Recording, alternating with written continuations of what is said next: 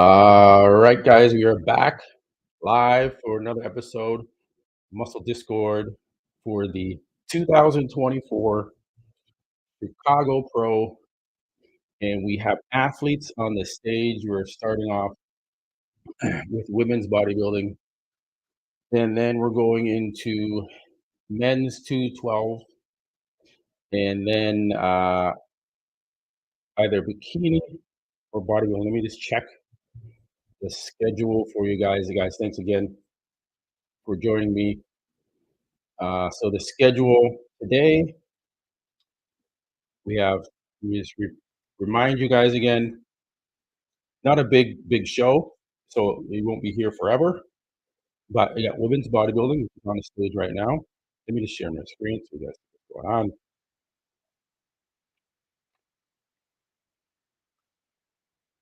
Ta-da.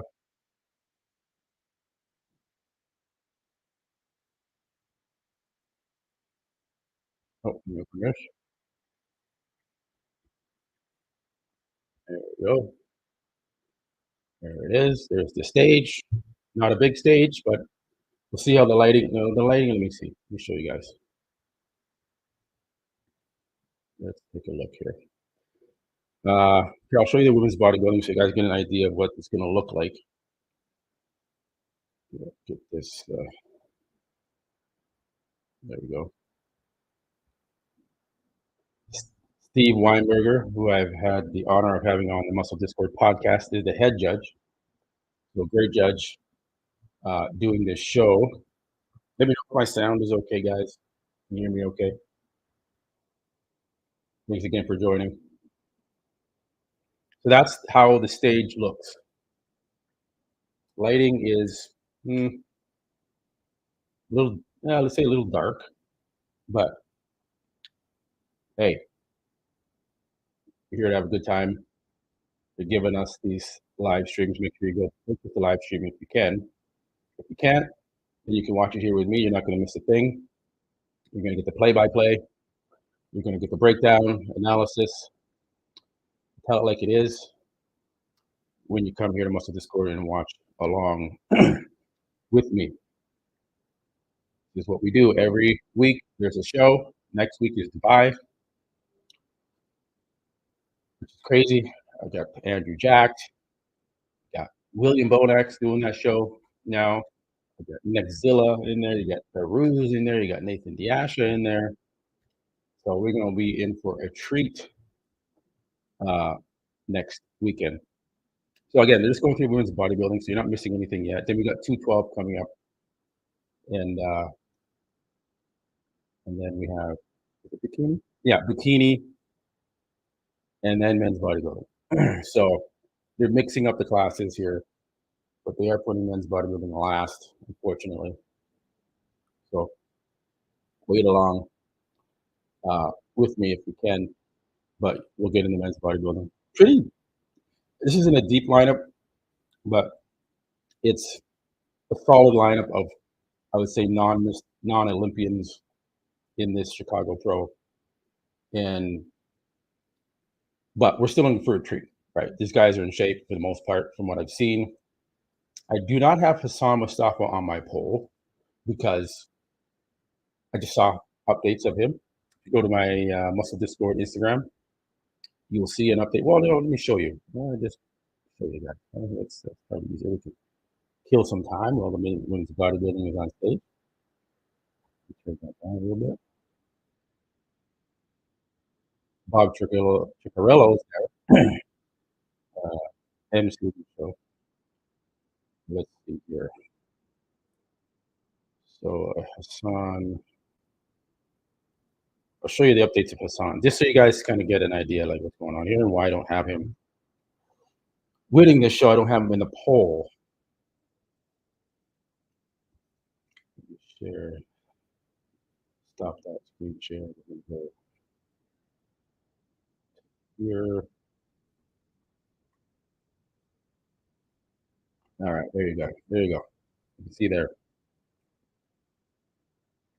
So what I look for through my experience, right away I look at the glute and ham tie-in.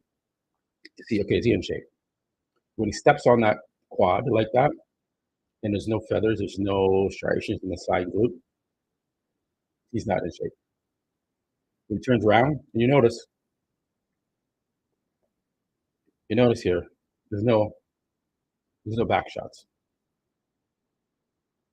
You're gonna show your body, why not show the back? Why don't you show people you're in shape? He's not in shape. Unfortunately, Hassan, he's improved from Toronto. He's tightened up from Toronto, but it's not there yet, as you can see here, right? So now I have Hassan. Let me go over my predictions. I can't even remember my predictions. Oh my god. I had Mo in first for my predictions. I have uh, let me remember it, guys. It's early in the morning for me. Mo. Second is Tim. Sorry, my God, I gotta wake up today. Tim Budasheim. Third was Robin Strand. Fourth was Hassan. And fifth is Phil Kahar. Now, a lot of you guys are saying, well, what about Epler? What about Jordan Hutchinson? He did well at Texas last year. No, my cold is better. Sorry, I'm missing your comments for that. Thanks for checking in on me about the cold. I do have a cough drop, but I am better. It's not COVID, but I don't know what the hell's going on, but I feel better. So less coughing, hopefully today. No problem, Dragon. Thank you for joining. Keelan says, I want Tim and Robin to do good. I think they will do good. Remember, we got Steve Weinberger judging your show, so he does, judge it a little different sometimes than other judges. Just checking here. I better turn that down.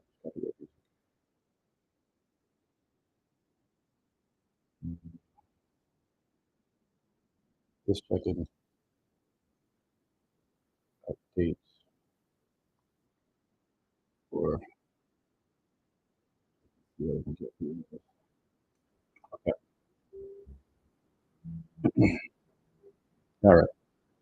Let me just check the stream so I can keep track of where, because women's bodybuilding isn't that big of a class. Okay, they're just doing their individual kind of routines now for women's bodybuilding.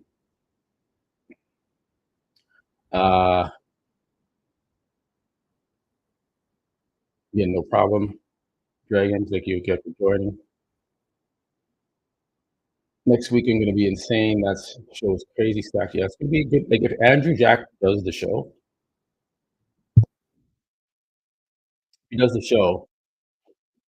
because I want Rubio to win that show. I think it would be a great show for him to win and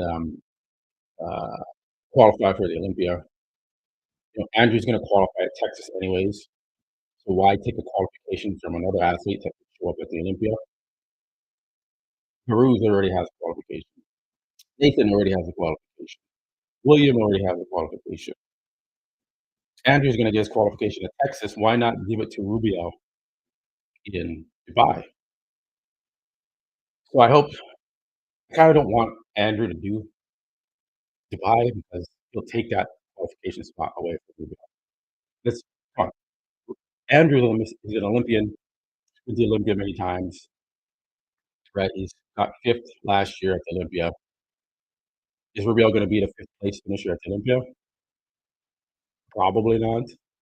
So, and Andrew's looking really good right now. Let me change my screen here. So that's Hassan.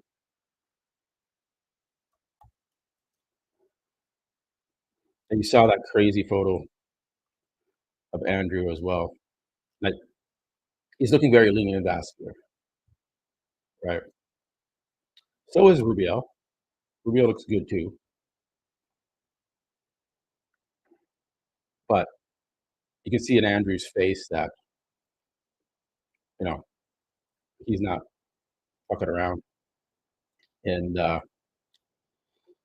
he's in this. He's ready. He looks focused now. He did earlier in the season. I was a little concerned when I saw his guest posing at the Pittsburgh Pro. I still think Andrew's not going to have peeled glutes. He's not going to have peeled hamstrings. Um, Prove me wrong, Andrew. Please prove me wrong because I want to see you become the Mr. Olympia. But I don't think it's going to happen. He looks great in the upper body always, but let me find that. Who has it? Who has it?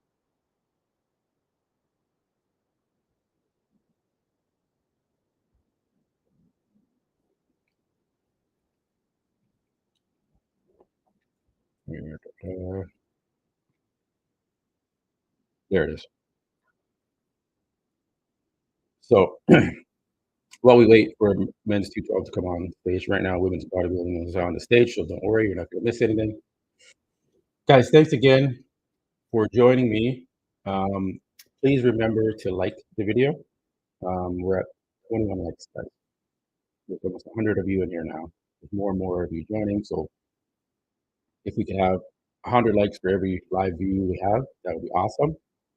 If we could match the likes, that would be great.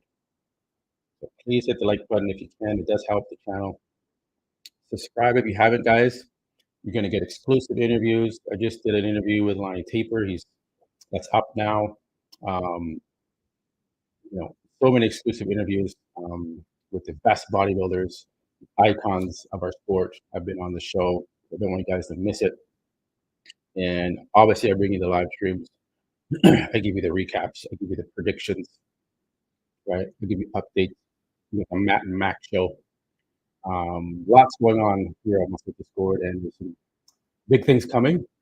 And excited for the channel as we continue to grow and push towards 10,000 subscribers in less than a year and a half.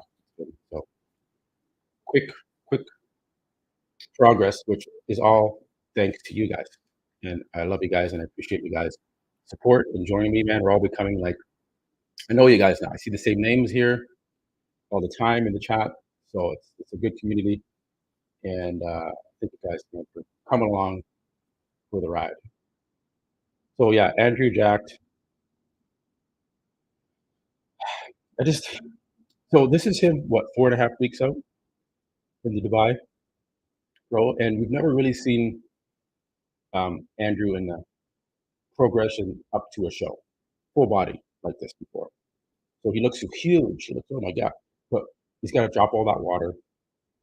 He's still got to diet down some more, deplete down some more, especially he's going to bring those hamstrings in. So we're like, oh my God, we're so impressed with how he looks right now. And his arms, first thing I noticed is it's like, is that photoshopped? Or is that his real arms? Right? And I was like, oh, but he's 4.5 weeks out, so he's bigger and fuller right now. We haven't really seen him like this before. So maybe it is his arm. Okay. I don't think it's photoshopped. It could be, but I don't think it is. He looks like a cartoon character here. Update, guys. Women's bodybuilding is on the stage right now, so you're not missing anything. We're just waiting for men's 212 to come on the stage, and it will start. So you're not missing anything. This women's bodybuilding, if you want to watch that, but I don't think that's what we pay the big bucks for, unfortunately. No disrespect to women's bodybuilding. They work hard, just like everybody else. But yeah, Andrew, if he does the Dubai Pro, definitely think he's a shoe-in to win if he's in shape from the back.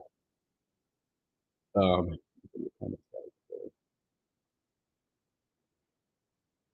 uh, yeah. Did Ronnie Coleman? I'm sorry. Did Ronnie Coleman have peeled glutes and hamstrings? Did Phil Heath have peeled glutes and hamstrings? Dexter Jackson, Sean Roden, did they have peeled glutes and hamstrings, or were they soft? Were they soft from the back and become the Mr. Olympia? No. Derek Lunsford, soft glutes and hamstrings. How do you feel on? Should I keep going? Is there a trend that you see here? Why do you think I am so hard on these guys that have all the potential in the world to be a multi-time Mr. Olympia, and they can't bring it in? They cannot do it. That's what makes you a regular pro and a Mr. Olympia. That's the standard. That's the difference. When you can get your fucking ass in shape and show the rest of the world that I am the top dog, I know what I'm doing, I'm the most ripped guy on this stage, nobody can touch me. That's what Ronnie Coleman did, Phil Heath did, all these champions I just listed off did, and Andrew hasn't done it yet. Samson hasn't done it yet. So stop coming at me about, oh, you're so hard on always the glutes and the hamstrings. Yeah, this is the Super Bowl of bodybuilding. Should we give him a pass? Be the first guy to win a Miss Olympia with soft ass glutes and hamstrings? Are you kidding me? No. And the judges are like, no, you're not going to get it, Andrew. You're not going to get it, Samson. So this is a rant. I don't want to do this rant again, but this is why I am with having these guys come in shape from the back. Okay, that's it. So stop coming at me about, well, I'm so focused on the hamstrings and glutes. There's a reason. There's a reason. I don't know. Would you prefer it to not be that way? To not be in complete shape? Because the reason why the glutes and hamstrings aren't in is because you're not done dieting. You're not in shape yet. And some people say, well, it's genetics. No, you just need to work harder. You just need to suffer more. Okay, you can have shredded glutes if you bust your ass enough to do it. If you do the right amount of cardio, you eat properly, and you have that combination, you can do it. Okay, there's my rant. No soft asses in this show in the Mr. Olympia, right? Loho, we're not settling for it. We're gonna get a T-shirt printed. We're gonna start selling them. Say no soft asses. Okay, guys. It's not the only thing I focus on, but it's a tremendous factor in factoring in who's going to be the champ. That's just how history has been pretty much since Ronnie Coleman took over, right? You had Dorian Yates, who was shredded from the back as well, right? And then you had Ronnie Coleman, Phil Heath, Jay Cutler. They all were pretty peeled from the back. Jay Cutler was the only one who maybe didn't have the most peeled glutes, but he was in shape. He was tight back there. You could see the feathers in there and everything, so he was good. But Dragon, I think as far as Mr. Olympia goes, Andrew is not quite there yet. But as far as the guy goes, he can definitely win without getting shot. Yeah, I agree. He can definitely win. He's won shows before without being peeled. So definitely think whatever show he does, he's going to win it because he is a genetic freak. Check.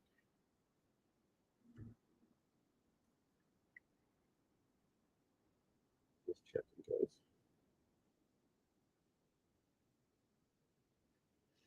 Thanks again for joining. Let me check the stream so I'm not missing anything. Okay, they're going through the comparisons now for women's bodybuilding in Australia in a second. But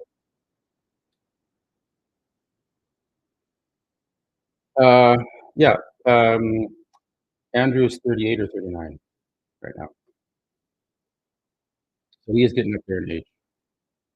But I say he still has a good 5 years left in him because he hasn't competed as long as a lot of these other guys. He started late in the game. So Andrew still does have a good solid 5 years, I would say. if he's committed to this. So that's Andrew. An update on Andrew. Again, we just have women's bodybuilding right now, so we're not missing anything. Let's check it there. Exit out of there. Andrew. Now, can Andrew take out Rubio, Nexzilla?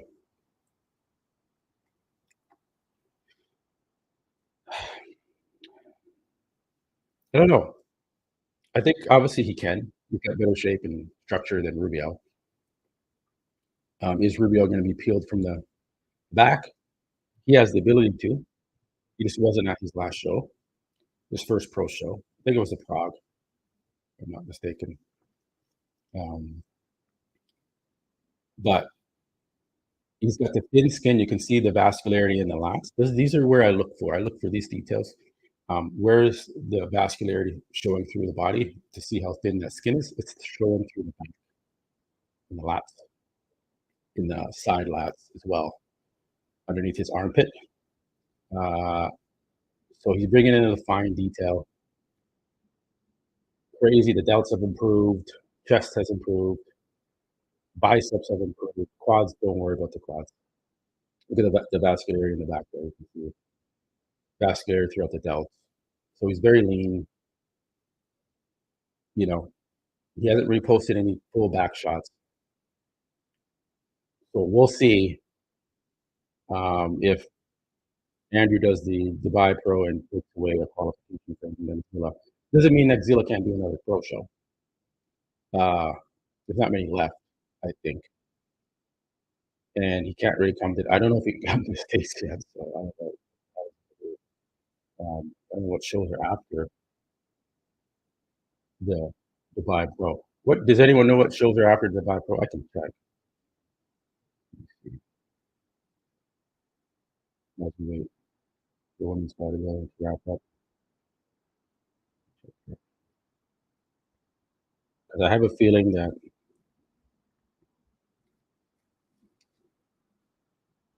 he may not.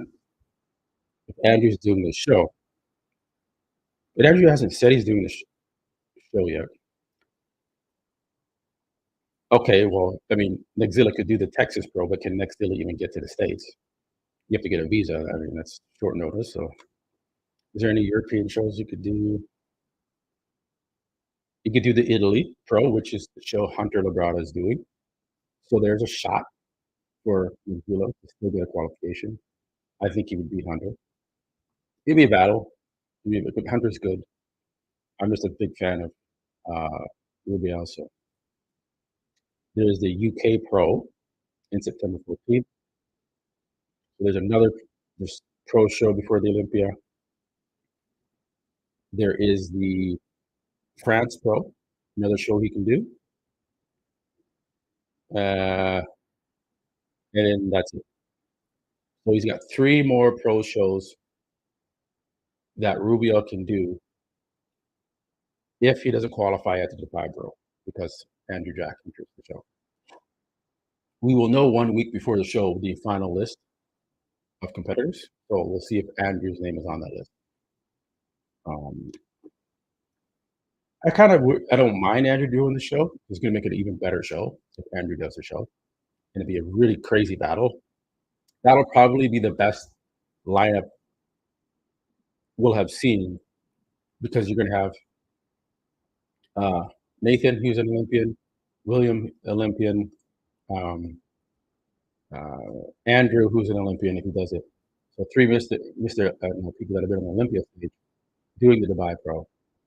And you got Baruz in there. He's never made it to the Olympia, but he's qualified the Olympia many times. So it'll be a very good lineup.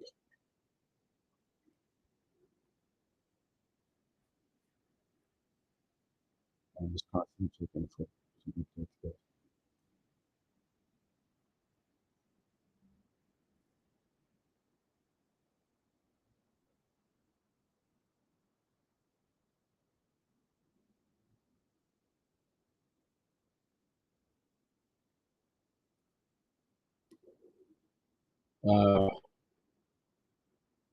I think Andrew, Hunter, Rubio, John, our last to qualify. Yeah, John's doing the Tampa Pro.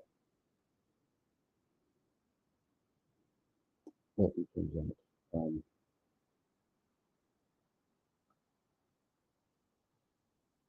So he's, I don't know who else is doing the Tampa Pro. You may have some athletes that don't qualify here at this show go and do the Tampa Pro. So that's probably going to happen. We got women's bodybuilding on the stage right now, Marcus. So as soon as 212, men's 212 comes on,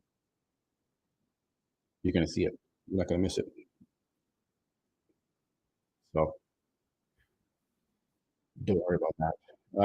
J.R. Williams, past 2 years, photographer has featured at least 1 or 2 top 10 bodybuilders. Rhino Hunter, Wilkin, De La Rosa. I don't know what show Wilkin's getting ready for, De La Rosa or other top. Well, this is tough now. You have to win a show to qualify for the Olympia now. So you got a lot of these guys that are like, well, can I do this show? This guy's meeting in it. Can I beat him? No. Yeah, I'm going to skip it, do this show. So I think De La Rosa is thinking that, let's take a look at De La Rosa. He's actually looking pretty good. Again, I had the pleasure of having John on the show a couple times already on the Muscle Discord podcast. Great guy. He's looking good. He's getting ready for Tampa. I'm not sure who else is on the list for Tampa, but let's watch the stream, guys. Okay, I think that's it. Oh, okay, let's get going, guys. We killed the time. 212. Share my screen. All right.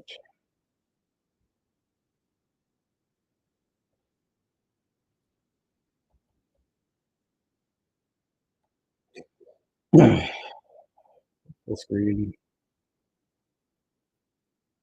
Okay. We're just zooming in here. This is just the first group of guys in 212. I'm going to show you here.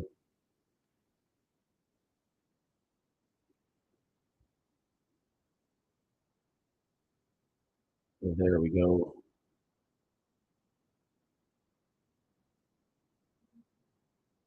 There's no classic in the show. There's just bodybuilding, men's bodybuilding, women's bodybuilding, 212, and bikini.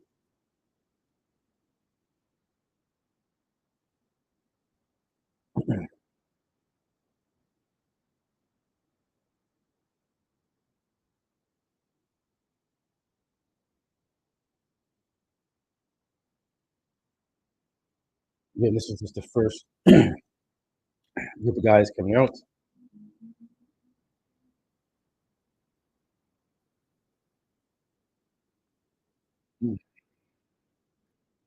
Does anyone have a favorite in 212?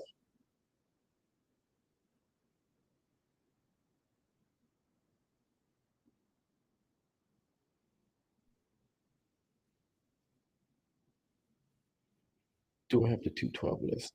Let's see here.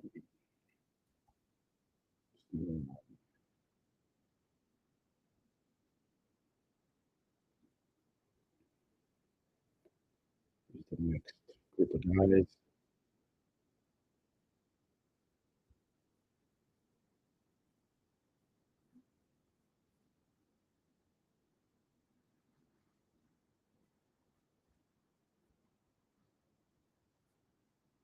Two 12. There we go.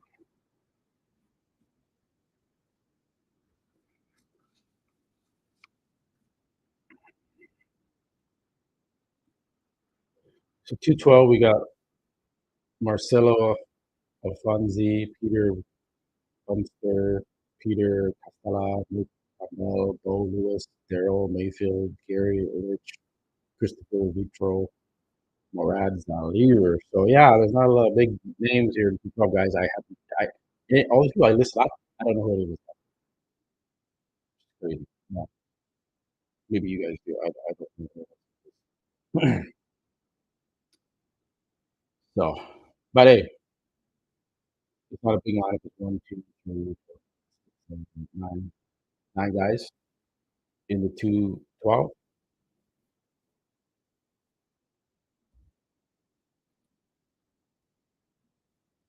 Yeah, so now they're just going through the mandatory individual routines.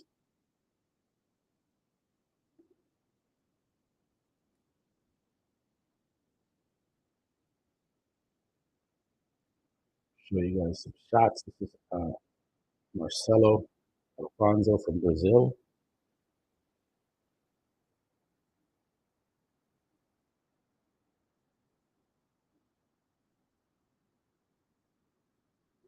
They're just zooming in now, so you can count them shots. It's very high quality camera. It's like 4K.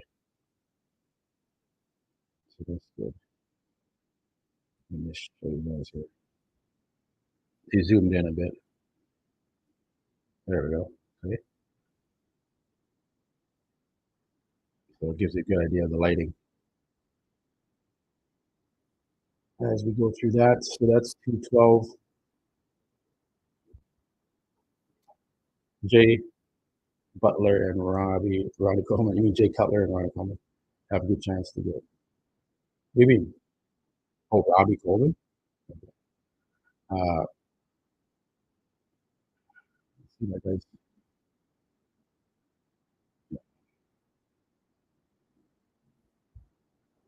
guys, please remember to like the video and subscribe if you haven't already done so. Really do appreciate it. Takes a couple seconds.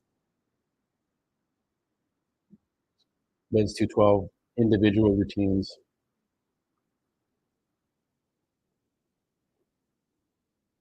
Fortunately, I don't know a lot of these athletes that are in the 212, but we'll get some shots of them.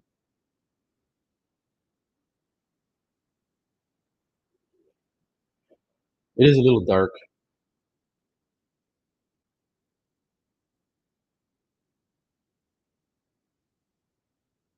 The quality is very good, though, of the stream. This could be a little bit brighter.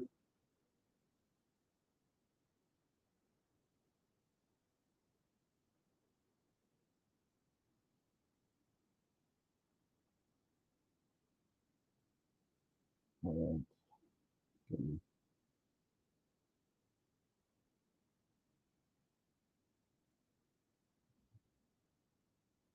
little dark, like most YouTubers in the past. So, yeah. This background is totally red. Never learned from that. Yeah, look at the orange. It's totally blending in with the tan color. Yeah, what could you do? I don't know. We complained so many times.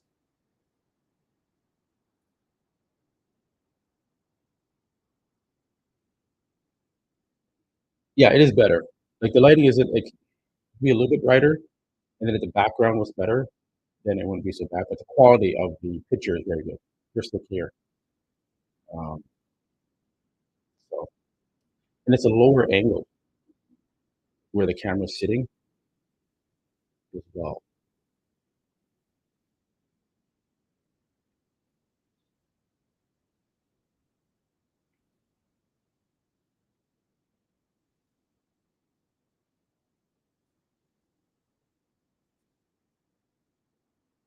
This guy's not bad.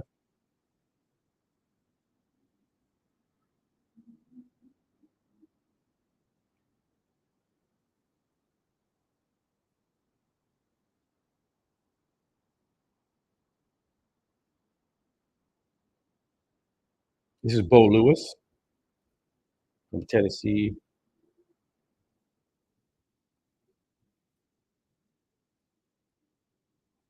He usually does pretty good in these 212s.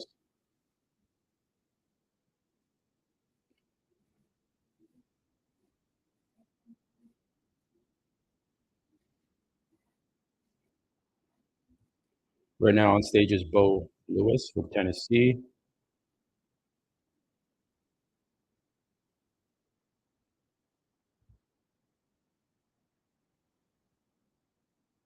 Doing some shots. He's in shape.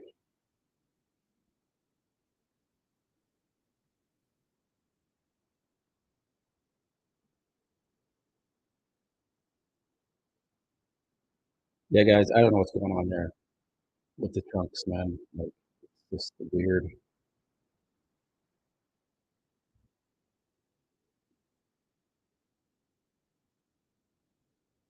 What's the fit? On paper, it should be about between Tim and Mo. On paper, it should be. Let me just. This old guy. I don't know who this guy is. On paper, it should be a battle between Tim and Mo, but as we all know, anything could happen. It depends on how they blend in with the lighting. A lot of people say Phil, but I have him third. Yeah, I don't know if Phil. I mean, Phil, I got him in the top five. I have him in fifth place in my prediction. Um, but the only thing the reason why Mo may not win is because he's giving up a lot of size. He's not the biggest guy out there, right? Tim's gonna look bigger than Mo, but Mo's shape is so crazy that I think on paper Mo should win. There's Robin Strand. He doesn't have the quad sweep, got the torn bicep, always shredded. Hassan's not in shape, thick and muscular, just blocky. Especially if he's not in shape, he just even looks more blocky. He's peeled, starts to come to life a little bit. He's not peeled. And you got Phil, who looks to me to be in his best shape. We're going to see. So he could be a wild card and we move up ahead of Hassan. I have him at fifth place behind Hassan. So Phil could be in there. Phil could get second. Phil could win the show, but we'll see how the body's holding up. He is 50 years old now. Sometimes things start to go on you when you get older. So we're going to see how the legs are holding up. That's the main clue, especially with old age, is how are those legs holding up. So I'll be looking at the quads very closely for uh, for Phil Kahar, who I also had the pleasure of having on the Muscle Discord podcast a couple times. So,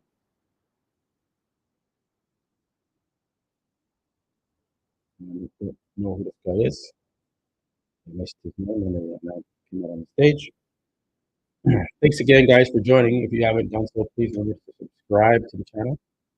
You get updated every time we do go live. Exclusive interviews, recaps. You've got it here. You're not going to miss anything in bodybuilding news-wise. I will get it for you. So make sure to subscribe. Liver kick. Good predictions. Thanks, guys, for posting your predictions. At least that's good. Like, Casper says Mo, Jordan in second. Yeah, I don't have Jordan, but you know what? He could be in there for sure. Fickle Hart third, Yan in fourth, and Hassan fifth. Any else of you guys have your predictions posted in the chat? I want to see what you guys are thinking for your top five. I always go out on the line and give you my top five. So I want to see your top five. Robin always shredded and full, but his arms, abs aren't very pleasing, and also seems his legs. Yeah, like he's shredded. That's what gets him where he is able to get to on these shows. Uh, so he's been doing quite well in these pro shows. He's been top five every show he's done so far this year. Toronto Pro, he placed fourth. Van Pro, he placed third. Chicago Pro, I have him third. We'll see. That's a bold prediction for me, but he's been trending very well. We've never seen the competition he brings. So we will see. I think we're gonna have to take a bathroom break here, guys. Quick. I'm a little bit bladder. I'm drinking out of my Mutant Jug. Guys, head over to Mutant. Use my promo code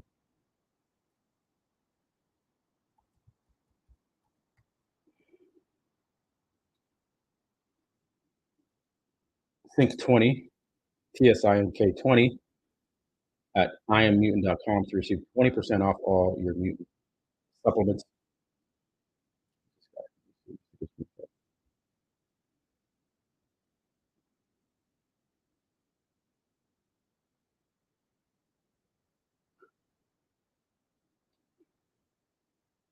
The really short guy is 100 times better than the Oh, Yan?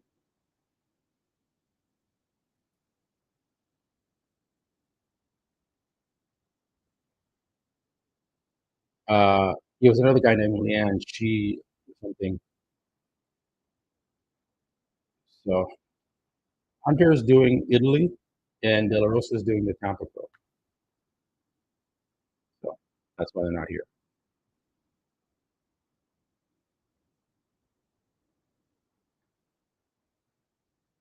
Yeah, guys, give the video a like. It's not that hard. Appreciate it. My auto cracking a little bit. Let me know how the audio sounds.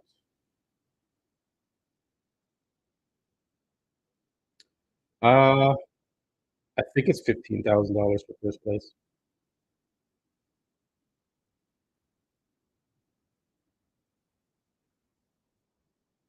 Thanks, Xavier.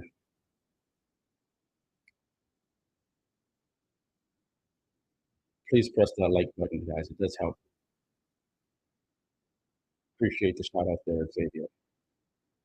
Paying attention to the likes. I'm bringing you guys the stream for free, so the likes do help.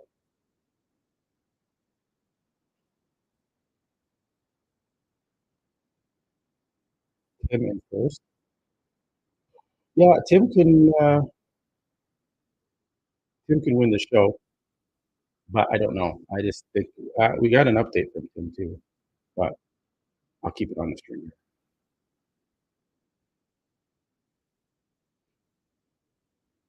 Okay, I'm going to do a quick run to the left,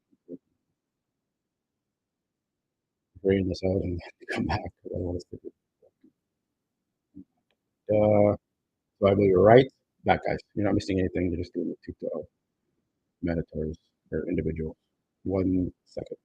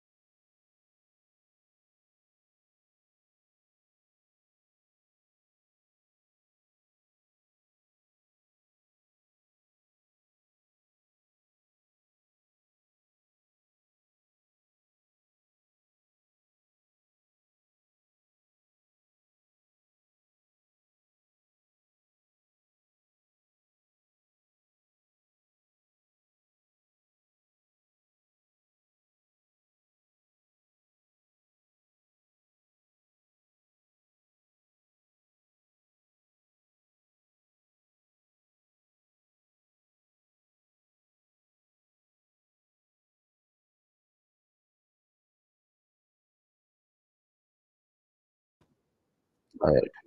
First call out in 212 is up.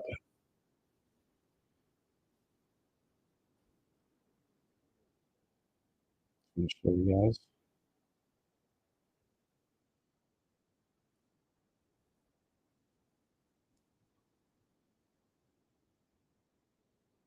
We're all hitting the back shots on the front shot, but I'll get that come back to that.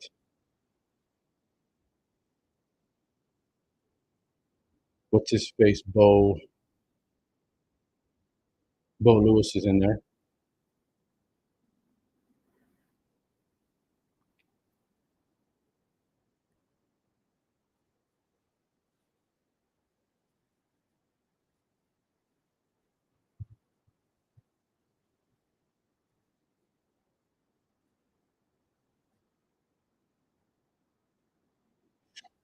Looking forward to Dubai Pro.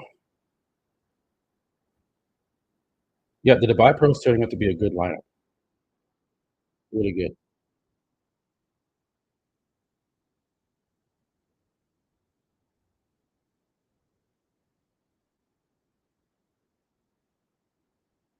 Yeah, I think maybe Bo's gonna win the show. Oh, maybe not. They're moving Bo out to the side. Interesting. Moving that Marcelo guy from Brazil into the center.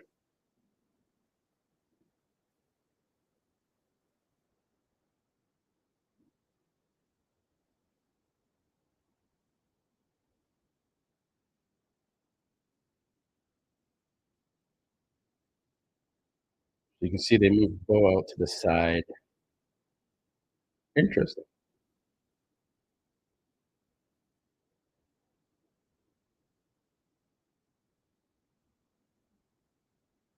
He's not doing Dubai? Is that breaking news? Let me share that. Dragon has done some reporting for us, guys, and I'll check the stories. But if he is coming to the US, then he would not be doing Dubai. He's probably headed to train with Chris Lewis. Uh, so that is probably what's going on. That makes sense. He usually does come out a couple weeks before the show and trains with Chris Lewis. So if that is the case, Nexzilla is going to be at the Olympia. I would hope so.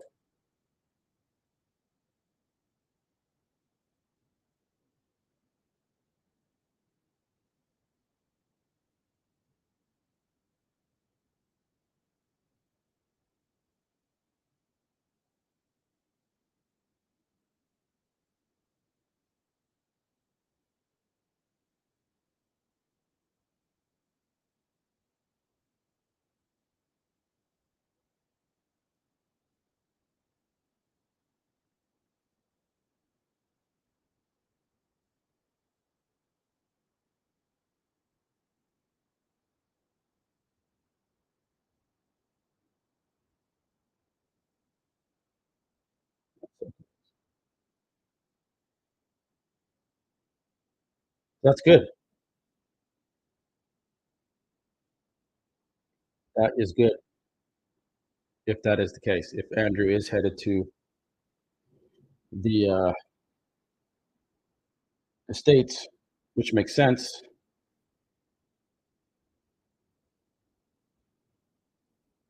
then he's definitely not doing Dubai. This is first call out to men's 212.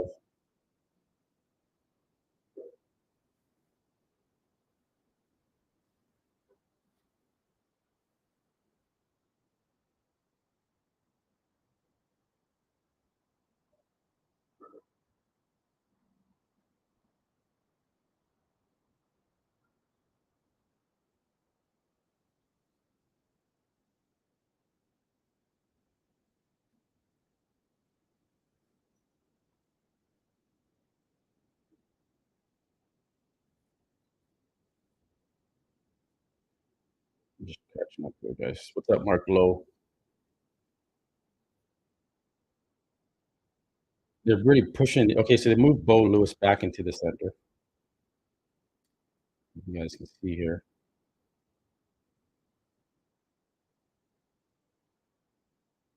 Yeah, that's it. All right. Between Bo and Marcelo from Brazil.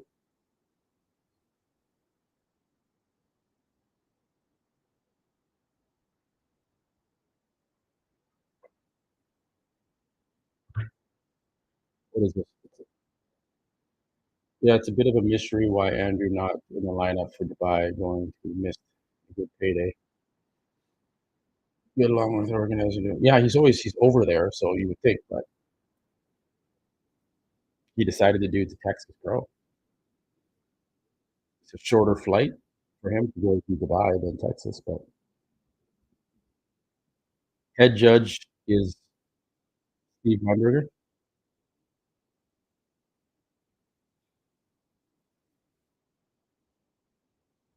This is the second call out in men's 212.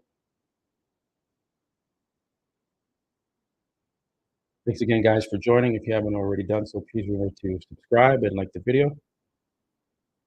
Appreciate you joining.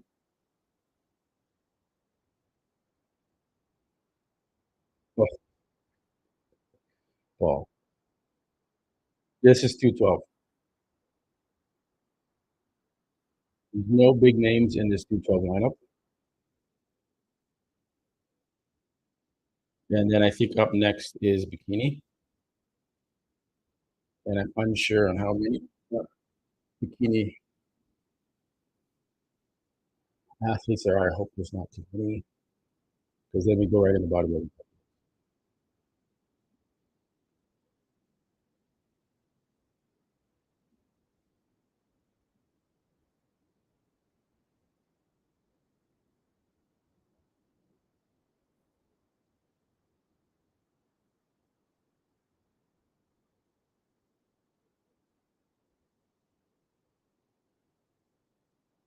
It's between Bo. I'll show you guys.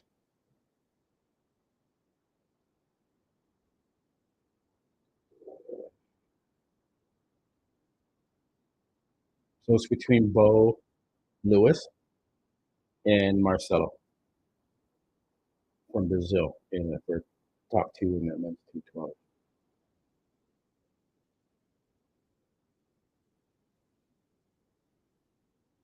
So now we're just doing the second call out for men's 212.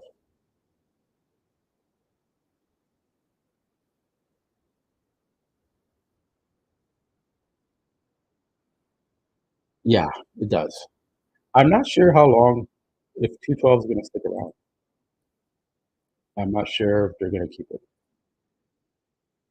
Right.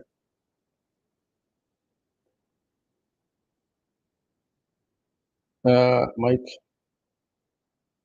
Jordan, what place for Jordan to get? The men's open hasn't started yet.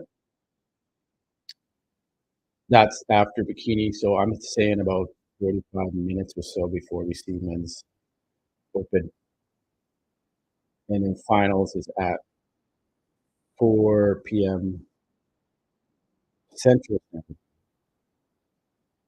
Eastern kind of in the middle of the Chicago, so it's kind of in the middle of the country. So we'll be covering finals as well.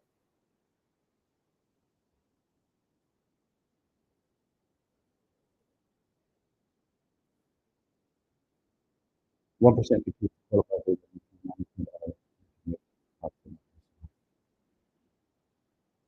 all right, here's the final call out for men's two. Is that it? Maybe they're walking. Oh, no, it's not. All right, that's it.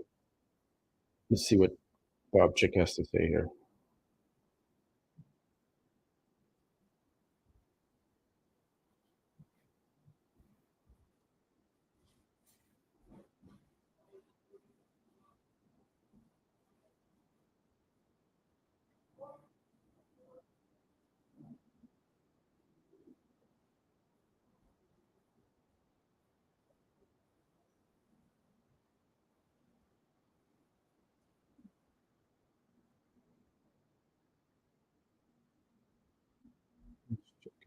Just waiting. I'm going to see how many athletes there are for Bikini.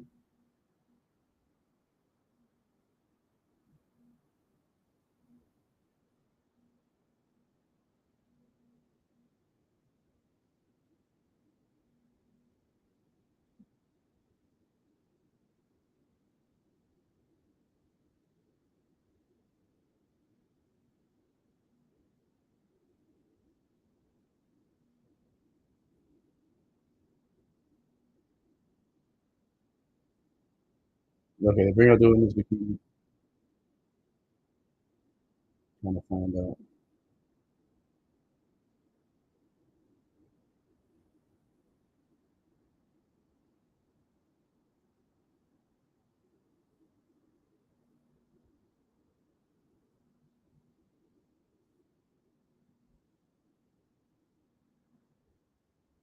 One, two, three, four, five, six so far in the first group. One, two, three.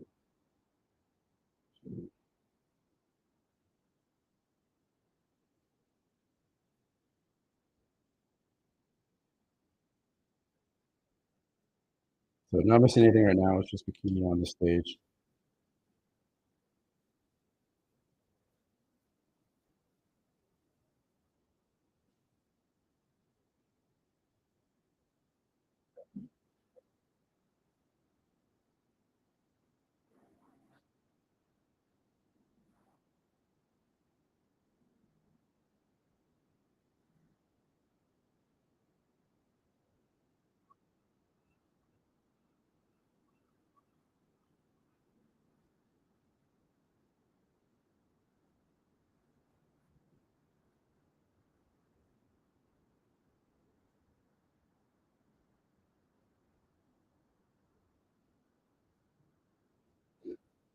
One, two, three, four, five, six.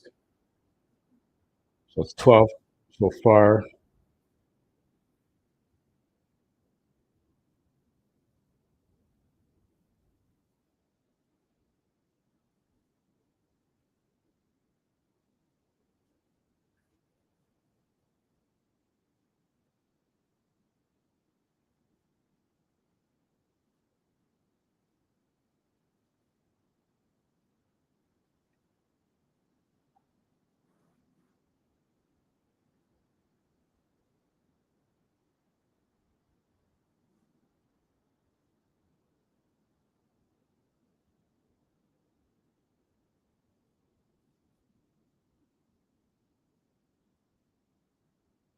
So 12 athletes in bikini. I hope that is it.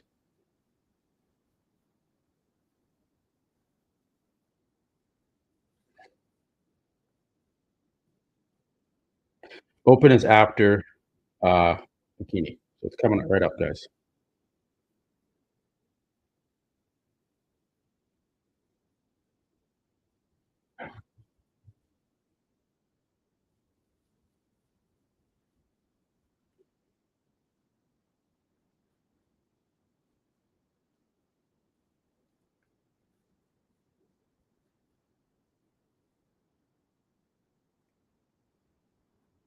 Paul, what are you talking about? It's choppy, too far from the mic. It's a live broadcast. And very few going. What kind of correction? Oh, thank you, Paul. Prediction: Mo, Jordan, Hassan, Phil. Yeah, Val, that Ukrainian bodybuilder. That's another one who I'm not sure. He looks great on Instagram, but then when you see him on stage, uh, it doesn't translate to a good look on the stage. J.R. Williams, want to have the backdrop change when BBs are posing, and then they can show the banner and advertising when they're off stage. Yeah, I don't know why they don't figure it out with some of these backdrops.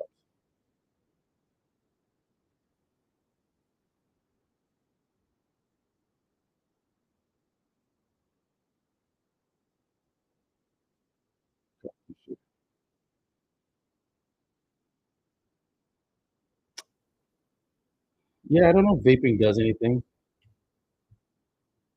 I mean, technically it shouldn't.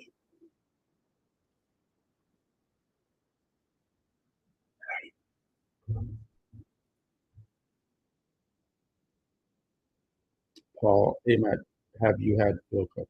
Yeah, I've had Phil Kahar on the show 2 times now. So great guy. Um, excited to see what the package is going to bring.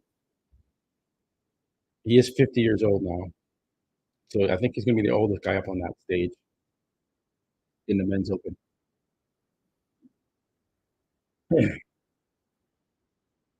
Yeah, I think Phil could be in the top 5. I think he can. I have him as top 5 in my predictions. So excited to see these guys come out. Though. We're getting through bikini right now, so doing the individual routines. I think there's about 12 competitors in the bikini class, so it's not huge. So it shouldn't take that long.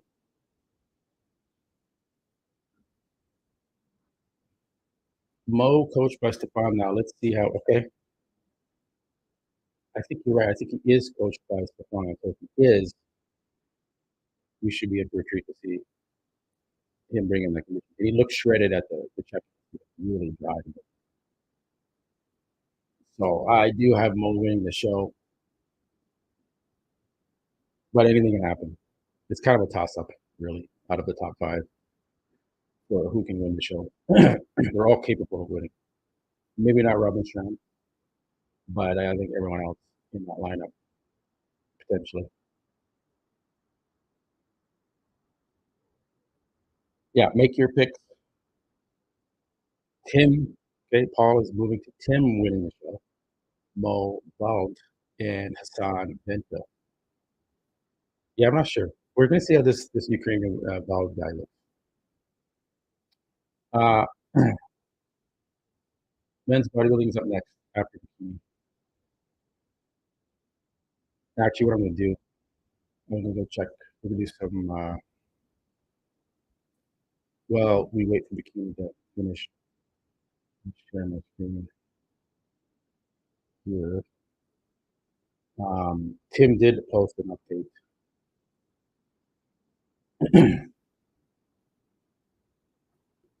today. 1 day out. Well, this is 1 day out.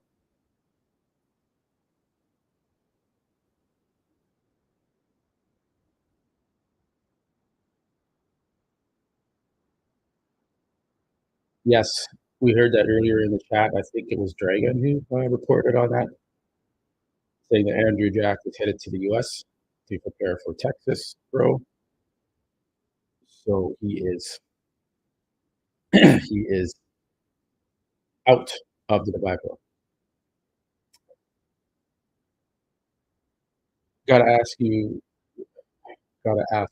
Had your thoughts changed on Andrew Jack since seeing the update? Yes. Uh, when I start to see an athlete look like they're getting into shape, yeah. But I'm still not sure how those hamstrings and glutes. You must have missed my earlier chat about Andrew Jack here. Um, if Andrew Jack was going to do the Dubai Pro, he most likely would win and beat Nexzilla. He's going to win the Texas Pro. There's no one that's going to touch him there, I don't think.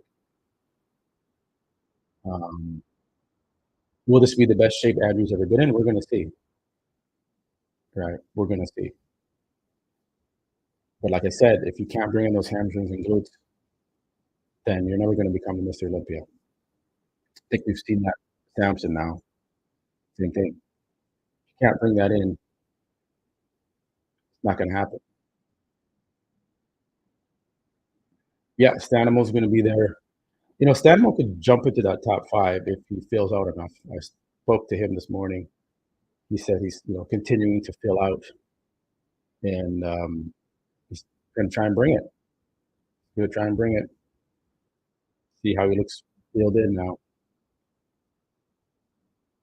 Tim is a bit of a mass monster in his own right. Yeah, he is. He does just need to work on that V taper.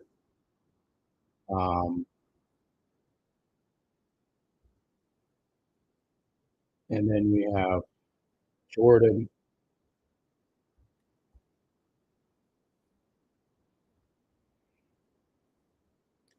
Who posted some updates today. Looks like he's got his tan on now. Some of you guys think he can win the show.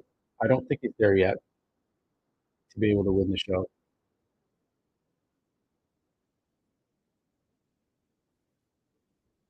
I don't see many of your predictions with Jordan winning the show. The poll right now, 49% have Mo Florida winning, 38% have Tim, 6% Phil Shahar, and 7% Robin Strand or Jordan Hudson.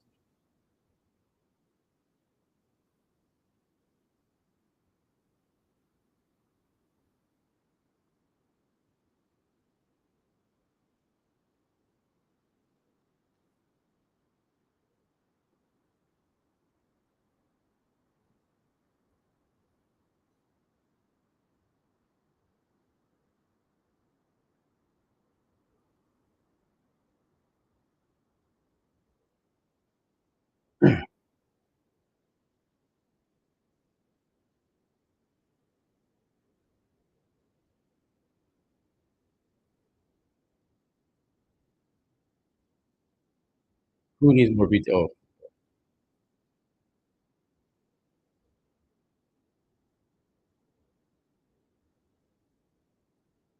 still have Bikini on the stage, guys, so we're just waiting.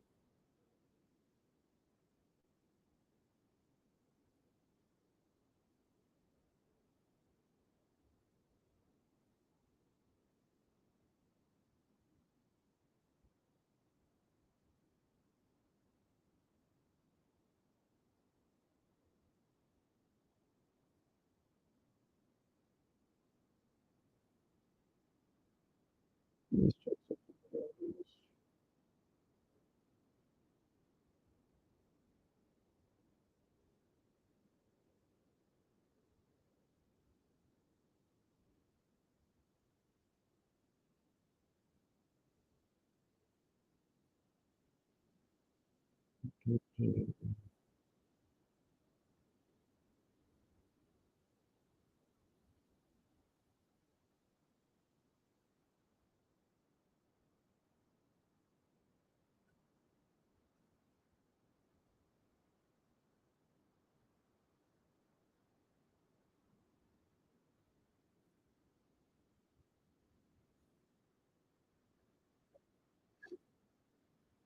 All right.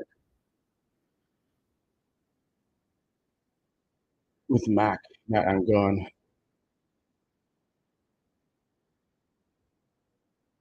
Show you that I can't be the forest. What are you referring to, Trent?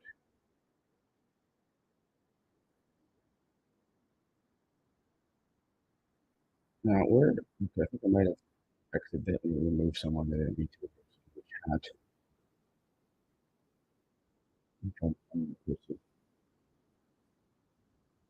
We had a troll.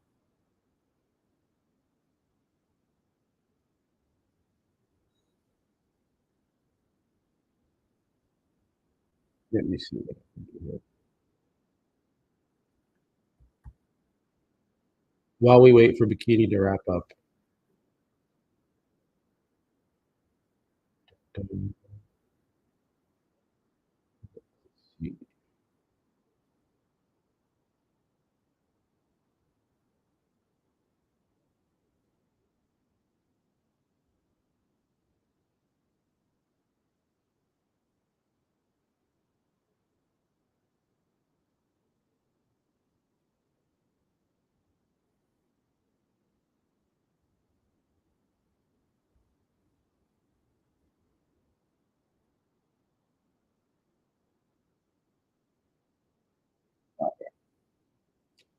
All right. Let's have to figure that out for a second. You want to see Bikini? Men's Bikini now. In Chicago, men's physique competitor for 2 years. I'll be in the audience. What audience? Where will you be, Trent?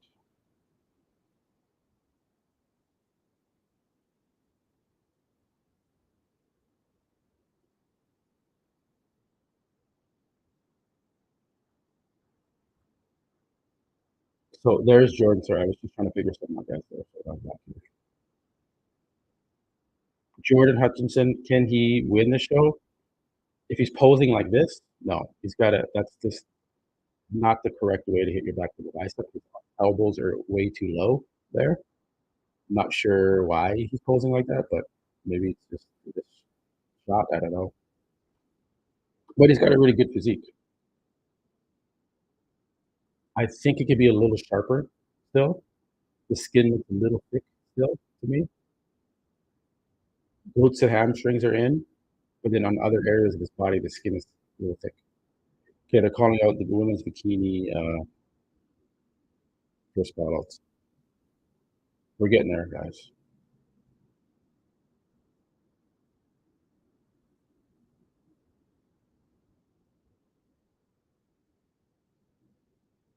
So that's Jordan.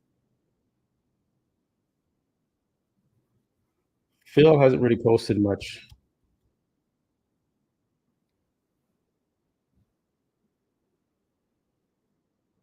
This was his last kind of post 1 week out.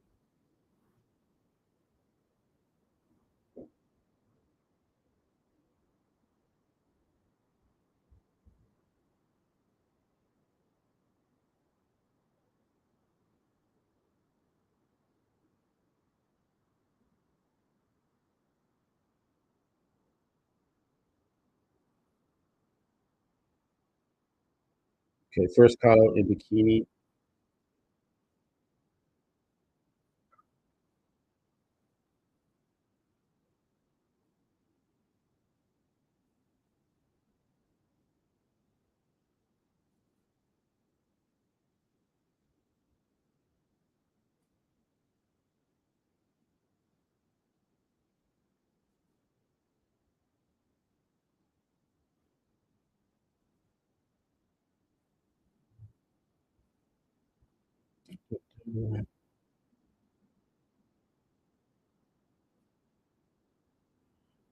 Chicago men's physique at 2 years. Oh, oh, you're in the audience at Chicago Pro. Oh, nice.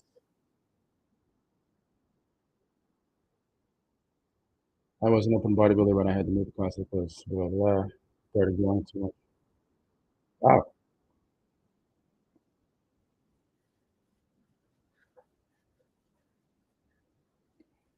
Yeah, we'll see how the midsection looks. He knows he needed to work on the midsection. Um, Phil is dense, mature muscle, crazy back. He does have a ridiculous back. His back looks crazy here. Yeah, you got to pay attention to his midsection and to the quad. Yeah, Phil is a great guy. Great guy. I think this is his last year competing too. So, let's root for Phil. Hopefully he can be in that top 5 and do very well, maybe go a little higher. Can't count him out. We have Bikini on the stage now, guys. I'll show you right there. Phil is 50 years old. Oldest guy in the lineup, unless there's a Masters guy in there that we don't know in the lineup, but um, he is the oldest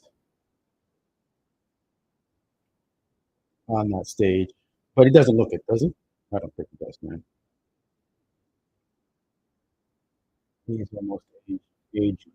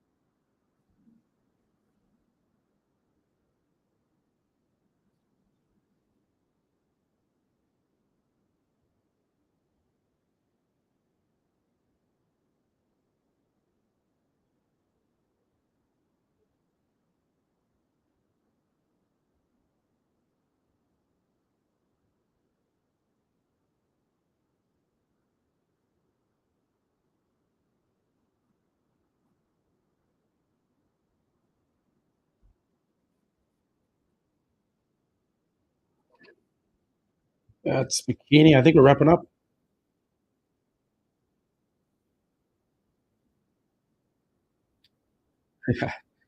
Yes, Stanimel's still competing. Just spoke to him this morning. Like I said, he's trying to fill out more for this show versus how he looked. He said he was flat in Vancouver for sure. The guy from China looks really good, being coached by Sita.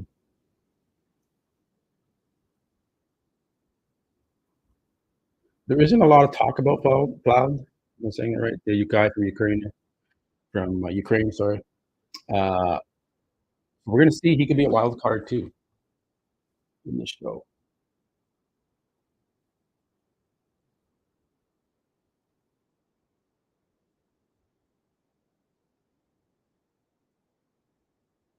He always looks great on IG, but we'll see. I think there's like 12, 15 guys in the open.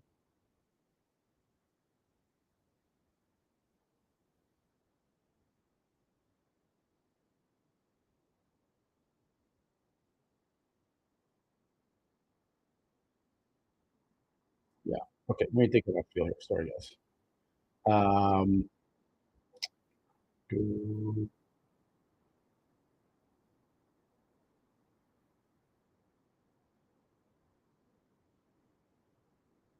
what's this guy doing?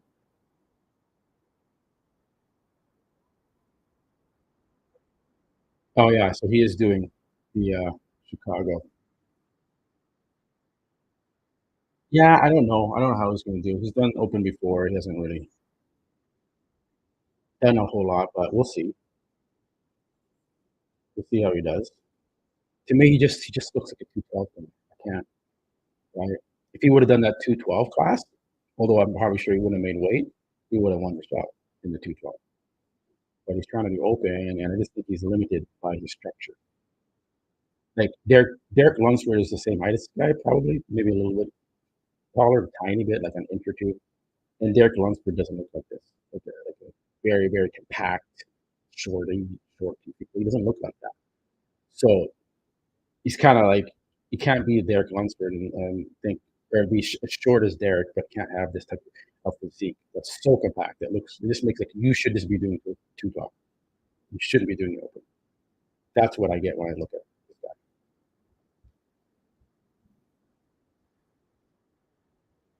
and I think that's just always going to hold him back in the open division.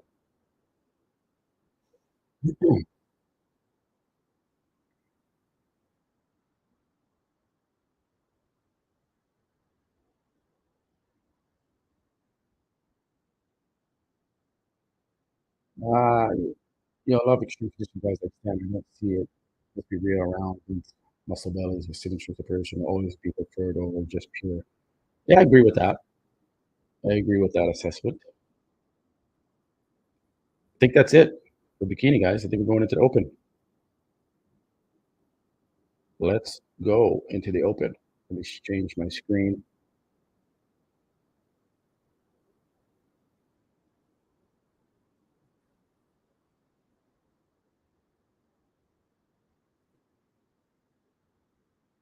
So that is it.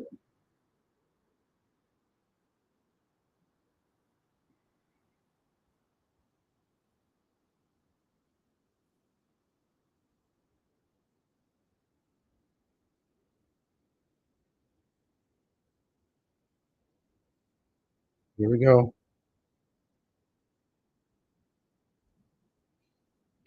Men's open. Yes, there's Tim Budesheim. Men's open is coming up right now, guys. There's Phil Klahar. First glance, he's standing next to Stanimal. I'm gonna get the shot here for you guys.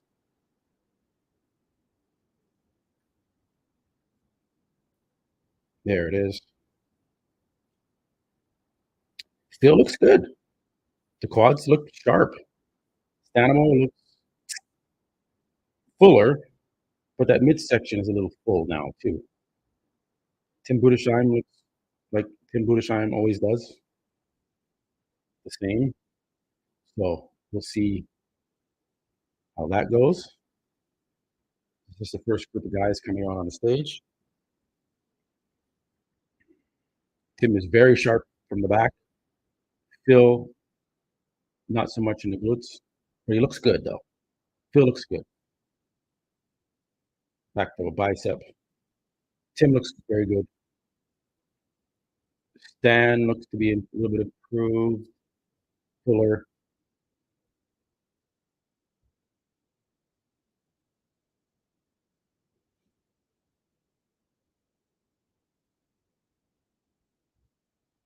Relaxed.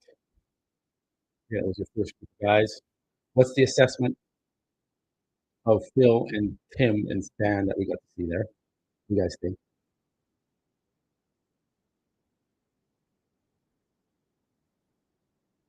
There's Mo. Wow. Holy crap. Mo looks good.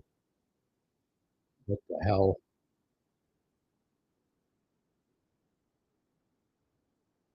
Mo looks good. Jordan's up there. Brady. Cho from China's up there. Mustafa.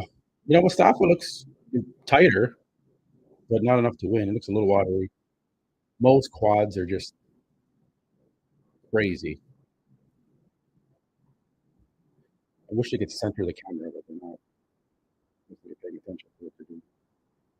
Mo looks good. Maybe the most conditioned in the front so far from what I've seen.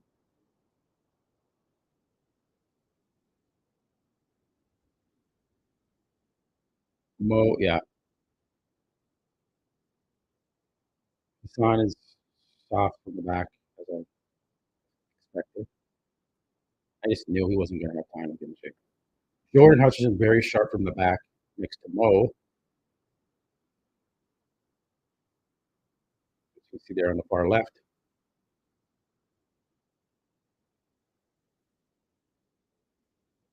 The Asian bodybuilder Cho looks good too. Brady looks a little watery and flat, so I don't think he's in the mix. I didn't have him in my top 5.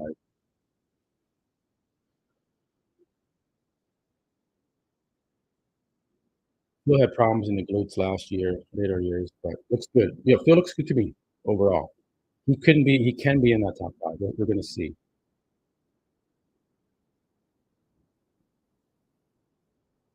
I agree with that. Yeah, we got Robin Strand. We got Bald. He looks very sharp. Big waist, though, in my opinion. And then we have the Li Chang. Help me with that guy's name again from China. He looks sharp. Robin looks like Robin always does, very sharp.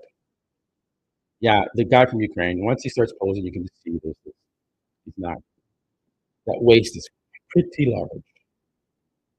No, this is just the mandatory groups coming out in order. That's all this is. Thanks again for joining, guys. Now, Bald is sharp from the back, but this does not have the structure.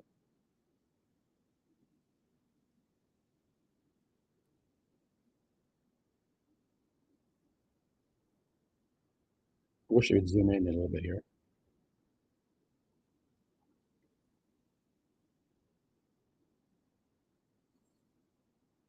Yeah, but the guy from China just looks like he's, got,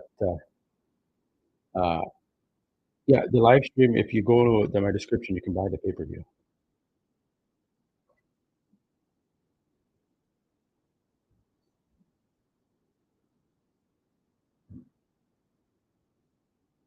Robin looks good.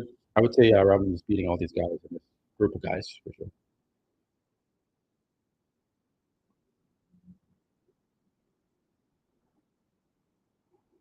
Thanks, Xavier. Agreed. Hit that like button. I appreciate you guys.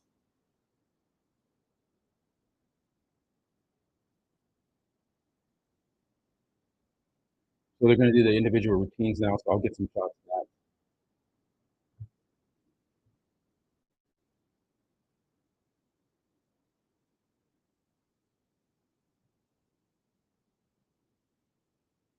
Well, he brings out conditioning, black paper. Is he the most appealing? No, he's not. But somehow he's placing good in these shows. Keep that one up there. Very good, thank you.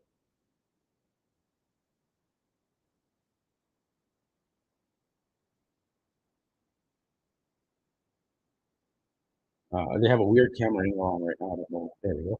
This is Epler, I think. No, this isn't Epler. I don't think so. I didn't see. Did we see Epler in the? Did I miss him? Let me see. Go back. Where's that Epler guy? Come on. I don't see him.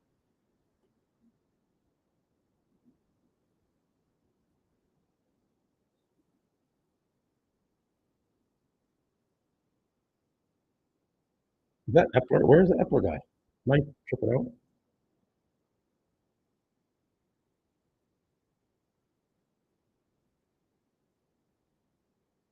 Vald is not. Vald may not even be in the top five. We're gonna see.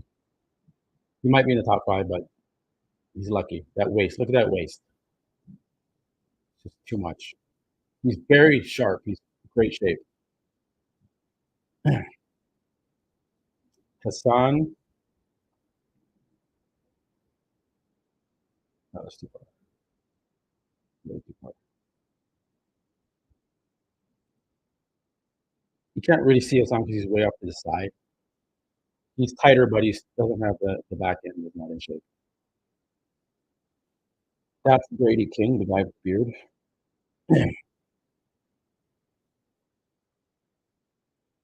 You can just see Hassan. I'll show you.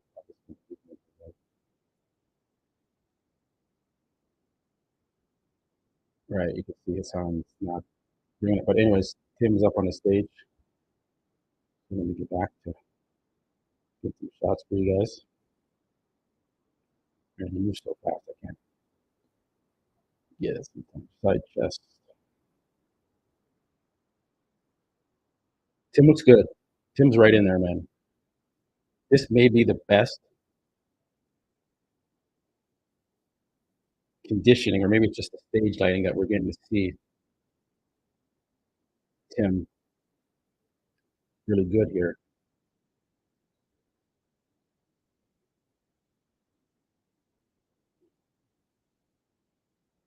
Very dry.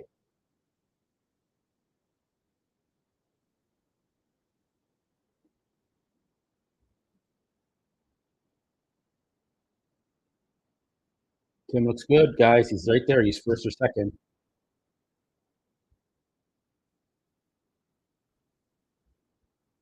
Phil Kohar. Here we go. He looks very good with the tan, the color looks, everything looks good.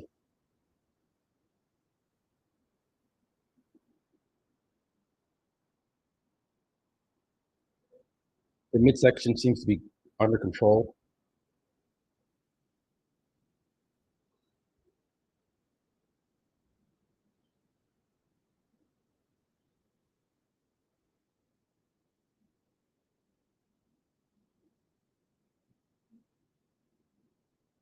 I'd like to see those arms up a little higher in that front of a bicep.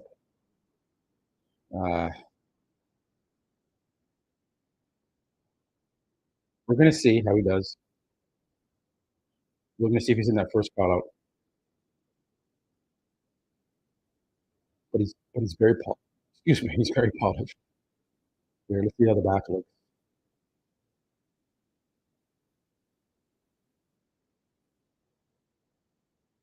There we go, back shot.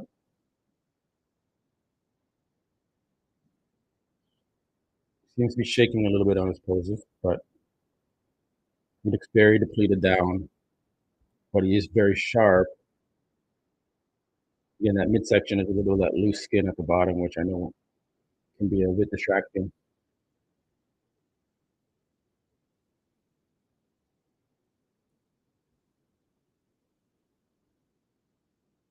Yeah, we'll see. We'll see how Phil does. He definitely depleted down and get really tight for this. Okay, we got Stanimo. On the stage, spoke to him this morning. Let's see if he filled up. Let's see if the separation of those quads is better. He his structure is struggling here a little bit. Especially that front lat spread is a hard pull for him.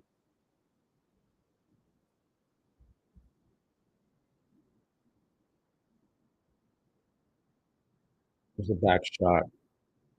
Could use some more density in that back. Glutes seem to be a bit tighter from, and hamstrings a bit tighter from the Van Pro show.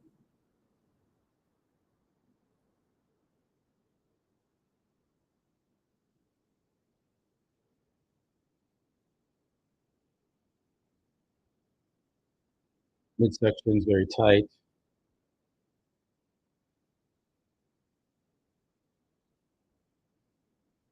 He looks good. He's improved from Vancouver, but he's missing that separation of the quads.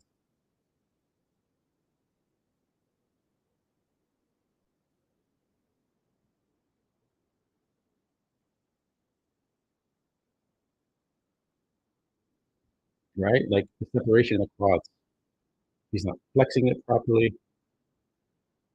Very vascular though. He's peaked in that sense here. When you can bring that vascularity to the stage, you've peaked very well. But the structure, he's struggling with that structure. The delts are too small, the arms are too small. Chest looks improved. Separation of the quads isn't showing as well.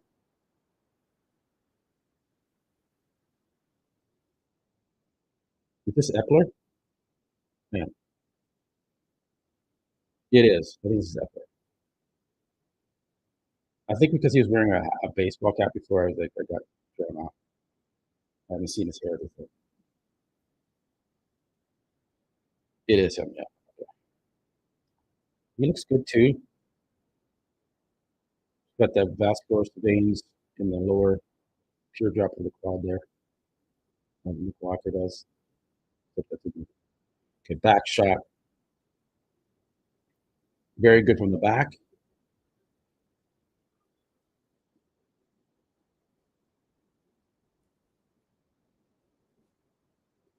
Got Epler on stage right now. Who some guys are saying was going to win the show. I don't think he's winning the show, but he's in very good shape. He could be a wild card that slips into the top 5. We're going to see.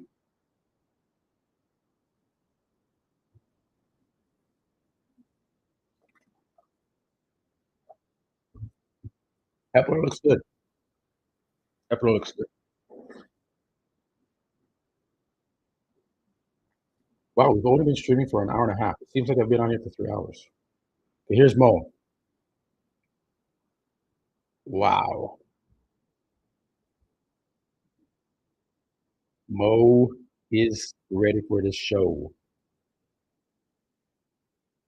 Wow. Sharpest guy I've seen. He's dry. Maybe his tan could be darker, which would help him even more if he was darker. Yeah, his tan needs to be darker.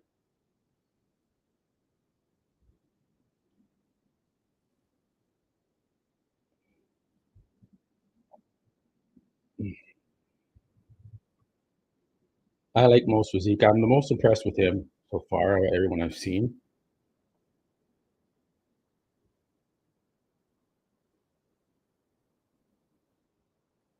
Wow. Look at those obliques. The most muscular. Wow. Mo's on the money.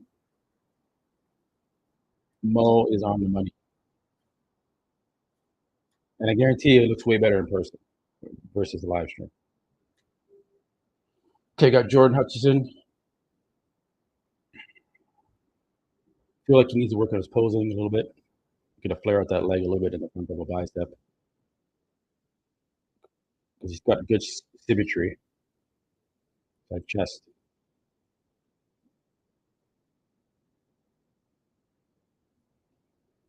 Yeah, Mo just won the show. So far, from what I've seen. I haven't seen any highlights. Jordan Hutchison needs to raise his elbows in the back of a bicep. Too low. Glutes and hamstrings on the money. Looks good. Jordan's could be in the mix here, guys. I did not have him in my top 5. Could he take out Phil Kahar?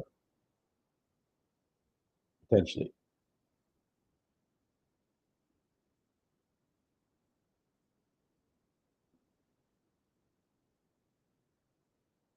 No, he's not in 212 program. Mo is in the open. All right, here at Brady King.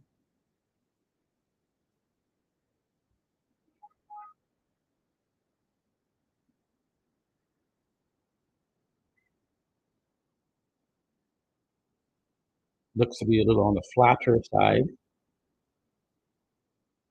I did not have him in my top 5 prediction.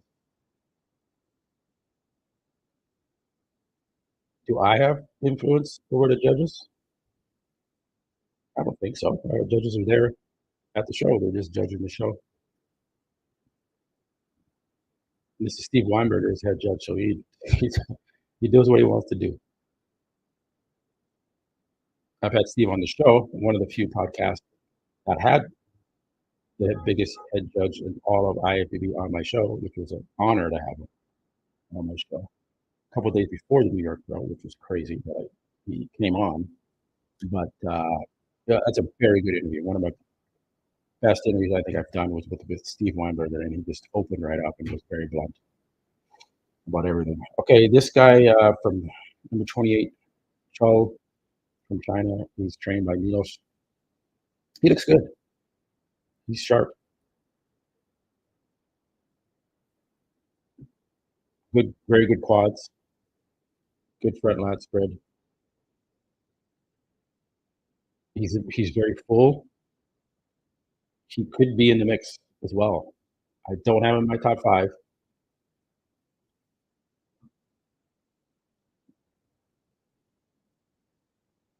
Sorry if I'm not keeping up with your comments, guys. I'm trying to get the back double bicep. He needs to work on his posing.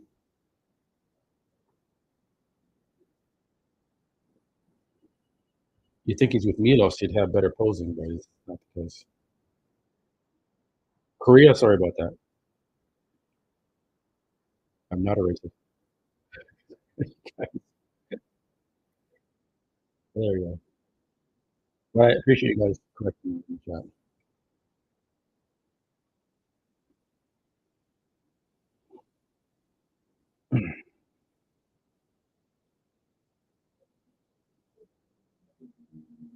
Not sure who that guy is. Missed that shot. Missing this. He's moving so fast. Anyone know who this guy is? Looks like he should probably be in the 212.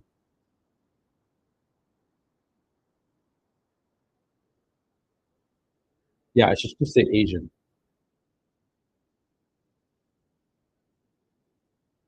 And I'm always butchering their names. Sorry, guys. I'm just not familiar with saying their names that often. So when I say it, I'm like, Cho from China, but he's actually from Korea.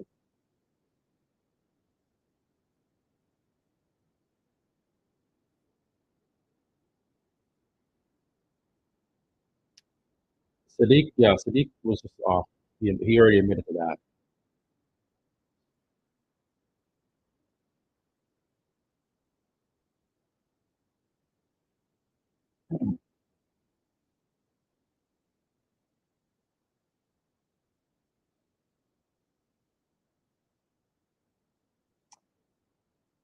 What is this guy's name? Sam? No, not Sam.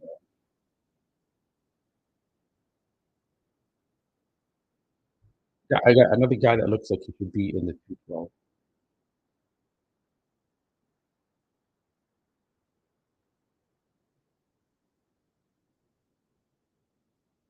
Does the color of the posing strength make a difference? I think it does. I think it does. If you have a really weird color on you, it just does not make sense. Um, it could throw off how you look completely. Like the color of these guys' trucks right now that's on the stage, terrible. There's like a whole bunch of different patterns in them. It's like you put sprinkles on an ice cream cone. That's like a chunky. That's like sprinkles of color. Why do that?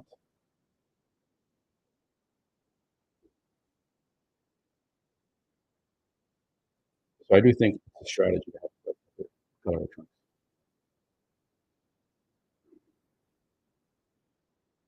This is a good show. This is actually a really good show. Like this is gonna be tough. Okay, here's Hassan.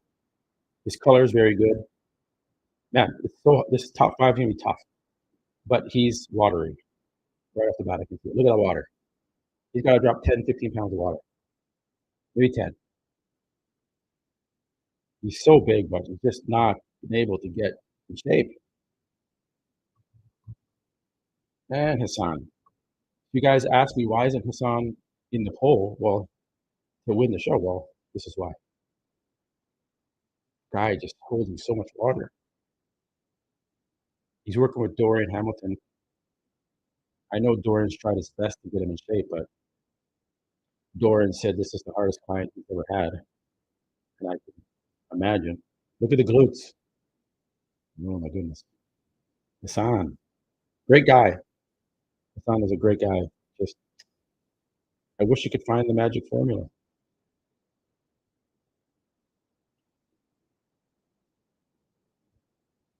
There's his signature most muscular. Yeah, so Hassan's not in the top five. This is a tough lineup, but he's not in the top five. Fortunately, well, we'll see. I had him in fourth. A lot of you guys had him in third and fourth, three and fifth. But that's not going to happen. There's too many guys that are in shape.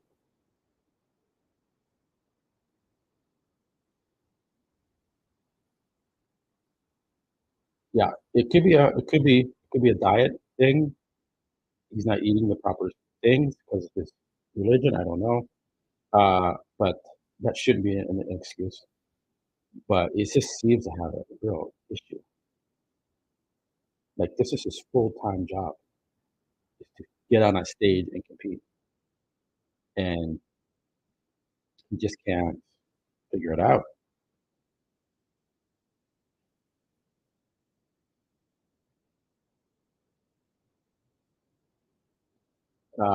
His son is trying to afford for his coach, Christian Nicholas, didn't like losing all the size. There, Williams. He's only been conditioned that one show he won last year, Band Pro. Why do you think? Uh, he's probably not listening to his coach 100%. He's got good coaches. He's got good coaches, but he's just not bringing it. Um, and the fact that it's not just he's not bringing it, but he's like really off to these shows. Like so much water. This guy looks good. Quads need to be a bit bigger.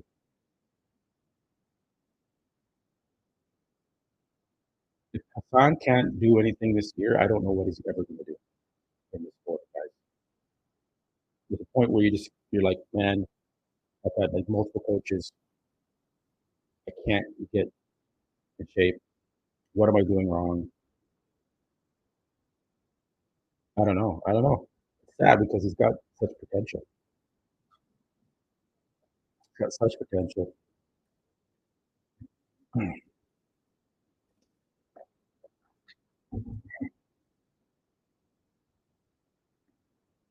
This guy's really shredded.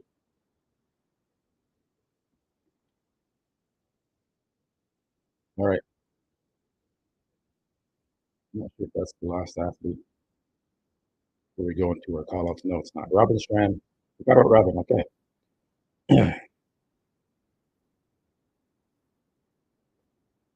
And I can see that bicep. He's in the same shape he was in Vancouver. Always shredded.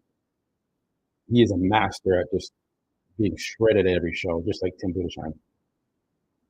It is quite crazy how these guys are peaking show to show and being 100% on. Tim Budesheim, Robin Strand. Very, very hard to do that. He just competed last week. Or was it 2 weeks ago? Maybe. That was like last week. I think. Yeah. Oops. You get that back there, guys. Shot. Signature conditioning from the back for Robin. Yeah, I know a lot of you guys don't like his physique. I'm not a fan of his physique, but he's just so conditioned, and you can tell he's putting in the cardio, he's putting in the work. But we'll see how he does here. I have him third place in my predictions, but this is a little bit of a more meatier lineup than the Grand Pro, where he placed third.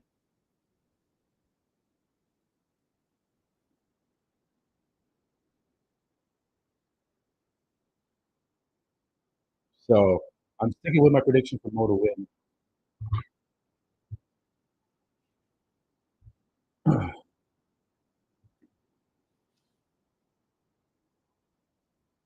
All right. Okay, here's Vald from Ukraine, who I just think that waist is a little too much. Here's the first shot.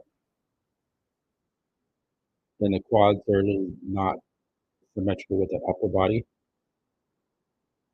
He's very conditioned, but look at, he struggles to hit that front lat spread. The waist is so large.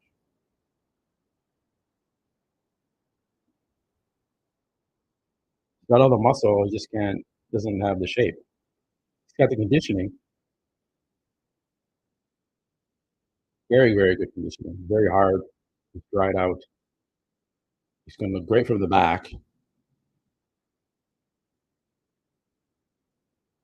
He's shredded. Blood. Thank you. He struggles to pose, so you know he's not practicing very much.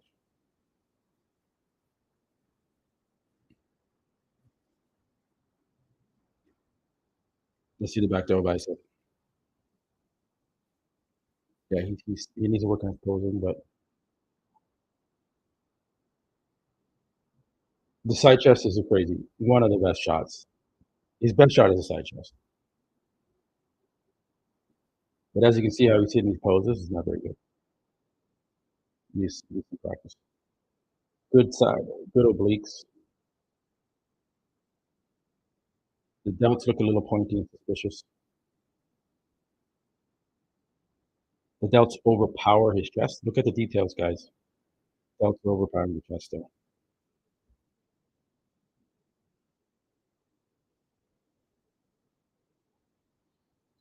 This is a lot of guys in the show, so we're gonna see. That was the first call out. Okay. Is Liang Shen or Yan? This is Yan. Yes. He's from China. Good structure, just a little compact.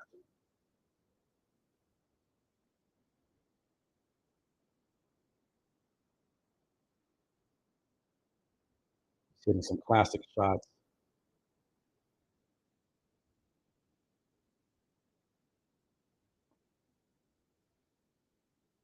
You see how he looks from the back.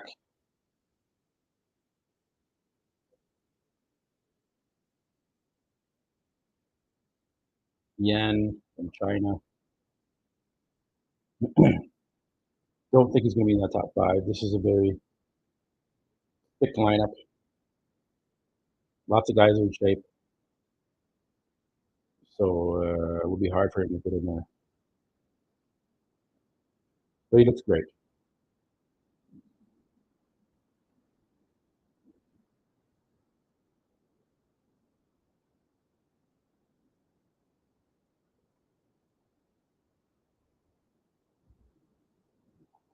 Good, most muscular. One of his best poses.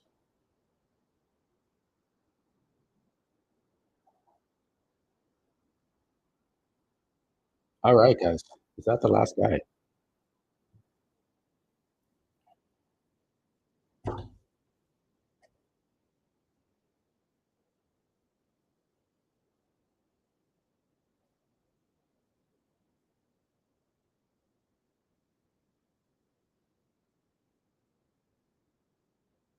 All right, that was it. So now we're going into first call out. Here we go. This is actually a deep, lots of competitors. So I'll show you this wide shot. Wow, here, that's a good shot of everybody in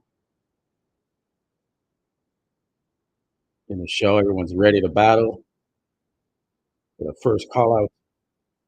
Here we go. Stan, first call out. Tim, Epler, Mo, Hassan, weird, and some other guys. Wow, 1, 2, 3, 4, 5, 6, 7, 8 guys in the first call out. So this really doesn't mean anything because some of these guys are from like 6 to 8 in this lineup. 1, 2, 3, 4, 5, 6, 7, 8. Why Steve Weinberger decided to do a first call out with 8? I don't think so. I don't know what is going on. Stan could be 6th, 7th, or 8th because there's 8 guys in this lineup. So it's very confusing when you do this because you can think you're in the top 5 when you're actually 6th, 7th, or 8th. So that's a mind fuck. You think, oh man, I'm in the first call out. I got to be top 5. No, you're top 8.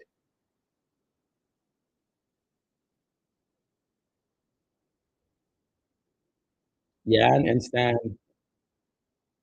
this is the top 8 though, guys. They got to figure out 6 through 8, and they got to weed them out. So that's probably what Steve's doing right now.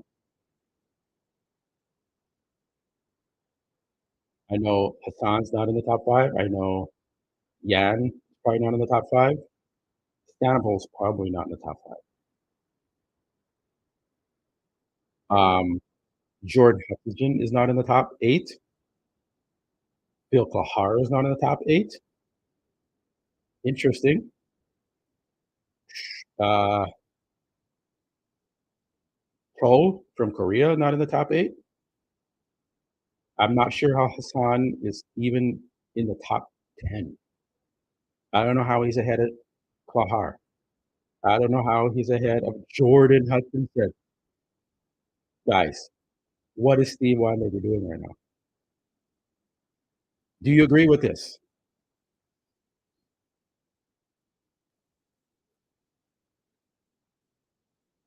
Yeah, I missed that shot. I'm just like, what are they doing? Jordan Hutchinson's not in this? Not in the top 8?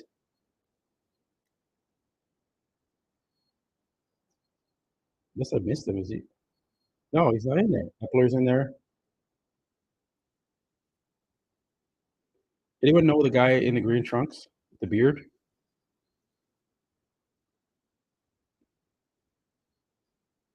Because he did look good when I saw him in his individual. But this is strange, man. Phil Kahar is like, what the fuck is going on here? I feel bad for Jordan. They have Hassan in the center. What the fuck is going on here, guys? Is he? Is he I want to see Kahar in there. I want to see how he compares. I want to see Jordan.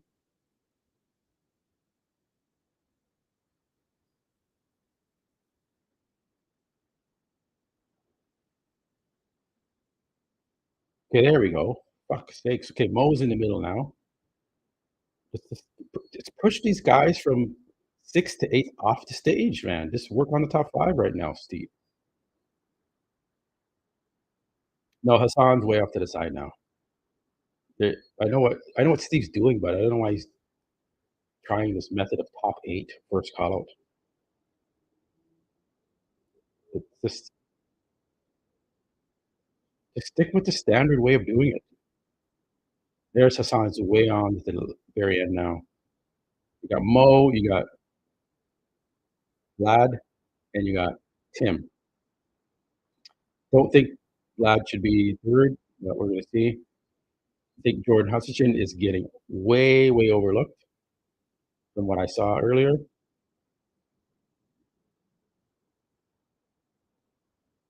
But my prediction for Mo to win the show, I think, is gonna hold true. I think Steve sees what I see and what a lot of you guys see.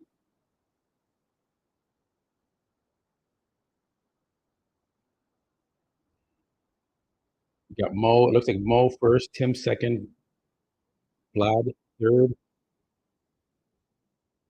Epler fourth, and then this guy out of nowhere. I've seen a little bit about him on Instagram. You guys got to spread out, spread out, guys. I feel like I'm Steve. Spread out, guys. They can hear me. They can hear me. Uh, who is that guy in the green trunks beside Vlad?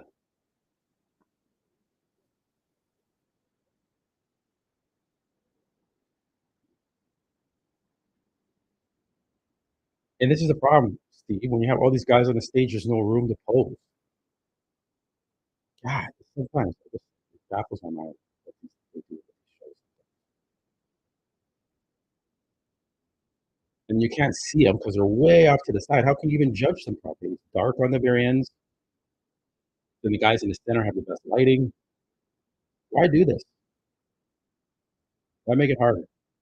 Just do top five, top six, maybe.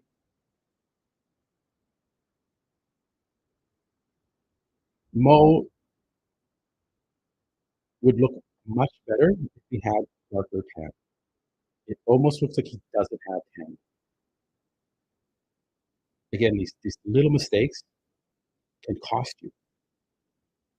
So if he comes back darker, well, he looks fantastic. I forgot about Robin. Robin's not even there. Robin is not ahead of Hassan. Holy crap, man. Steve Weiler, what are you doing, brother? Give Phil Kohar a shot out there. This is probably one of his last shows of his life.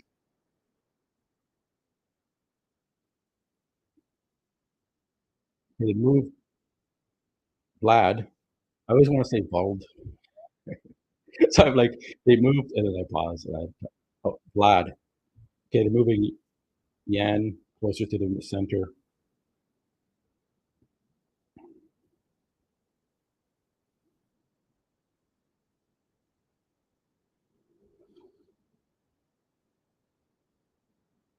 Yeah, Robin is in better shape than Hassan, guys. Like Jordan Hudson's in better shape than Hassan. Phil Kahar better shape than Hassan. Here's the new line. Mo's still in the center. They're moving. You know Mo's won the show. It is between second and third. They're having a tough time between Vlad and Tim.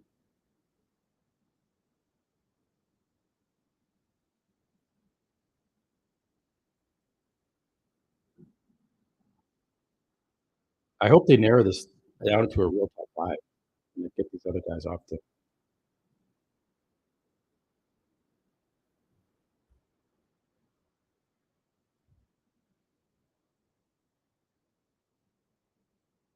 Interesting. There's a lot of guys that I just think should be in that. Phil Kahar's face is like shocked.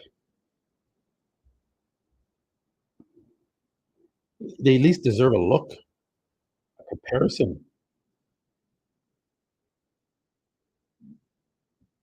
No, they're keeping Mo dead center.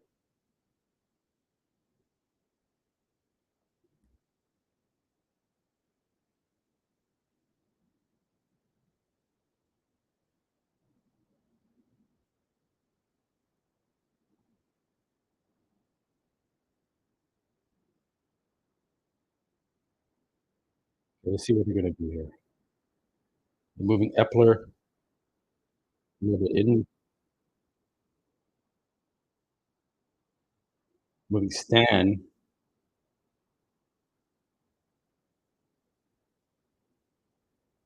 Man, they keep moving Tim and Vlad on the other side of Mo. They're trying to figure out who's second and third.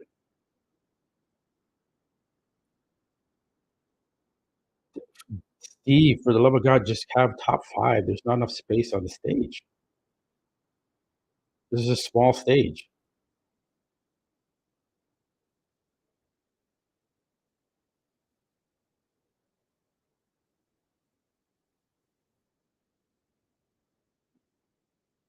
Here we go again. Steve is working these guys.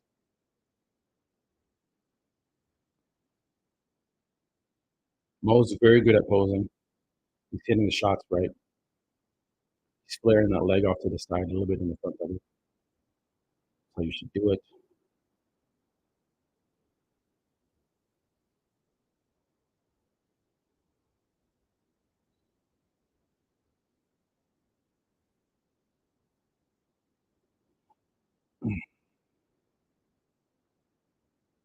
I think Mo looks good from the back double bicep, that tiny waist, next to two guys with really thick waists, Tim and Vlad.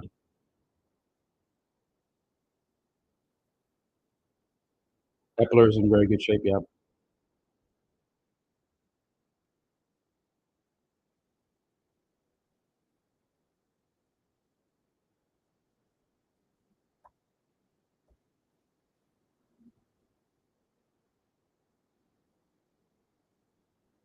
Okay, another back double bicep pose.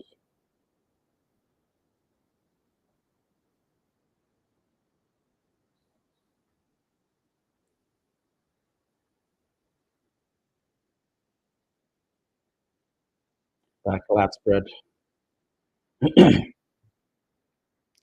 Yes, Mo, Egypt representing that tricep.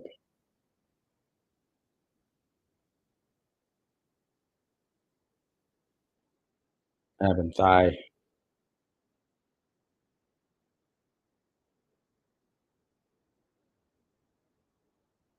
Just muscular.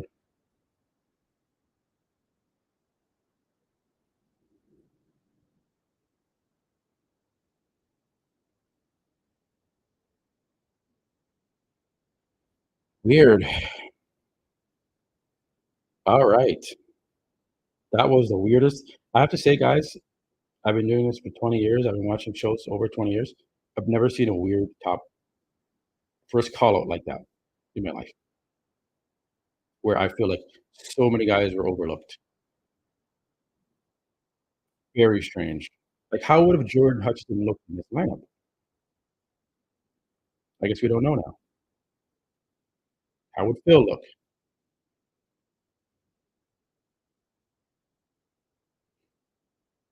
But a lot of you guys were like coming at me because I didn't have Jordan Hutchinson in the top five. Now he's not even, and he's in the second call out. So I guess I was right there, but I still, judging by what I saw with Jordan, he should be in the mix there a little bit. Charlie from South Korea is not in there. He's not even in the second call out.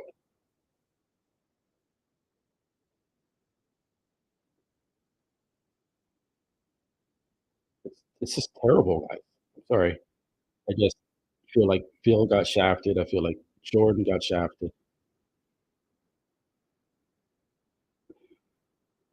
Robin Strand, he could maybe be in there a little bit, but he got maybe a little bit shafted.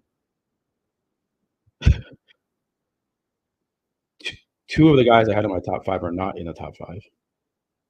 Phil and Robin. Robin's not even in the second.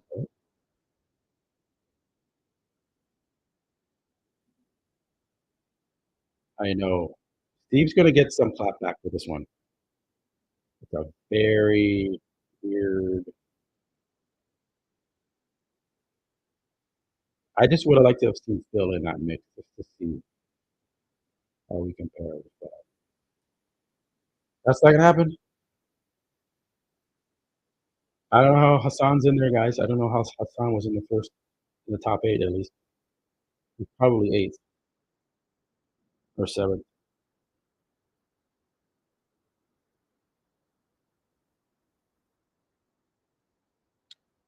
You gotta watch the wrap up of this show when I put the video out later. Then I'm going in. You're not gonna want to miss that one. I'm gonna speak my mind. I don't care if it's Steve. I'm gonna be like, I'm gonna go in on this.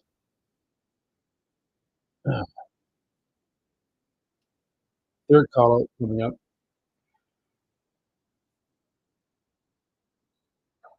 Wait a minute, where's Robert Strand?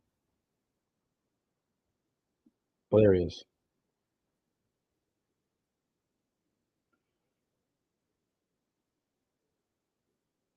Guys, if you haven't already, please remember to like the video and subscribe if you haven't. Appreciate you guys for joining.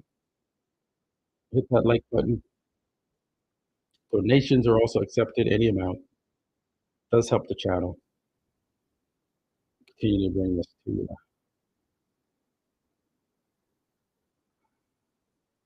Looks like Robin is fading though a little bit. He's flattened up across the upper top of the chest and abs. They're kind of looking a little bloated now.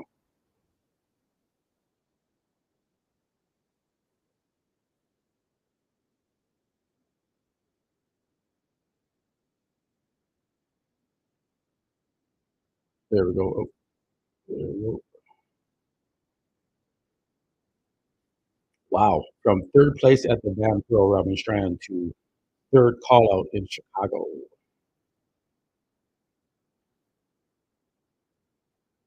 That plays with your mind. That really plays tricks on your mind as a body. But you say, well, I'm in a deeper lineup now.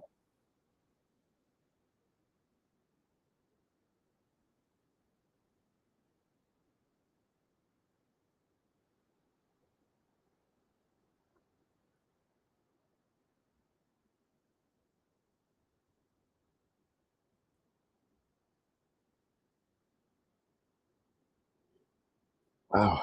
This show did not go as I thought it was going to go. At least call out wise. I don't think anyone thought the show was going to go this way.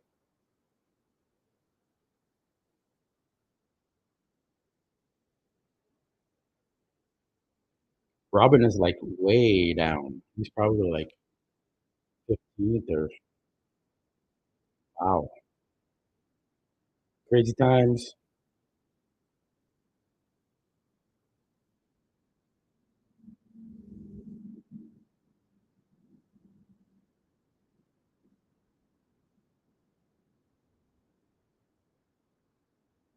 Crazy times.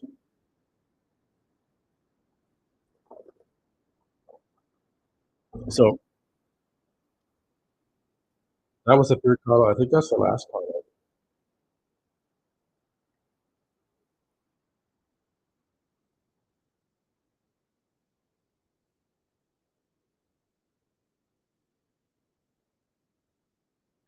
Okay, they're bringing back out here.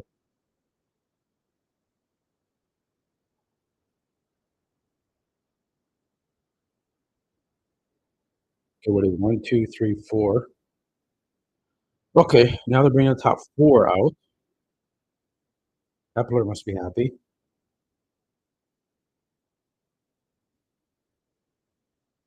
Now we have to like figure out who's fifth.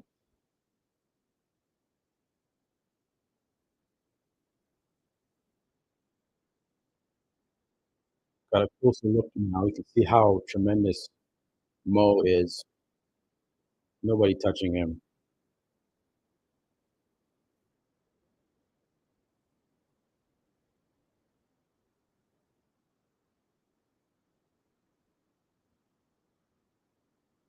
Side chest. Great side chest on Vlad.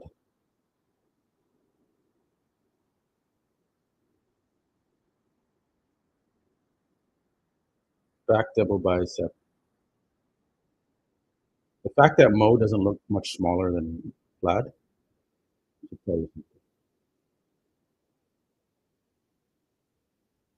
Yeah, Epler brought it. He is in that top 4. Looks like Tim first, second, third. Tim might be 4th, depending on how they're lining him up here. Yeah, it could be first, Mo, Epler second, Vlad third, Tim 4th.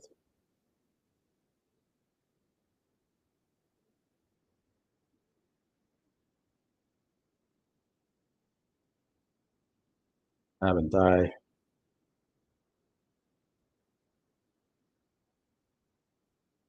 Catch that. I didn't get the obliques in there, but Mo is improving. Most muscular.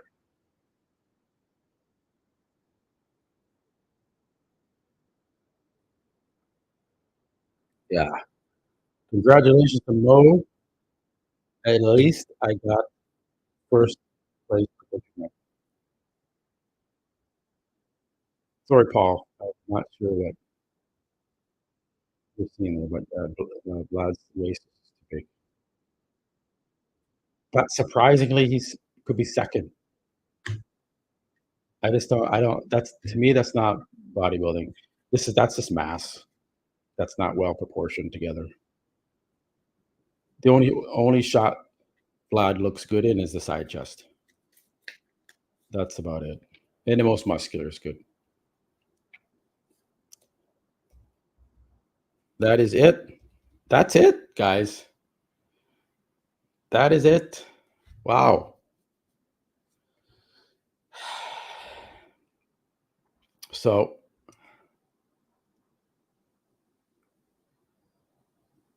that's Vlad, guy in the blue. Um, they didn't even do a top 5. Like, who's 5th?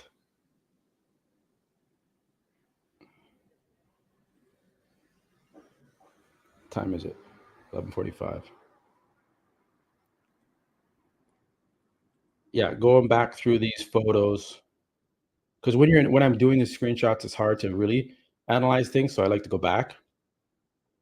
But let's just do the top 4 quick, and then I'm gonna keep the stream up because finals is coming up pretty soon. So I will keep the stream live. But let's just go pose for pose real quick. Front double bicep. I think obviously Mo wins that front double bicep. The quads are just look how like Vlad is a big dude, and Tim is too. But look at Mo's quads. Like they're like bigger, so and more shredded, separated. So I think it's a clear win for Mo. He wins the front double bicep. He wins the front lat spread. I hope he comes back with more tan on for the finals. Uh, Side chest, I give that to Vlad. Although Mo has a very good chest too, so that's close.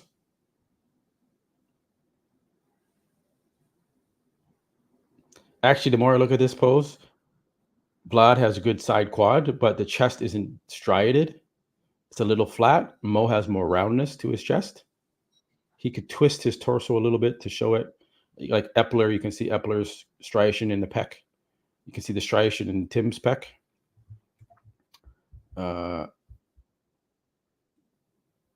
So maybe I'll give the side chest to Mo. I know Vlad looks huge in that because of the side quad, but talk about the chest here. Tim's chest, yeah, is a little bit more striated. Back double bicep. I give that to Mo. Epler's in there. Vlad just has a lot of mass, but there's not much going on back there. And he's got the waist is fairly wide.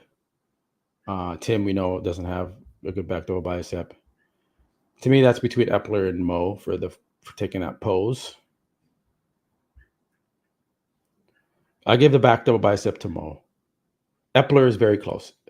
It's like a toss-up between the two of them.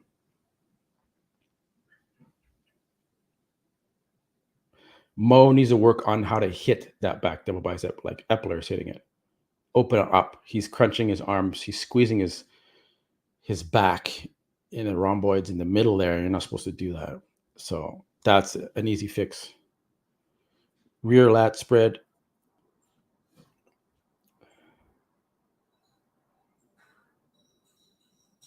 I mean, Vlad has an okay lat spread. Tim's is pretty wide. I'd almost give it to Tim because it is about the lat spread. So yeah, I give Tim the lat spread.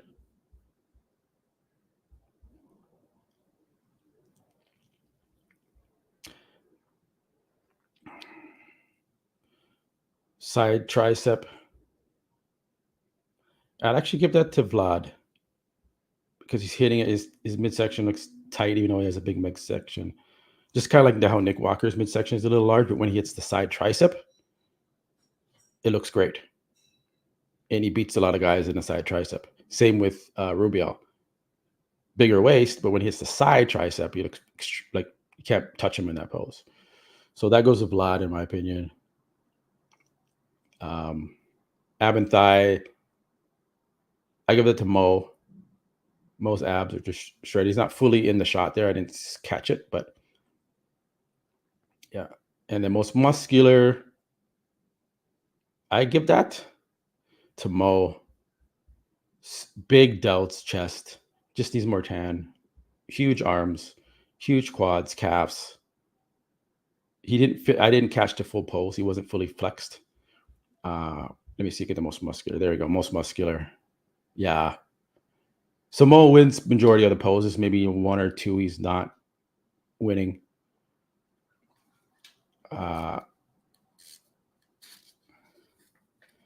So Chuck Taylor says Mo, Vlad, Tim fourth. Yeah, I think Tim's fourth. I think Epler did a very good job of nailing his condition and bringing it.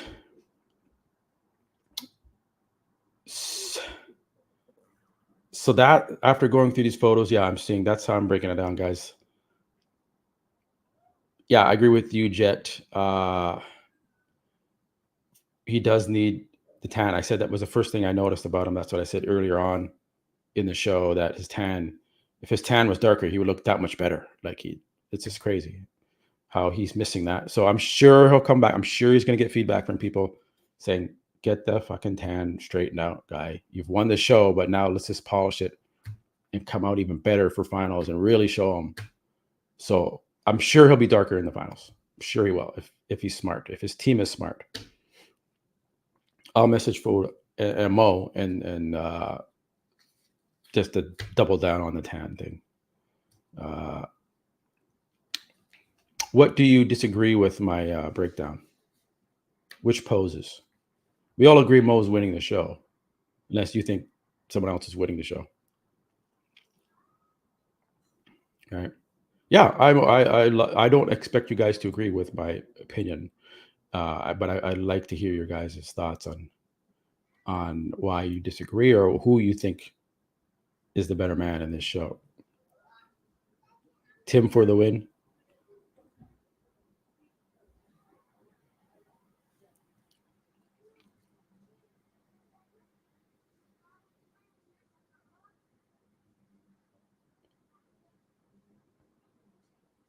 Mac Truck.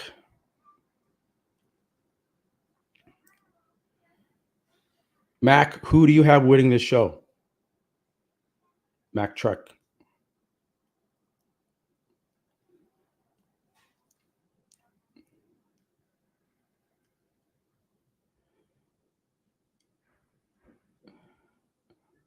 Paul, who do you have winning the show? Side tricep? Let's find that side tricep.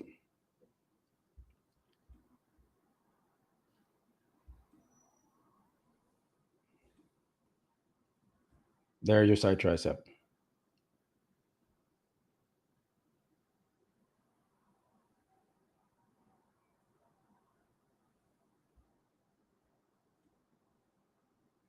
I mean, even Epler looks good in that side tricep.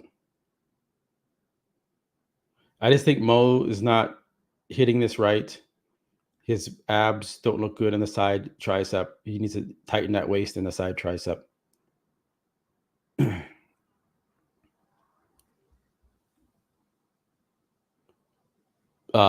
Tim struggles in the side tricep. I like the way Vlad hits the side tricep. Epler is hitting it perfectly too. He just needs to flex that pec as well in the side tricep. I'm almost leaning towards Epler winning the side tricep now. Yeah, I'm going with Epler. Because when I'm screenshotting, guys, I'm going quickly through it. I'm getting my first impression. And like Vlad's side quad is ridiculous in this pose. But looking through this now, Epler looks like he's got that side tricep. Rear lat spread. Let's zoom in.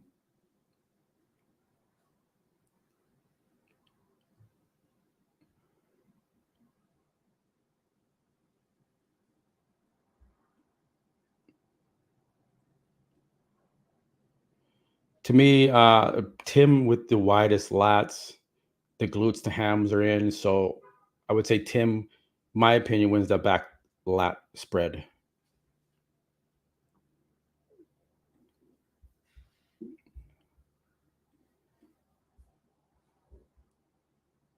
Yeah, tough show for Robin, but this was a much deeper lineup than the Van Pro. And now he's got a taste of that. Mo needs to work on the thickness and he needs more width in his lats. Let's do back double bicep.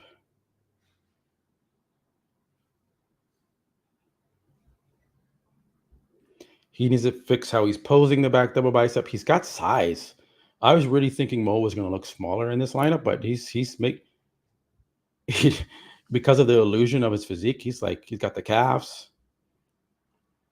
He's got the size. The quads look the biggest from the front, at least.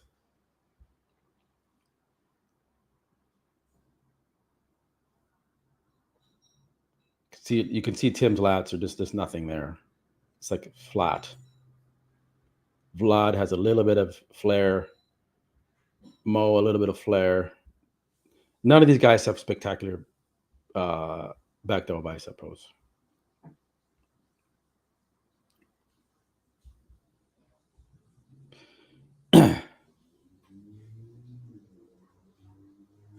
Yeah, I'm assuming Mo's going to come back with the darker tan. Mo's definitely won the show.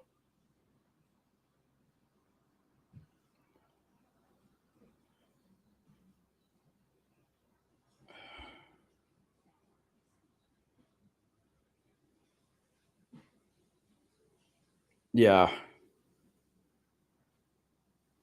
Mo, weak is back. I see what you guys are saying, but he's hitting it wrong. He needs to open his lats up. He's squeezing back, and then he's thinking that's better.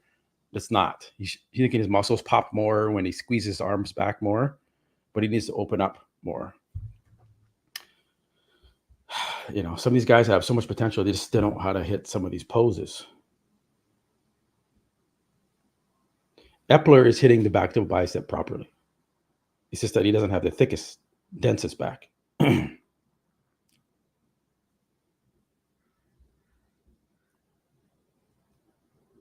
So, what else? What other shots? Side chest.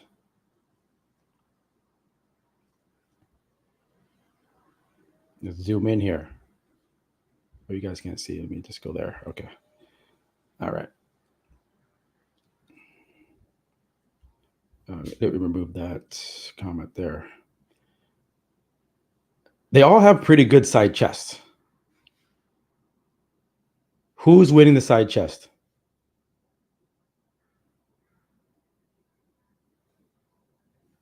Who has the most pleasing side chest?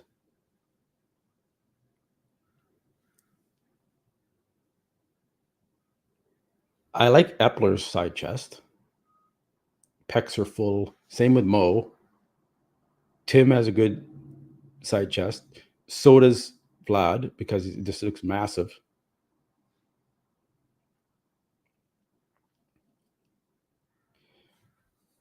App gaming. It looks like Mo has won the show, in my opinion, especially prejudging. Tim might be in fourth or third, depending on how. Mac Truck says Mo's winning that side chest. Mo has back damage. J.R. Williams. The red loop lower body is side chest is Vlad. Yes, Vlad wins the side quad. It's crazy separation there. It's a very good pose for Vlad, but his chest is a little flat. It's not rounded out like Mo and say even Epler or Tim.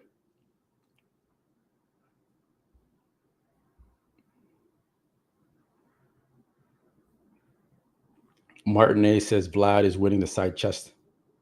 They all have a good side chest.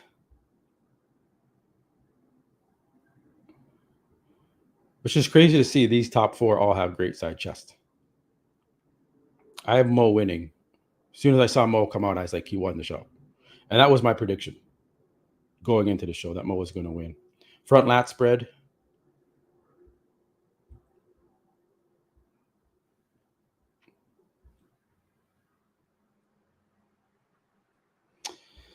Mo, who's winning the front lat spread? I got Mo winning the lat spread. Epler looks good too. I just don't like his calves are too small.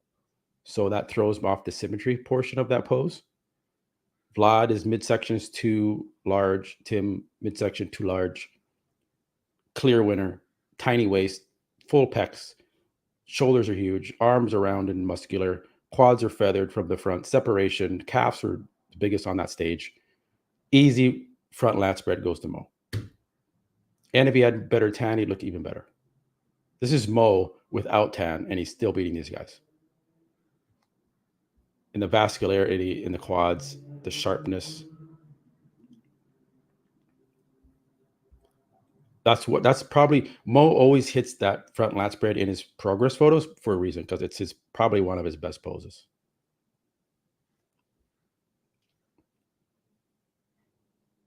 Yeah, his tan is off, but with a bad tan, he still looks that good.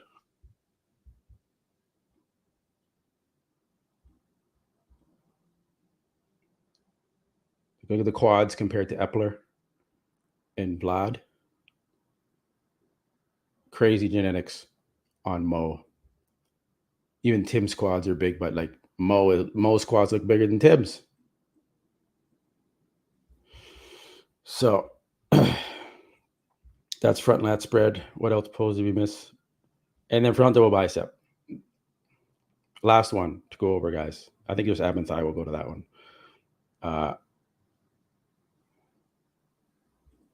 Let's zoom in. Okay. Who's winning the front double bicep?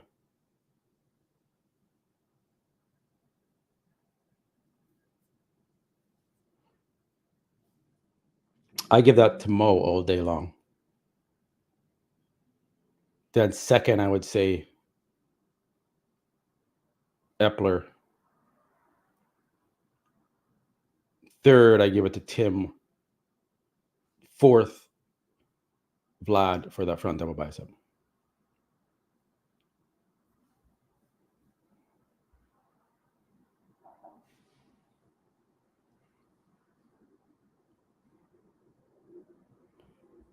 Vlad has improved his midsection? Okay. It must have been really bad last year.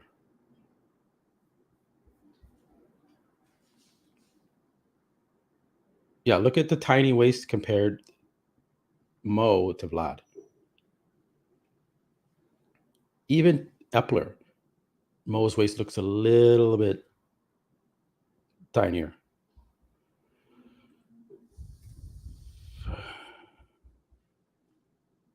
Mo has huge arms too.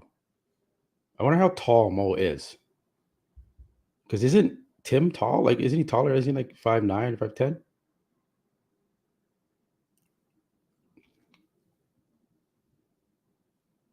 All right, guys, what time is it? I should eat.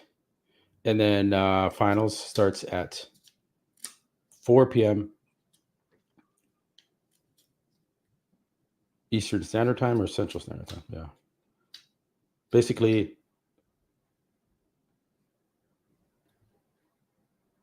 two hours from now is when final starts. So whatever time you guys are on, whatever time zone, it's 2 hours from now.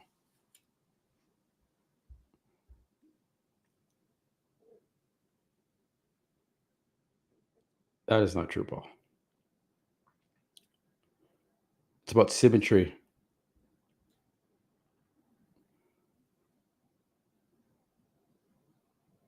Yeah, Paul, do you want it to be a gut contest? Do you want these big bloated GH insulined out IGF'd guts on stage? Is that what you prefer? That makes the bodybuilder look better and more healthier? I'm just bugging you, Paul. Thanks, Paul. But this was a good show. It's just a crazy first call out.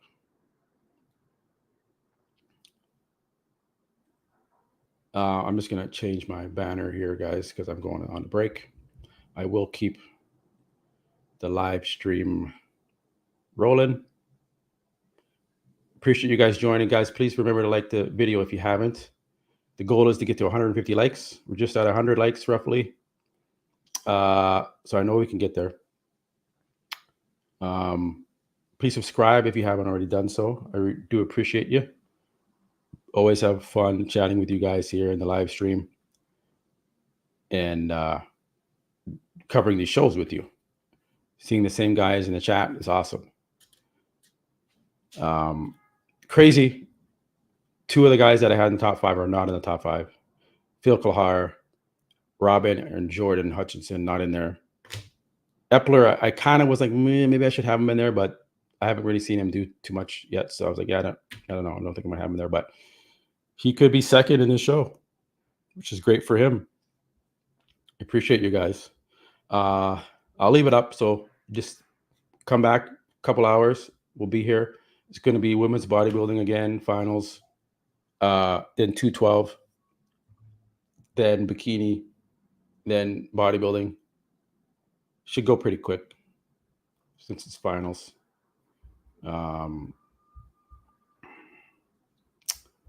So let me change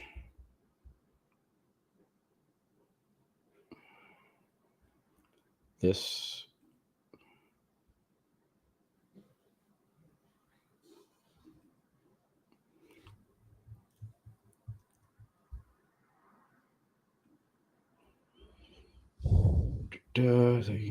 Break.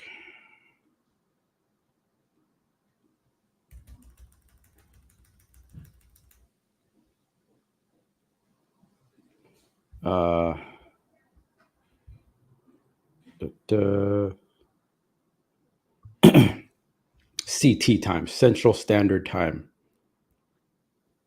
Central Time, not Central Standard, Central Time.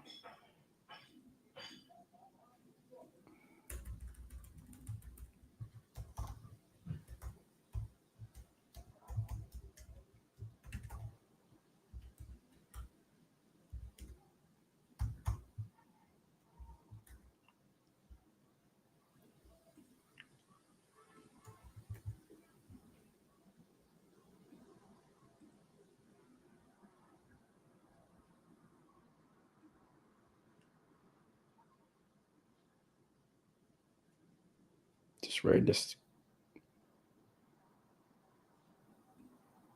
All right. I will keep that shot up. I will put some calming music while we go on a break here.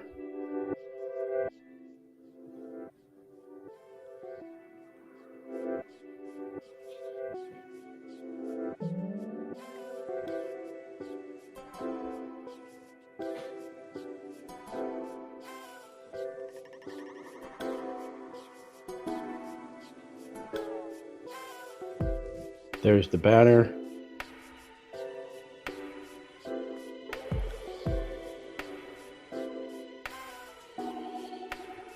All right. I will be back, guys. Thanks again for joining.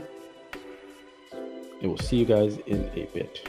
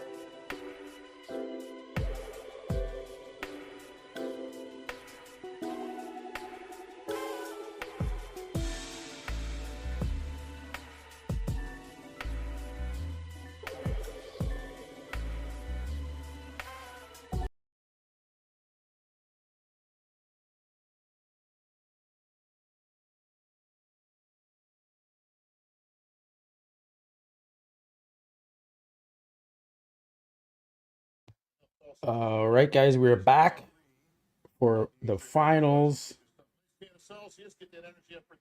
We got Bob Ciccarello on the microphone, just introducing the finals here. Women's bodybuilding is coming up first, so they're going to do the posing routines and all that. So we'll wait a little bit for that. Let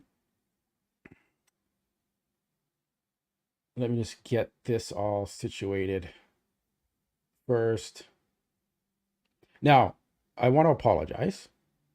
My audio was all messed up during the prejudging. I don't know why no one said anything. I think one person said something, and it's like it's kind of crackly, and you can't. I'm like, is it better? And then no one said anything, and then the whole thing is like just not good sound. So I'm just gonna play back some sound on my own, so I make sure it sounds good. Is it better? And then no one said anything, and then the whole thing is like just not good sound. So I'm just gonna play back. That's actually pretty good now. Some sound on my own, so I make sure it sounds good. So I do apologize for that. My settings had changed on me. So let's go back and look at some of the prejudging video now that it's already been, it's no longer live video, it's prejudging video. Just want to put that out there. I'm going to go back and find it. Then you get the high quality look here. This was a crazy top 8 call out. And so now that, again, this is not the pay-per-view, this is the recorded previous final. So I'm going to share that with you. This isn't, I'm just going to share my screen.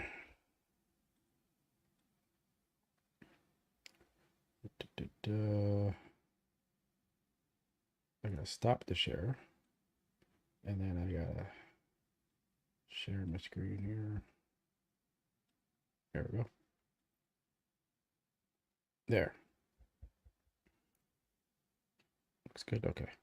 So we can roll through this. And this was Steve Weinberger's top 8 call out for prejudgings. So this is old video. We're not live right now. This isn't live that I'm watching. I'm just watching the replay now. But we can use this to see how these guys looked. And this was weird. Okay. Now we know Mo's winning the show. We know Tim's in the top 4. We know Epler's in the top 4. We know it's Tim. Let me go find. It's Tim, Mo. Oh, Vlad. Vlad is in that top 4 as well. So I want to go to the part where it's just the top 4. Let me find it. Find that top 4. Like Jordan Hutchinson wasn't in there. Phil Klahar wasn't in there. Let me fast forward a little bit because they do come back. There we go. There we go. So this is the top 4 at prejudging. So we can analyze this while we wait for women's bodybuilding to finish.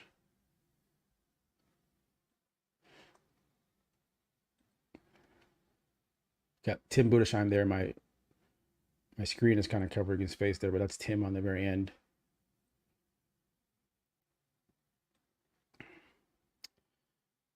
I think it's a pretty clear win for Mo. I'm not sure. Let's just keep going through because I do think they move Tim around here to the other side.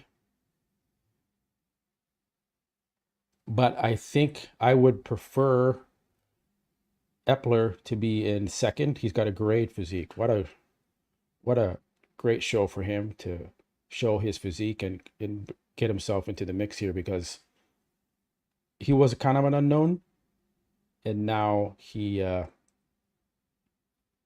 known because he's probably going to get second in this show. Now I hope that Mo comes in tighter condition, not tighter, sorry, has better tan than he did in prejudgings this morning, because that will definitely help. Not that he needs it, because he's the clear winner, here, but I don't have Vlad in second. I would have him in third, and I would have Tim in. I wouldn't mind having Tim in third and Vlad in fourth. Now looking back at this prejudging video.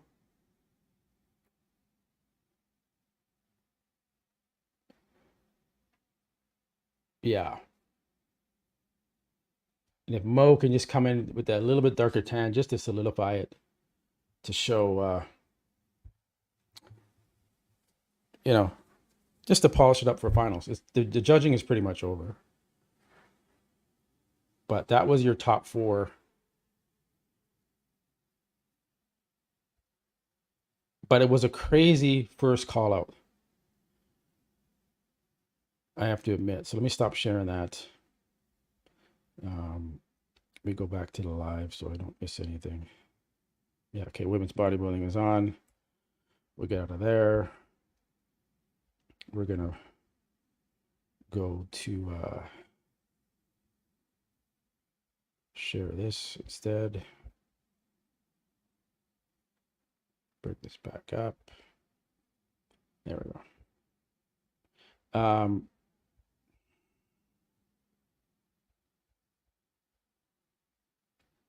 So we got a few individual routines here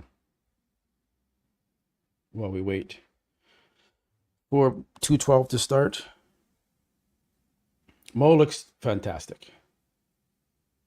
Just an overall great, fresh looking physique, younger, still can improve, but he's headed to the Mr. Olympia, and he's making a name for himself. We all knew it was just a matter of time with Mo. But now he's really solidified himself as an Olympian, winning his, I think this is his first show of the year too. I think he's with Stefan as his coach. And as you can see, the track record with Stefan is on the money, bringing these guys dialed in. Stefan is quickly becoming one of the best coaches in the IFBB. 100%. It's a great look for Mo. Really, really impressed. Like I said, in my predictions, I had him winning the show. I had Tim in second, which might still happen. I had Robin Strand in third. Robin Strand was in the third call out. So he got a rude awakening there. Fourth, I had Hassan Mustafa. And fifth, I had Phil Klahar. I didn't even have Vlad in the top five. I just feel because his structure was just, I had him sixth. I had Vlad in sixth. I did my top six prediction. So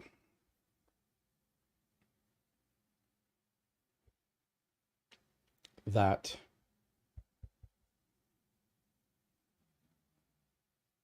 is that. I should get this queued up here. Oops. Ooh. Switch accounts. No, I did that.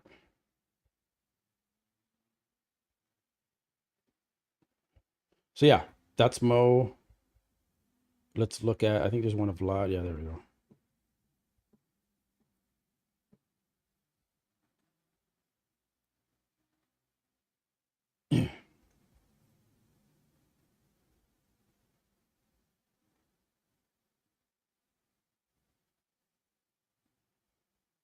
Just clearing out my pages here. Guys, thanks again for joining while we wait for women's bodybuilding to complete. They're just doing their individual routines now. Then they'll do the awards. Then we're moving right into 212. Not a lot of big names in 212. It wasn't the most exciting class to watch today, but hey, it's not bad. Right. So that is what's on the agenda.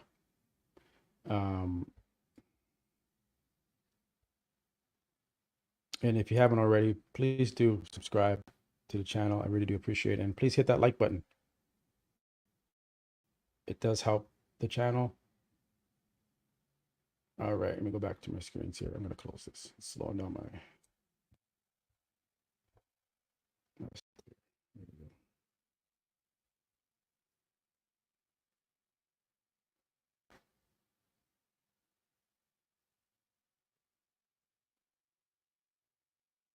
There we go. My connection's a little slow.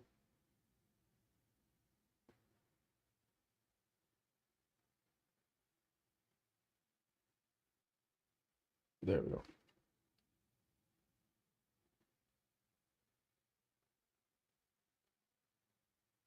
All right.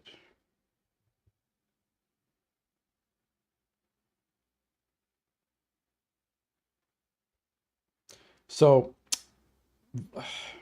Vlad, not sure where he's going to end up. I'm just not a fan of his physique. I really don't. I'm not, just nothing special about it. He's just big and muscular. His waist is on the wider side. He's not really symmetrical from the lower body to the upper body. He needs more quad sweep. The delts are a little suspicious. Chest needs to be more developed for his delt development. He struggles in his posing. So with that all being said, I would probably want Tim to be ahead of Vlad just because Tim's a little bit better poser. Maybe conditioning overall is better on Tim, especially from the front. Hamstrings and glutes on Vlad are pretty good, pretty crazy, dense. Doesn't have the best back double bicep. Just overall, there's not much more he can do except maybe improve his quads to match his upper body. So let me check the stream to see where. Yeah, they're just doing women's bodybuilding routines right now. Men's 212's coming up shortly here, guys.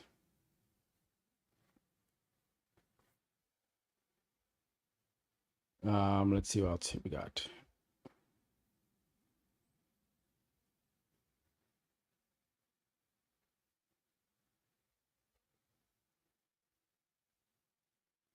Oh, it's backwards there. Let's see if Gilco uploaded anything fresh.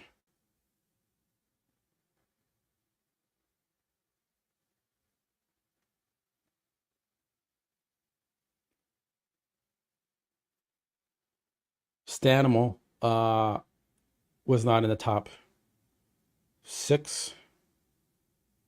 We can go back. Let me go back to my actual photos. Show you guys. Let me stop the share here.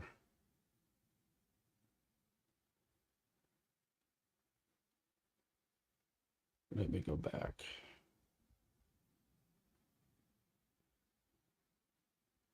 to here. There we go. So let me go back to this weird top 8. I actually want to take a look at Phil. Let's take a look at some of the guys that didn't make the top 6, which was surprising. So you have Phil Klahar that didn't make that top 6, although he did look a little bit, maybe a little bit over depleted or over dieted. You got Jordan Hutchinson that didn't make the top 6. The lighting in the background doesn't help the darker guys. As you can see, Phil kind of just blends into the backdrop. So that's not good. Yeah,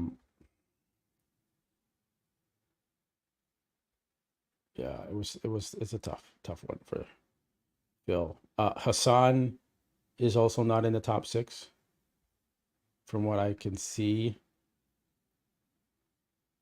Stan, you had Yan from China, was in that top 8.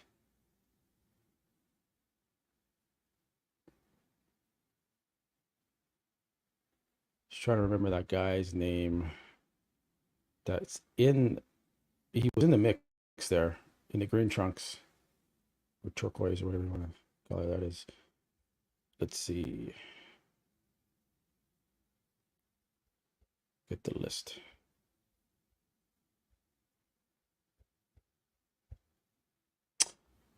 No, I don't think Justin Mackey did the show. I thought he was on the list, or was that a different show? Let me just check here. I'm actually going to go look at the competitors list again.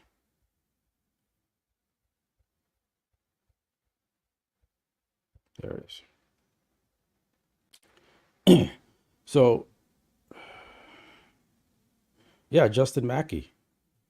I don't know if he's, let me see what he looks like again so I can.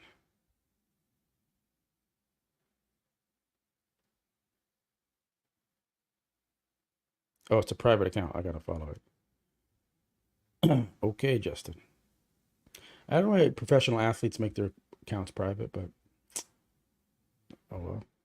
So I can't see what he looks like. Now I gotta go back to my list. So yeah, Justin Mackey's supposed to do the show. I guess he's not in it.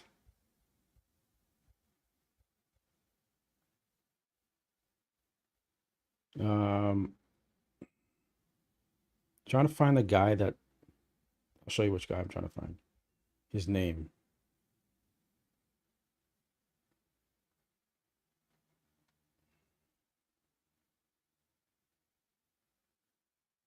This guy right here, and I can't get his number. He's got to be from Egypt or you.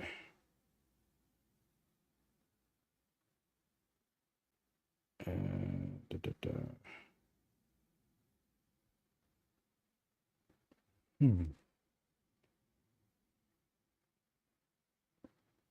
Maybe Sharhan. That's the guy from Palestine. Maybe that's who that guy is. He looks pretty good. He was in the mix there for a little bit.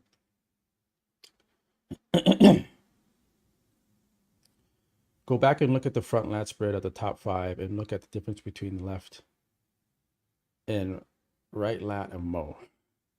Let me find the top. They just did a top 4, which is also weird. Again, they didn't do a top 5.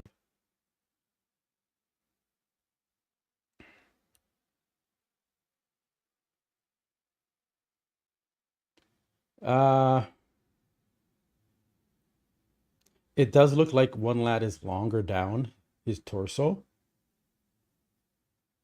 than the other. But let's look at other eyes and see if that is happening to them too. Is it an angle thing? Is it a...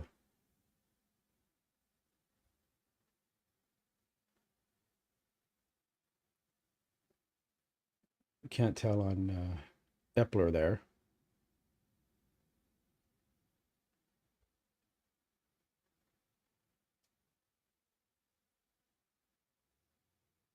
Let's look at the leg difference there. Just destroying everyone in the quad department. Yeah, I don't know. I don't know if it's an injury or it's just asymmetry in the lats. On IG, yeah. Let me see Mo.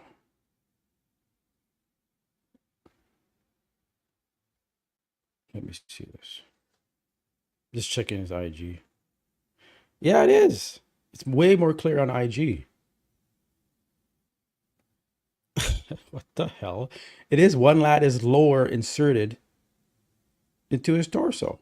Now, is that common?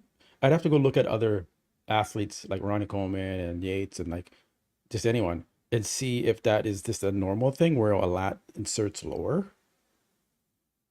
Or do you think that lat is short because it's injured? But in the front double bicep, that's where you can tell if lats are really something's wrong. Is it just an asymmetry thing?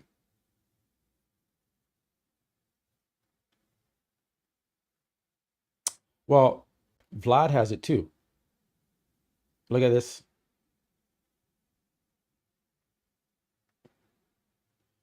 this lat inserts higher on this side than this lat. See, once you like, good on you for pointing it out, but it seems to be common. I just want to like when I need to like backtrack and be okay, is this common? It's just weird on athletes to have a lower lat on one side than the other. Right away in this lineup, you're already seeing it on other athletes. So it looks like this is going on with Vlad. It's going on with Mo.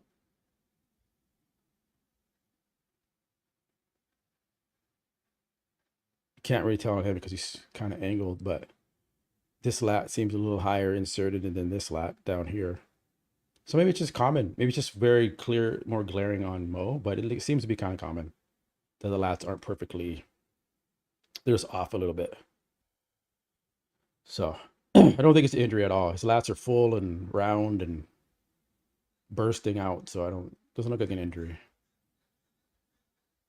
So what about, he looks okay there, Tim.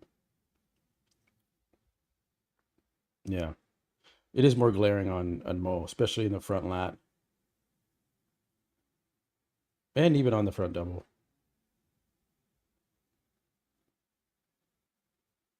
Let me just check the stream. They're just doing the comparisons now in women's bodybuilding.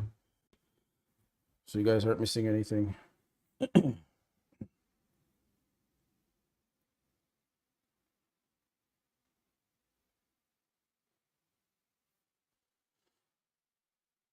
Then we got 212 coming up. So this should be going into the awards here pretty soon.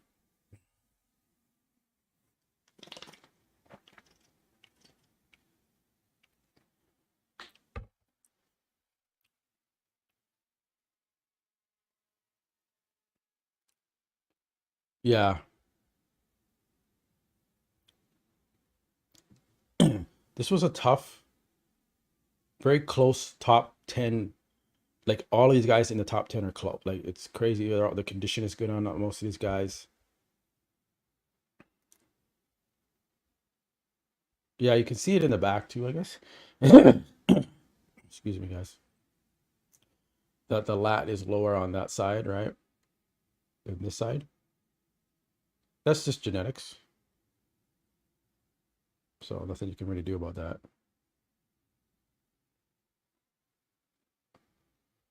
I'd say Epler is the most peeled glutes and hamstrings, even more so than Vlad and Tim. Skin is much thinner on that hamstring, right?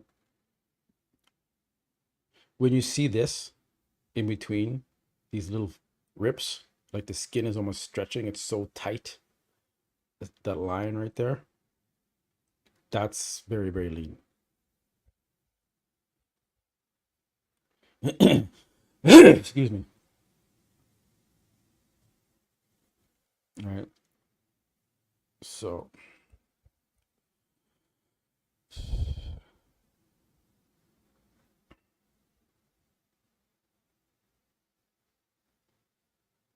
yeah.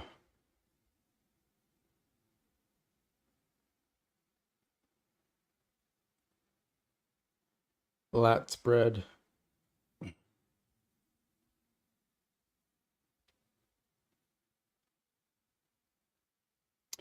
Epler needs a little bit more density in his lat spread for sure. Mo has a good lat spread, but just not big enough. And he needs a little bit more rear delt work. Like you look at Vlad's rear delts, just really prominent. You kind of see it looks very flat across the top of Mo's upper back. It needs to work on that. You can see Tim's delts from the back are better. So just small details like that you could look at and see where a guy has a little bit of weakness. But yeah, Mo has all the detail there in the back, the Christmas trees in, but he just needs more mass, which he has room for, because he still has a very tiny waist.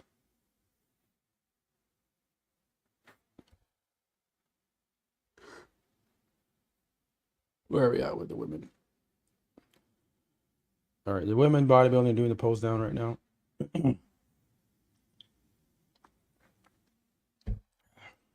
2, 3, 4, 5, 6, 7, 8, 9. There's like 10 competitors here for women's bodybuilding.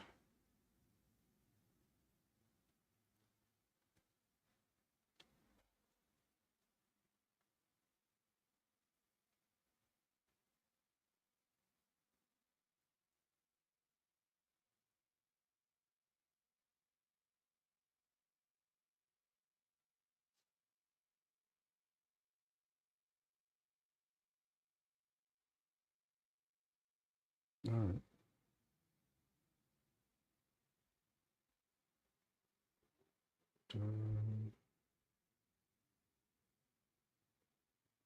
Yeah, there is a link in my description if you want to pay for the pay-per-view.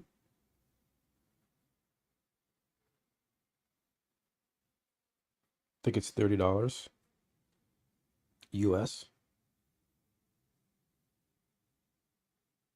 So go support the promoter and get that pay-per-view.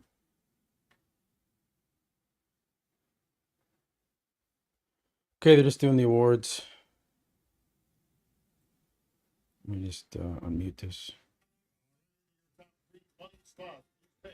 The third place check. The third place. I think they're doing top 10 awards.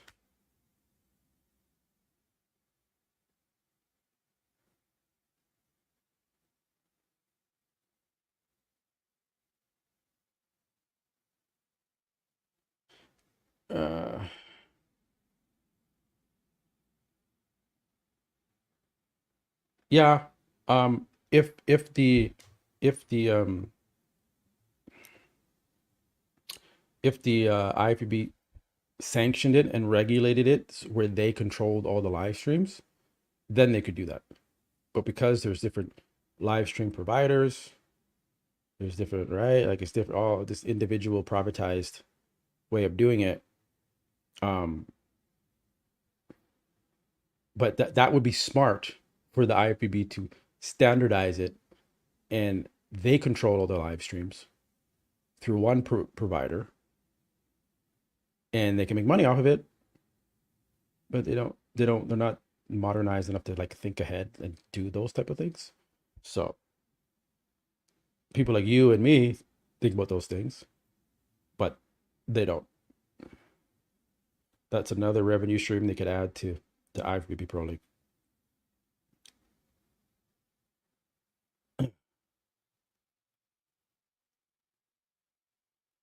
You know, if you could get season passes for all the live streams. Yeah, definitely agree with that statement. Still living in the past.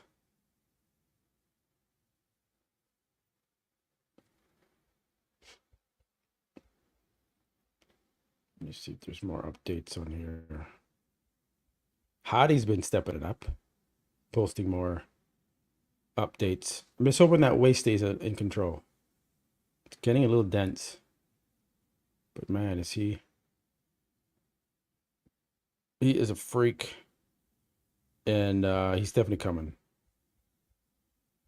coming for it.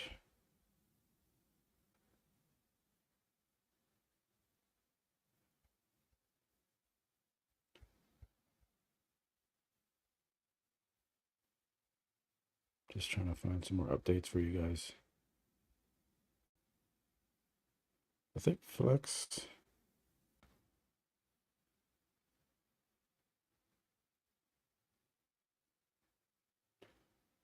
Epler does definitely have a bright future.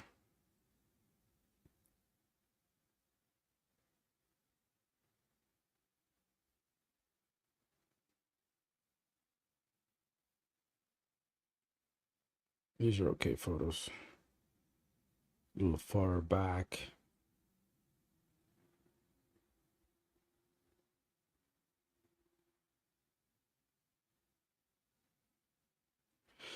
Yeah, I agree.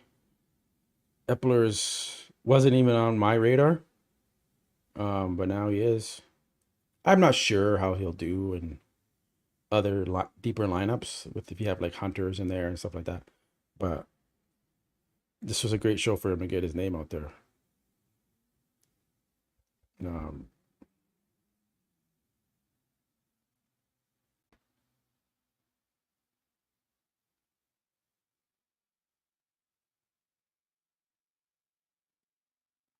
and then Hassan,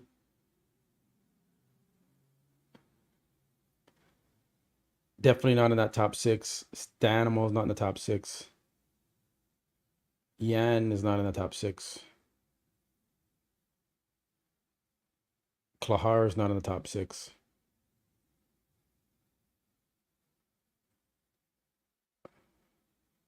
It's quite crazy. Quite the weird. It's gonna be interesting to see what they do for the finals and the callouts. If they clean it up a little bit. And if Mo comes back with actual tan on.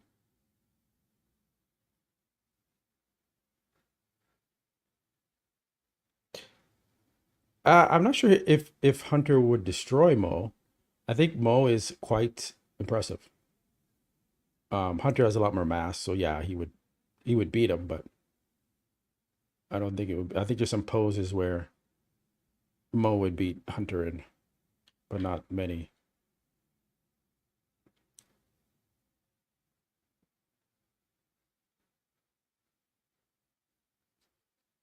What are you at for likes?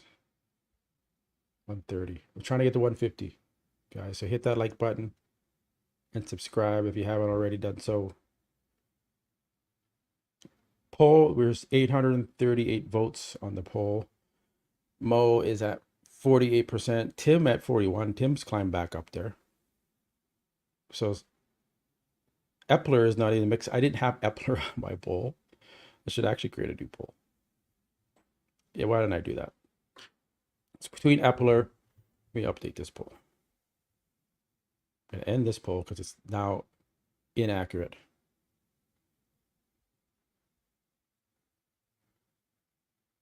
We're starting a new poll. 1 second, guys. Let me just monitor women's body. Are we done yet? Okay, now men's 212 is on the stage. They're just doing the individual routines. Again, there's not a lot of big names in the 212, so we'll wait till they get up to the comparison round. I'm not gonna watch your individual routines. Uh, who's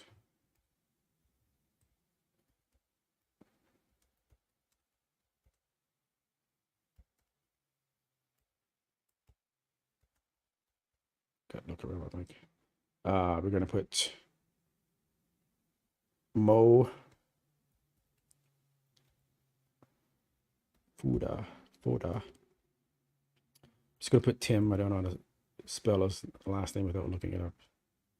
Budasheim. I'm gonna put Vlad.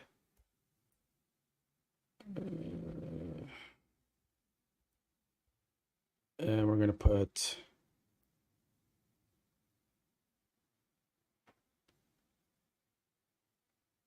Epler. Okay. Start. All right. I started a new poll. So go vote on who you think's gonna win.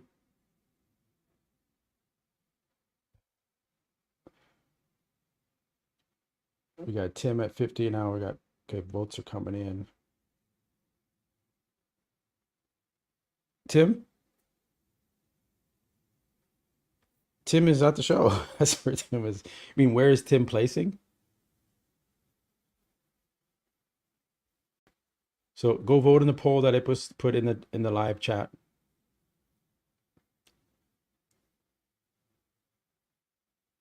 Let's see where you guys think this is headed. I think it's pretty clear, but we may have some more fans for other people here, other than Mo.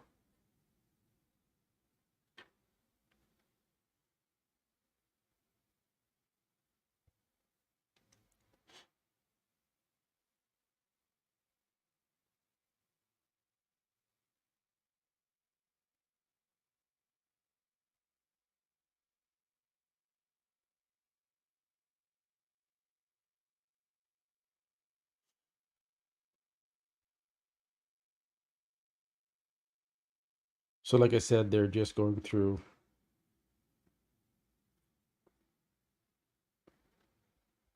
the 212 mandatories now.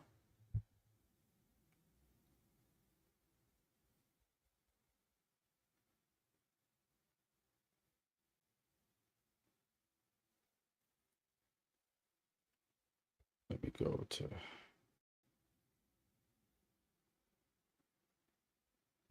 let me check this channel.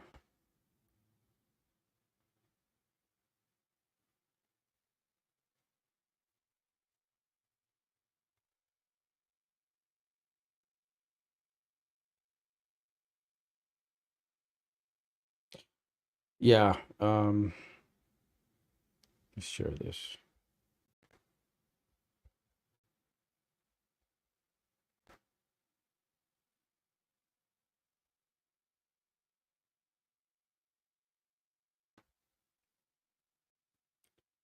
Hassan, as you can see, is holding an extreme amount of water.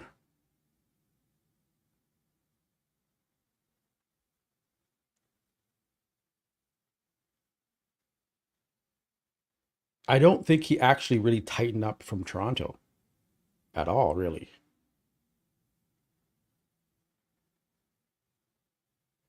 It might be a genetic thing that's happening with him, or maybe he's allergic to some food he's eating. He doesn't know it. But to hold this much water, maybe he doesn't take diuretics. Like, we don't know why he can't get this water off of him. Because for the most part, he is lean. You know, you can tell when someone's lean. Um, I still think he needs to remove a little bit of fat, but just holding so much water, you can see really badly in his midsection. And he's very sweaty too, like just dripping. So I'm fortunate for Hassan.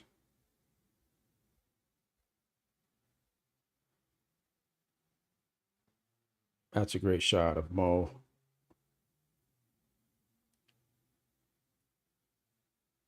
Look at that dryness for Mo there. That's a great shot. See the quads, feathers in the. When you have feathers in your quads, when you stand pretty much straight on, that's lean.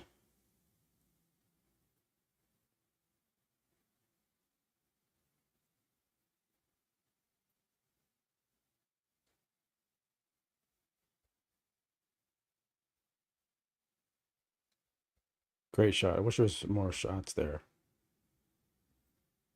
Who took that shot? Oh, that's his iPhone. Oh, that's the new iPhone Pro Max camera. Wow, I'm getting a new iPhone. I'm waiting for it to get here. I got the iPhone Pro Max too. Let's see if this guy's got more photos. That's a good shot to take with the iPhone.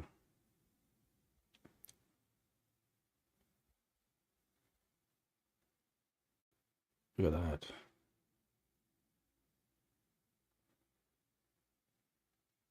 that. Wow. Okay, so we're gonna start getting better photos from these shows now with people who have these updated uh iPhones, these newer iPhones, because look at that. Thought that was a DSLR.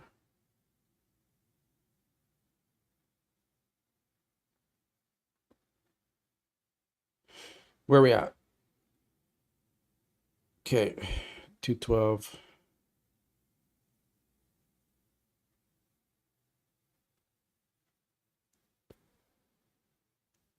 Waiting for them to get to their mandatories, and then we got Bikini guys, so it'll be a little bit.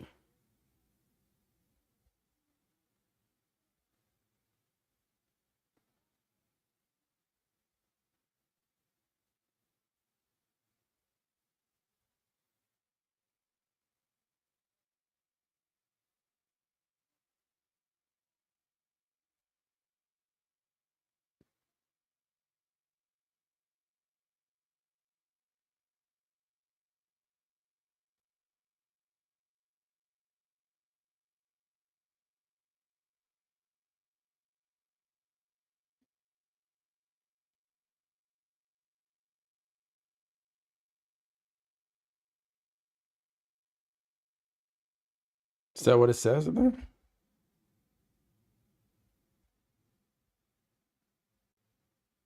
Where does it say that? Future Mr. Olympia. I don't think he could be top 5, top 6, maybe in a couple, 2, 3 years. If he just continues to add muscle in the right places, then maybe, but not yet. I don't think he's top 10 at the Olympia just yet. The Olympia is just too deep of a lineup.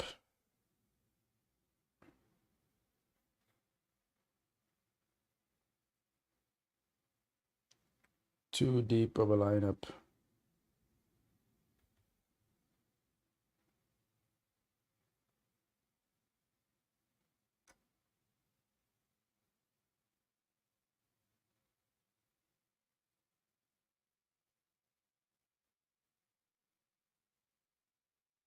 Let's read some of these comments.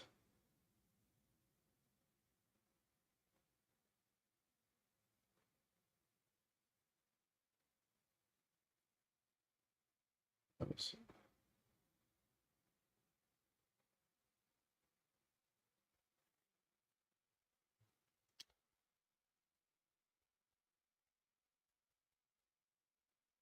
Not happening with that back.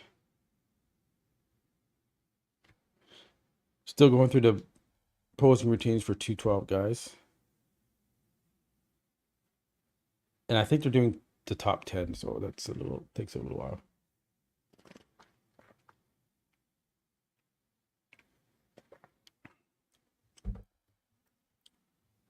Classic. Oh, yeah, the guy with the glasses. I didn't know you were allowed to wear glasses on stage. I thought you had to take them off and just use contacts. So I'm not sure how he's getting away with that. Unless he made some kind of medical excuse that he can't wear contact lenses, which is a possibility. Kalen, the guy next to him, to his left, he's from Vancouver, actually. He got second at the... No, he won the Van Pro Classic Physique, actually, against Sam. So now he's in Chicago Pro, and I think he got second again. I think at the Gilco... Oops. Gilco... We could take a little bit of a classic physique here a little bit. Is that better? No, that's not better. This guy. Carlos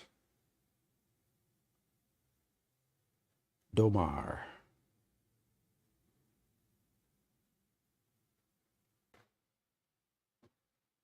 Yeah, he's very good at posing.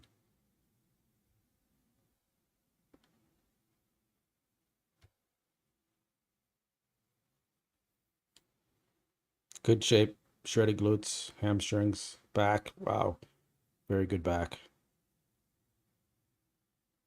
Very dense, very detailed, which is, you lose a lot of that when you get bigger, though, right? So the open bodybuilders, although Ronnie Coleman had it, Phil Heath had it, you just got to be good to keep that. But yeah, he's got the signature glasses. That's classic physique, though. He's doing a good job. He's really into that class by posing like this. So great job, Carlos. Is there anything else from there? Sadiq was off for this show. I don't think he was in the top 5.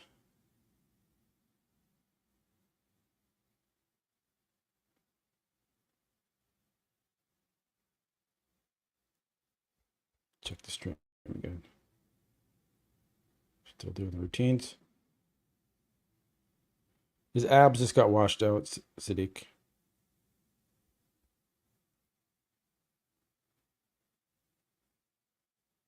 His physique looks a little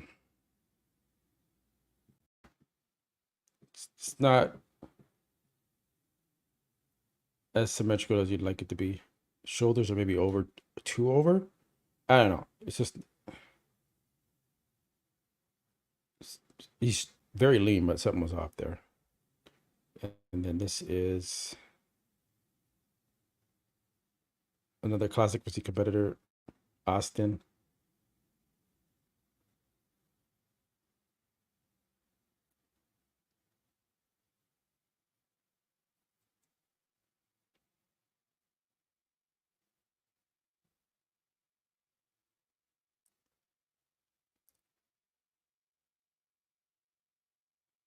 Looks very good too. These guys are bringing the conditioning. It's crazy. It's hard to get like that, guys. It's hard to come in that type of shape.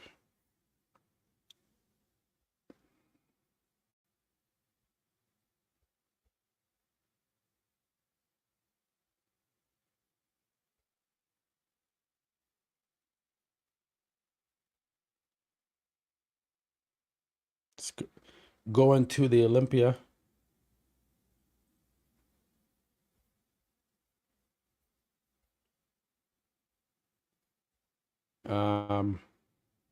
Yeah, so Andrew Jack is out of the Texas. Oops, Andrew.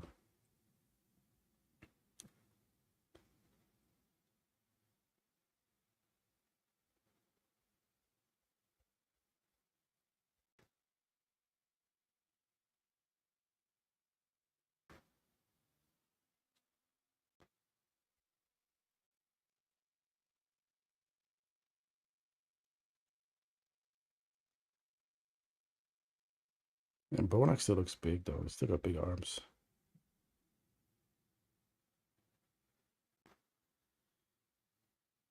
Doing some squats. Now someone said that Andrew was on a plane. Let me check his stories.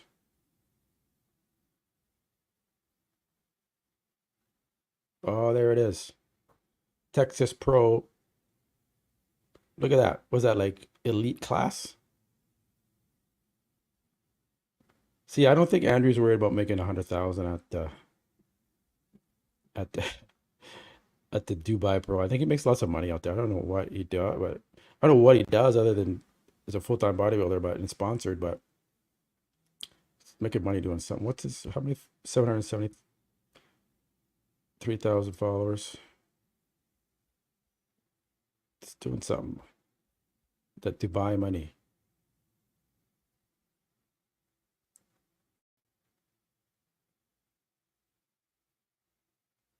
Craziest doubts. Some of the best, broadest shoulders in the industry on Andrew Jacked.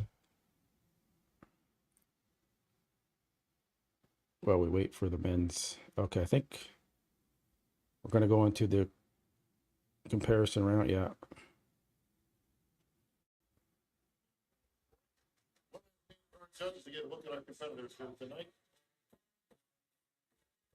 Definitely think Andrew has enough money. He doesn't care.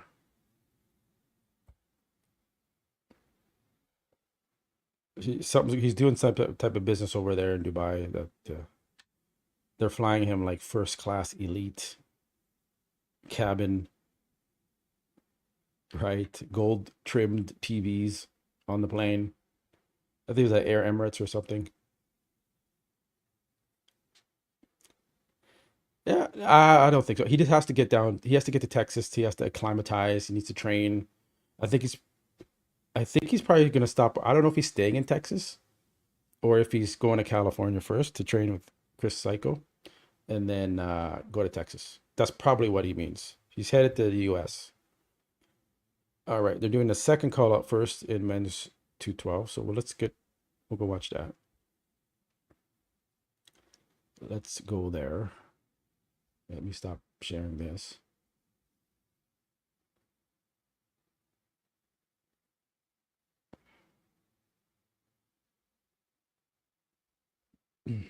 Thanks again, guys, for joining. Please remember to hit that like button. I do appreciate it. We are going into men's 212 now, finals. Here's the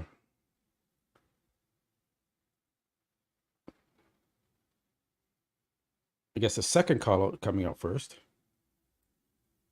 Getting that out of the way. Steve's like, I just want to get these guys out of here.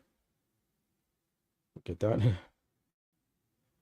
So there we go.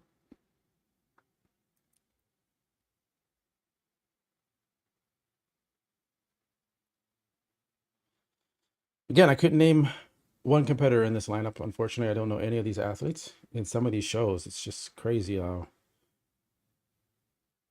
a lot of first-time guys compete. I don't know. It's different now. It's different nowadays, guys. It's different. Bodybuilding is changing. It's changing. Is it for the good or for the bad? I don't know.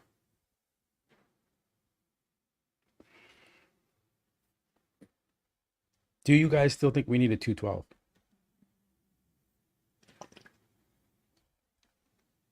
I think Bo Lewis is gonna win, but I'm not sure. He was right in the center there, so I think you're bringing up the first call out now. Yeah. Here we go. There's Marcelo. He looks good too. Okay, this is your first call out.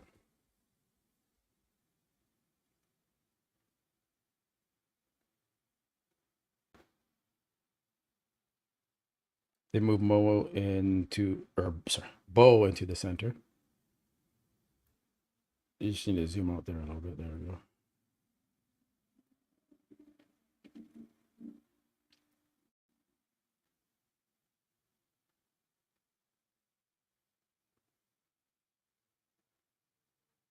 I don't think we need a 212 anymore, to be honest. I don't want to be any disrespectful to it, but I just think oops, sorry about that, guys. Let me go back here. I'm trying to X out of here. I'm going to close this because it's slowing down my computer. Close that screen. Close that screen. There. Back to the stream.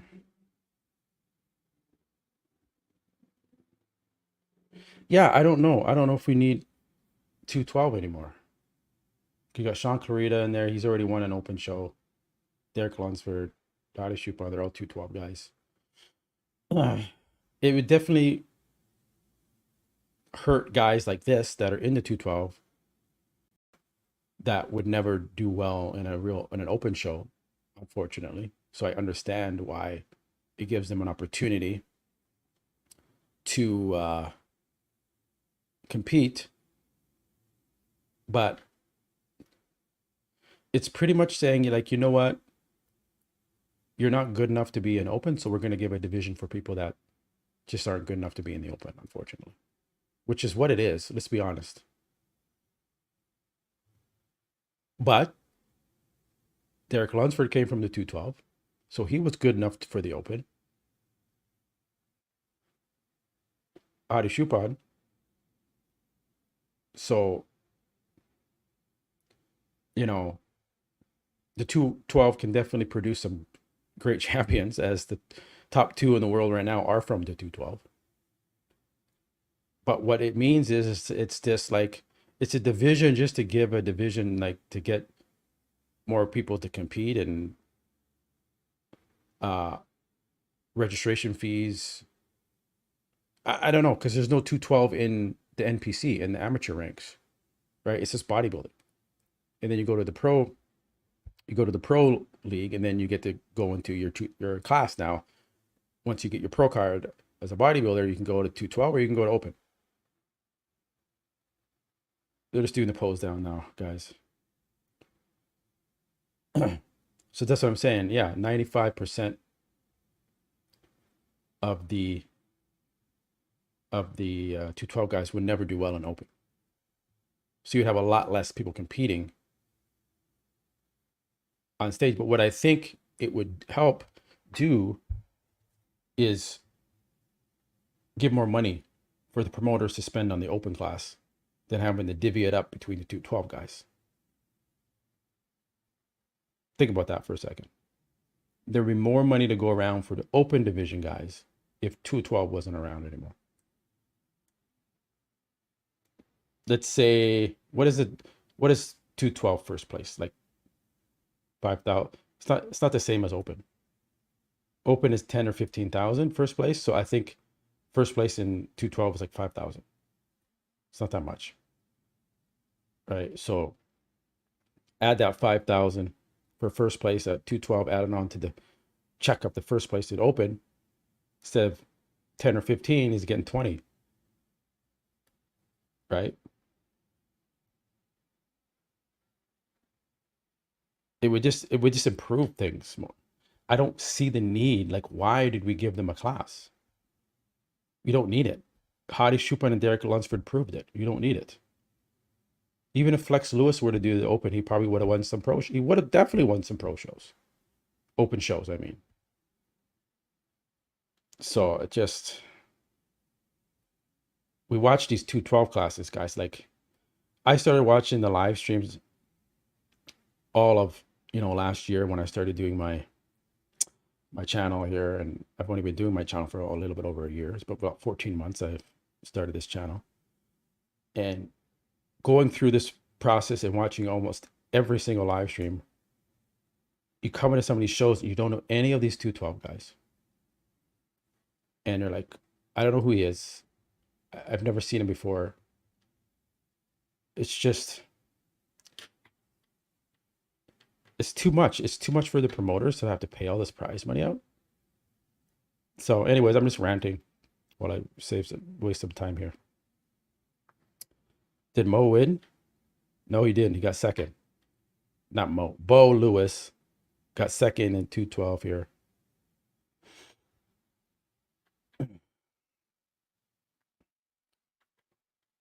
And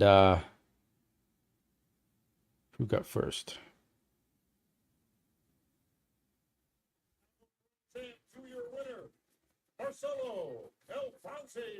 Marcelo Alfonse is your 212 champion here at the Chicago Pro.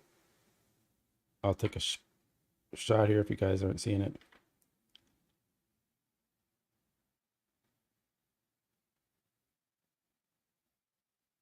So they could streamline things, guys. The IFBB Pro League could streamline things here. And clean things up.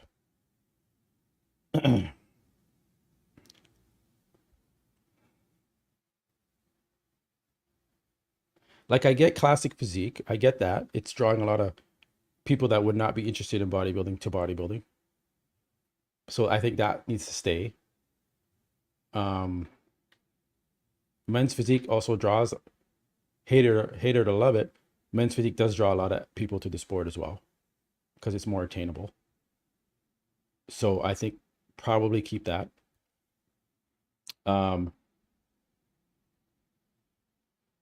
Figure fitness physique. Sure, it draws a lot of females to the sport, I guess. Women's wellness, I think we should keep women's wellness.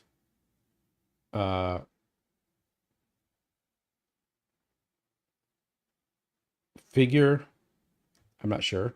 That's not attainable by a lot of women. It's hard to do, to look like that. So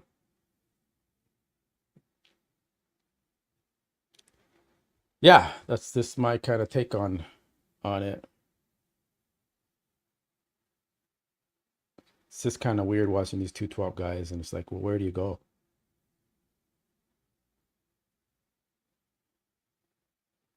I mean, the 212 Olympia is fun to watch. I'll say that. Especially when there is a pretty good deep lineup. But if there was no 212, we would have no Flex Lewis, Mr. Olympia.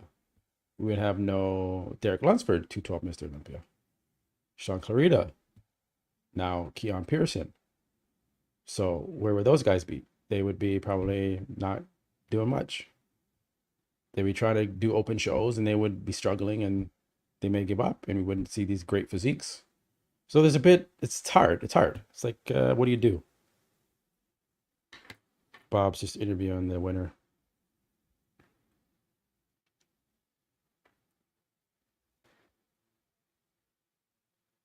Doesn't speak any English, and my Portuguese is absolutely horrible. So The kid did good.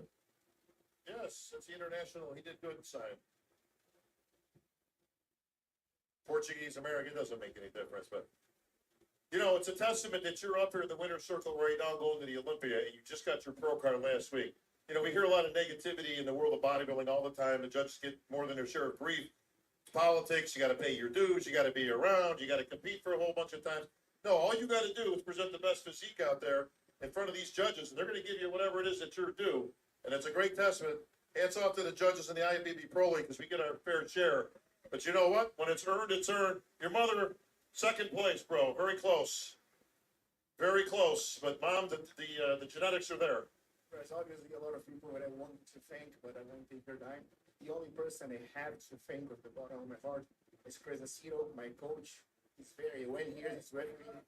Oh, Chris is there? Okay. I don't even know what I'm doing. I just follow it. And this is it. This is the result. Well, let me tell you what you're doing right now. Now you're going to hit the I just won the whole show pose, and I'm going to the Olympia.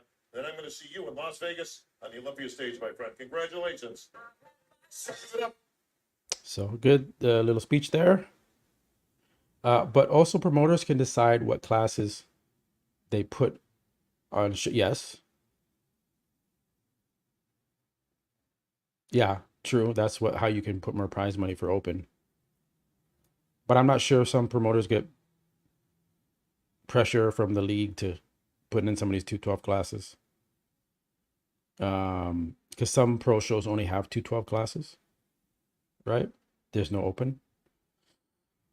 So, yeah, I had Kareth Badger on my show. He's at 212, right? So I would hate to have him not have a division to compete in, but this is bodybuilding. I mean, the best man win. And usually it's the taller, bigger athletes that win. But again, Derek Lunsford, as example, is not the tallest. He's short. He's my height, 5'6", and he's the Mr. Olympia. He's probably going to win it again. So I don't know. I'm not too sure if he's going to win it again. We'll see. We'll see about that. All right, I think Bikini is up. I may take a quick break, guys. I really gotta take a break. While we wait for Bikini to do their thing for 40 minutes probably. But I love chatting with you guys. What did I miss?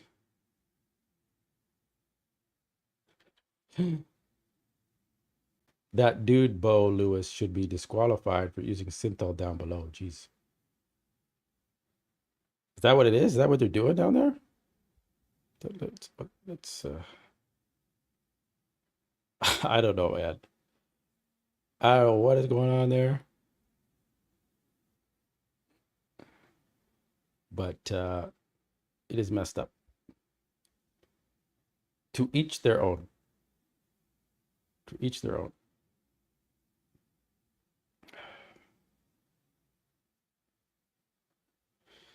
So we're waiting for Bikini to come on.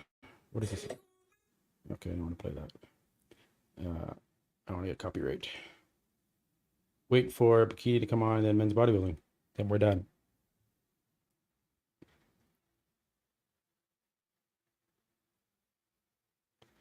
Yeah, I agree. Let the best guy win. But I don't think you're going to get rid of 212 yet.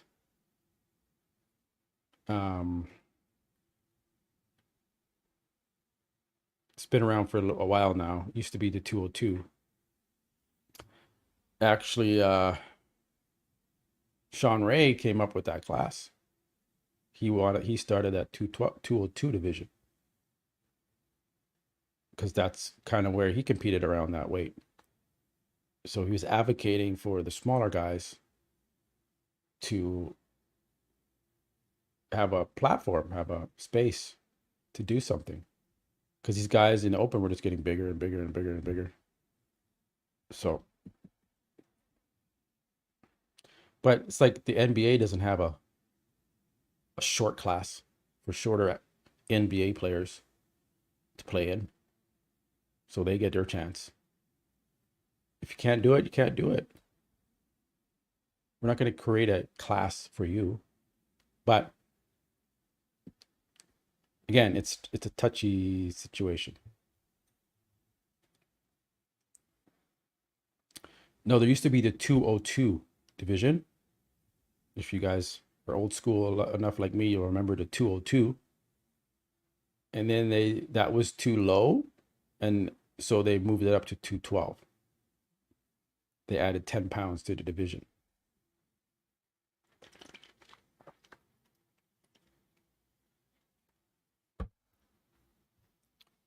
So, a little history there, guys. If you don't remember the 202 division.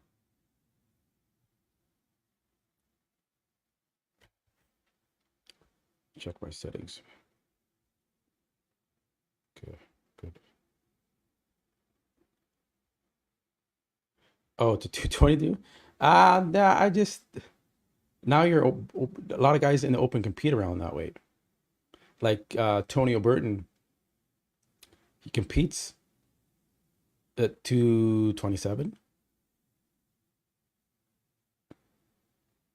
I think he's heavier now, but that's like his weight. But Tonio was another 212 guy. Forgot that. And he made it up there. He moved up. That's getting too close to open. I think, to be honest, I think they should get rid of the class.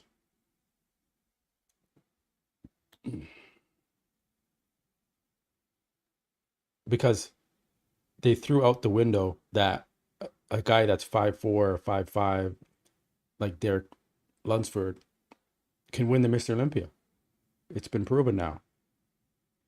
You need to be 5'6", 230, 240 pounds, which you can do. Derek did it. He doesn't look blocky. He has a tiny waist, good symmetry. Why can't these guys do it? Just put on more muscle mass. Like that's the straight facts about it, in my opinion. Bodybuilding, you can continue to put on more and more muscle, more muscle, more muscle. Now, Sean Clarita being a little bit shorter, he's about 5'3". He's like maxing out at 180. And he's beat Regan Grimes, he beat Sergio Olivia. When he won that pro show in, I think it was in Reno, in 2023. So he can win pro shows too. Sean Clarita could potentially get top 6 at the Olympia. So could Keon potentially. And they'd just be battling out like any of the other open guys. They'd just be shorter. So that, to me, gives enough quantification to get rid of 212 class.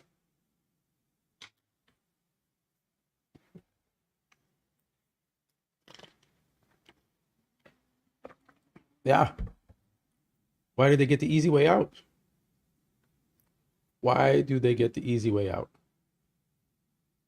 And they don't have to do as much work as the open guys do to get that muscle to be competitive in the open class.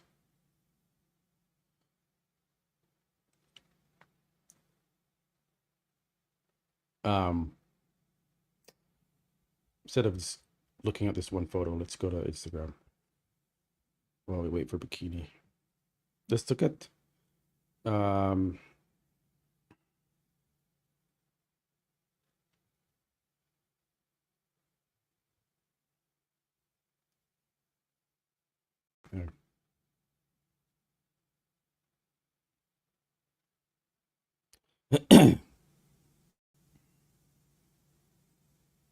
let's share this instead of just looking at that static image of that. Well, Bikini is on stage. Let's look at Sean Clarita.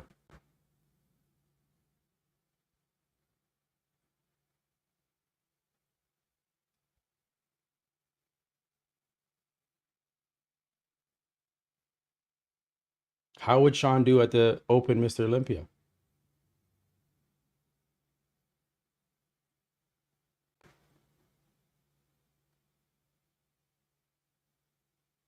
Could he beat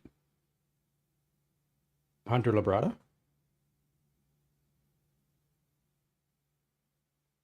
Could he beat Crizzo? Could Sean Clarita beat Tony Burton?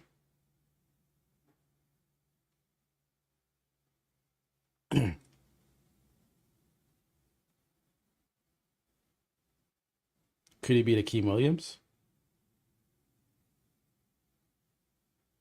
I think he can beat all those guys. So,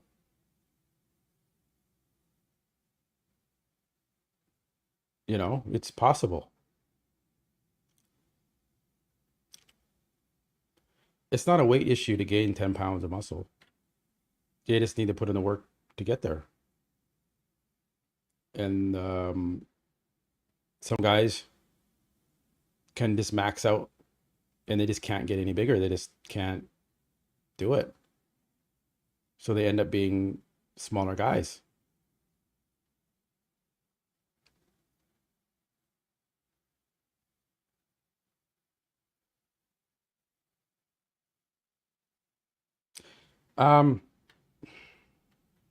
You have to realize Sean is like a little mini Ronnie Coleman, like the way his muscle is and the density. So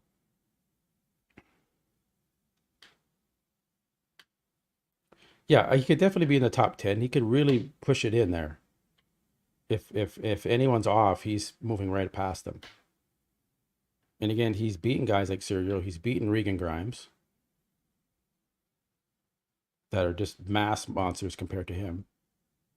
So the judges saw that he was better.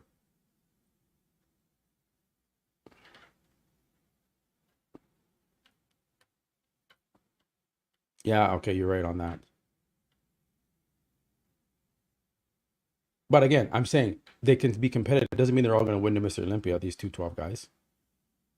But two of these 212 guys have already won the Mr. Olympia, Derek Lunsford, Hadi Shupa. But those are like rare guys that come along every once in a couple of decades. So, yeah. Yeah, that's right. Big Ramy beat Clarita, yeah. But that was just like, there's no way. It's just too much size difference. Plus, he's a Mr. Olympia. Right, former Mr. Olympia, Ramy. But yeah, so that's Clarita. So there's no reason why he can't be doing the open instead.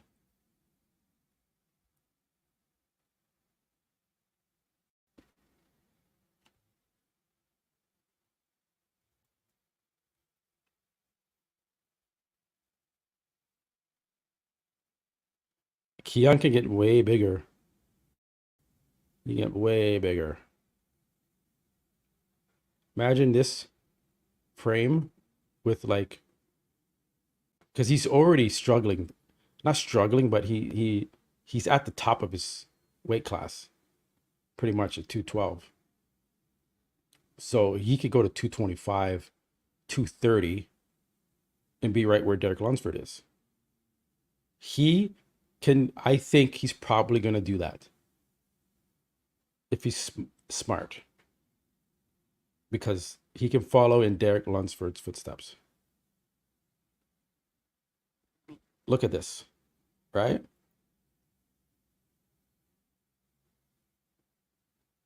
He can put on so much more size. He would look crazy if he was 25 pounds more muscle on his physique. Because Derek Lunsford was able to do that and keep his vacuum like this and keep his tiny waist like this. It's been proven you can put on that much muscle and not get your waist that big. I think Derek's in a 235-ish, maybe 240 on stage. Maybe. He's not 250 or 260, nothing like that. He's in the 230s, I'd have to think. That's not that heavy. Phil Heath competed in the 245, 248. Jay Cutler was in the 250s. So What's the need of the 212? Not every bodybuilder should have a chance to be a Mr. Has the ability to be a Mr. Olympia. So it doesn't mean they get a 212 class. So we'll see what Keon does. If Keon's smart, he follows in Derek Lunsford's footsteps.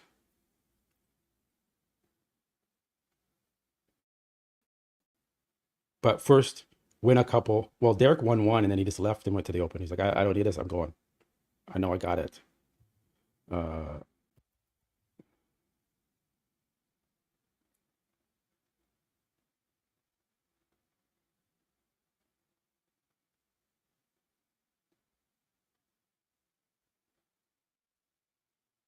Like,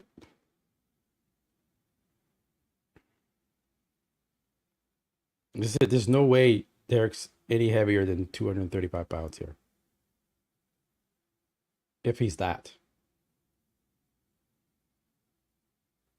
So if Keon can get to 225 shredded, he's in the mix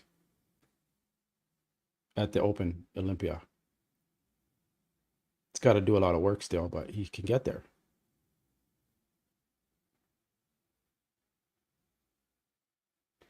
I would say Keon's arms are probably 19, like lean on stage. Because my arms, when I was competing, they were like on stage, 18 and a little bit. And then the off season, my arms were 19 and a half, 19.8, I think was the biggest they measured. And I competed in the 170s.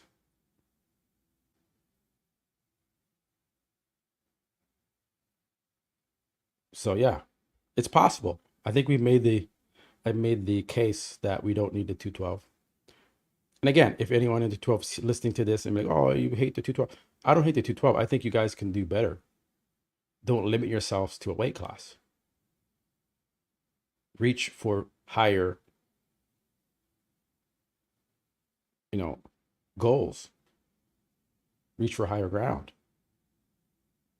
When you set your limits, like, well, I'm 212, that's who I am now. That's all you're going to be.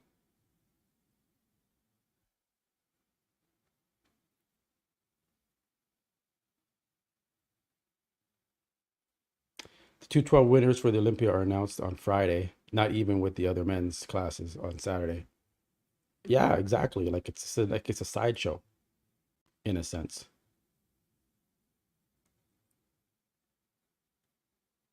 It is less important. They pay them way less money. For first place is $400,000. I think it's $40,000 for first place in 212. Like that's how less of them they think of you. That they think of you. You're only worth 40,000. He's worth 400.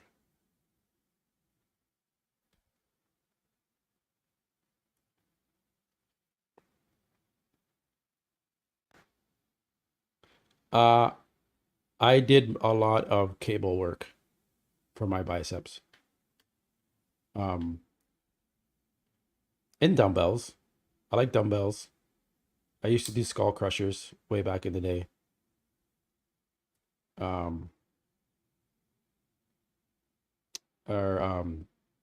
Sorry, not skull crusher.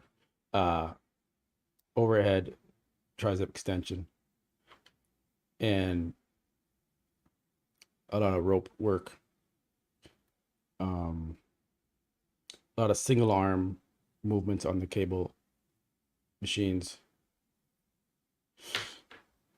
I would just go for the pump. I would just pump and pump and pump my arms to get so swollen and stretched. And I always train biceps and triceps together so that the bicep pushes against the tricep and expands your arm. Right? Some of the guys do biceps and back. I'm like, nah, dude, if you have weak arms, biceps and triceps together.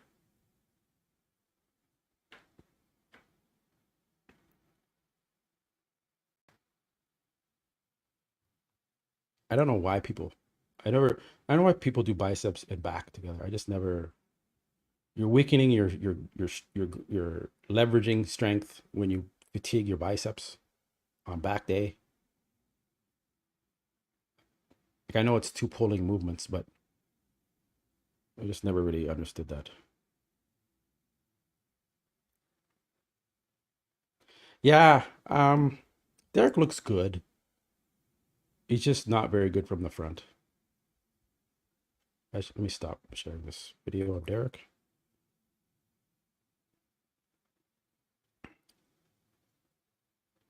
Well, if Hadi,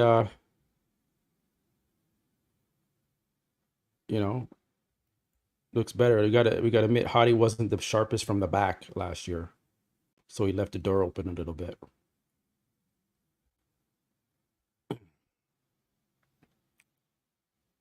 But I am a little concerned. Let me check the Chicago Pro. Okay, they're just doing the okay. Damn, they're already done the bikini. Okay, guys, so I'm gonna do a quick bathroom break and we're gonna go into men's open. Be right back.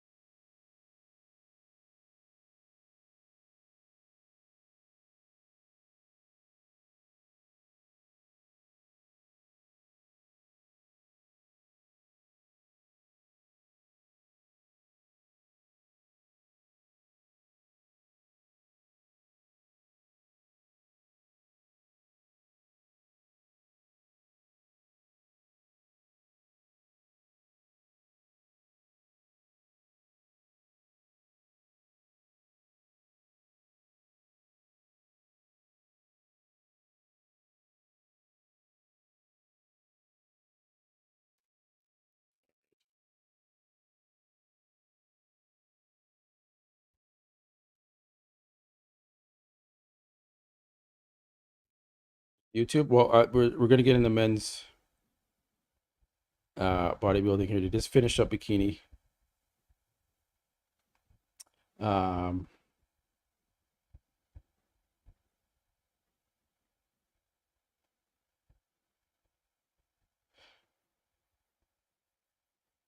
I can check his page though. Might have it there. But yeah, I just want a quick look at Howdy. He's been posting some good updates. This is July 20th. That's today. He looks crazy. Like the density, like Derek Lunsford cannot touch this front shots from Hadi. It's crazy. Look at the thickness and density in Hadi. It's just so the Hadi's definitely coming for that number one spot. It's just how is he gonna look from the back? He just has thicker skin on his back, and he has thicker skins on the glutes and hamstrings than Derek. So that's where Derek can edge him out. But there's no way. Derek has none of this density in his arms, his chest. None of this vascularity, nothing. So it's just two different physiques that somehow the judges were like, Derek's good enough.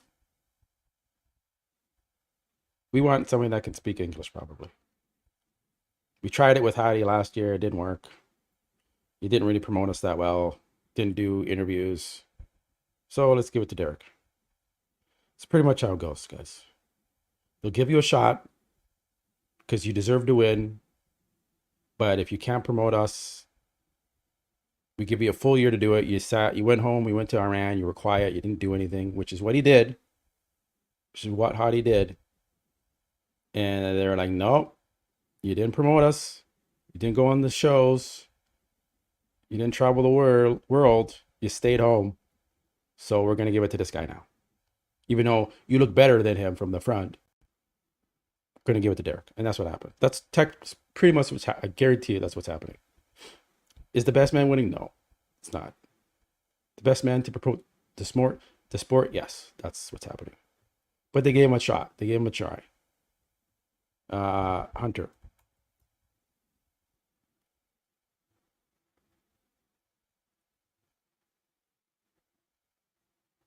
Okay, they have the individuals coming on, so we're not missing anything yet.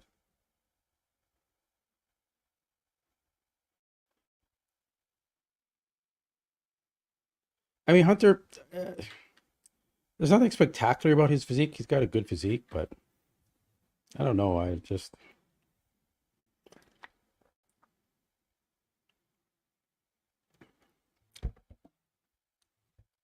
I'm more impressed with like Mo Fuda's physique than Hunter for some reason. I don't know what it is about Hunter. He's got great body parts and everything, but I just don't think it's there. So let's go back to the show. I will stop sharing there and we'll go to here. See if I can get some screenshots of some of the posing routines. Let me stop that. And okay, Robin Strand is on the stage.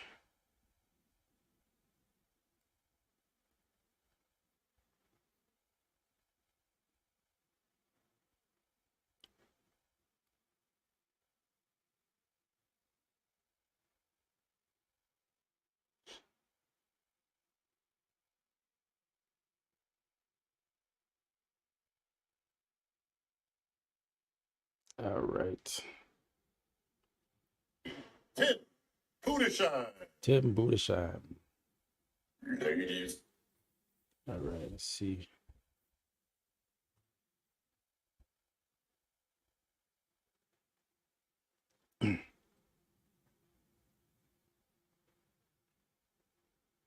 They could zoom in a little bit here, but they don't want to.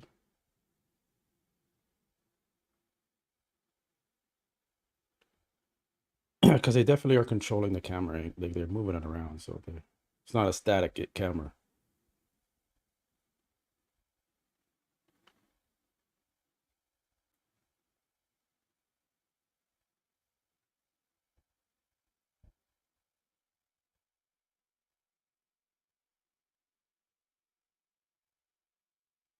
Tim's trying to hit some classic shots. Not really working there, but he's trying.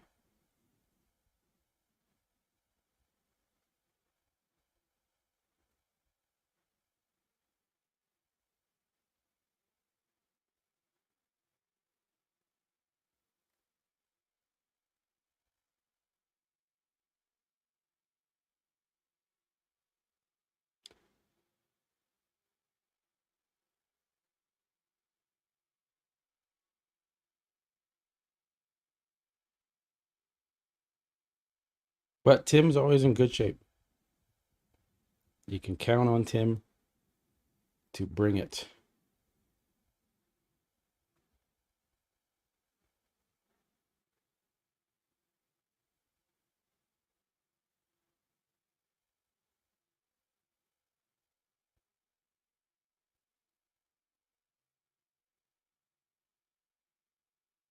Mo is 100% the winner.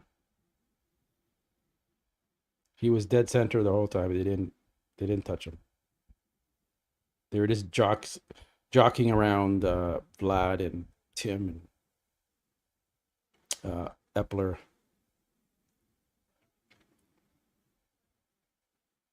Make your predictions now if you're confident. Use your top 4 or top 5. Write it in the chat so you have evidence of your picks.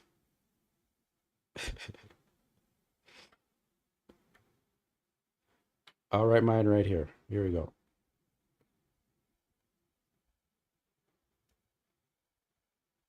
Oh, second.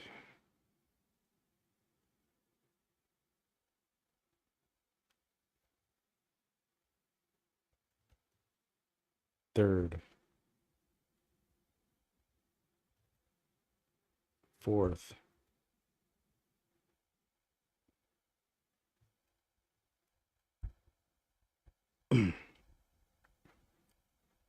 Fifth. I'm not sure who's fifth because they didn't leave him in. They just called top 4. And it was so weird. Like, this is how terrible the way the judging was done. It's just, you don't even know now.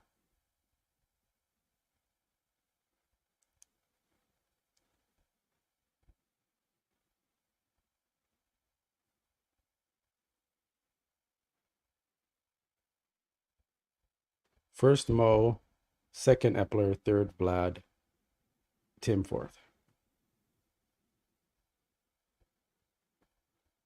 I don't know why it looks like that when I pressed enter. It's weird.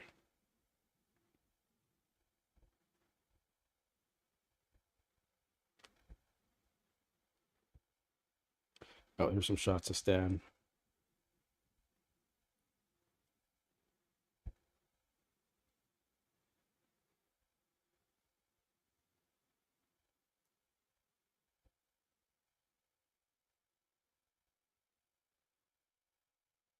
Not sure who fifth is.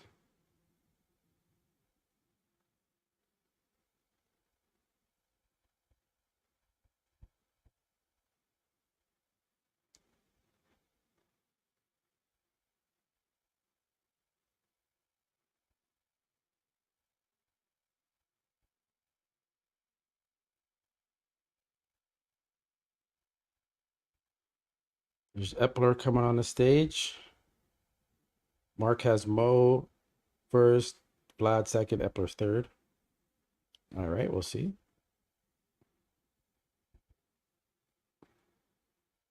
Let's see my second place pick here, Epler. It's very good.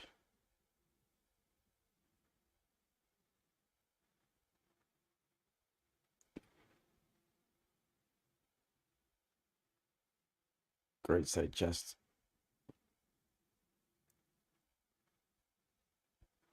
Like, what poses is Vlad beating Epler in? Mark. I want you to break down the analysis as to why you think Vlad beats Epler in certain shots.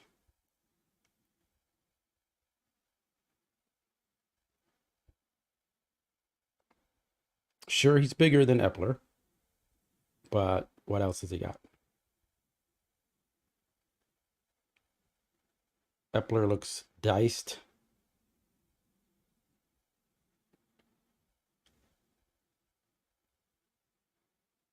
Very good posing. Vlad is not good at posing.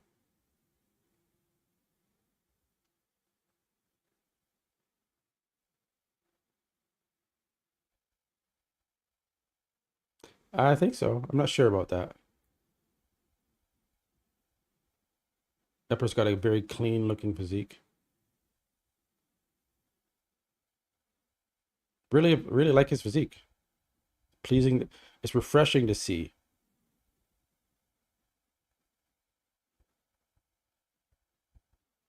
And he can pose.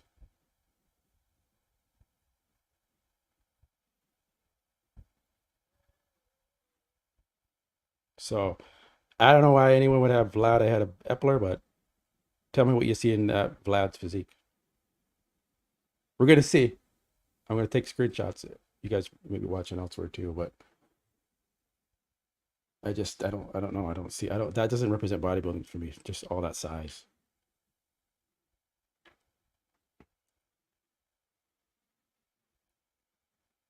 All right, you got Mo on the stage. Looks like just like he did in prejudging. Sharp. Maybe is he a bit darker? Yeah, maybe. I hope so. Yeah, he's a bit darker.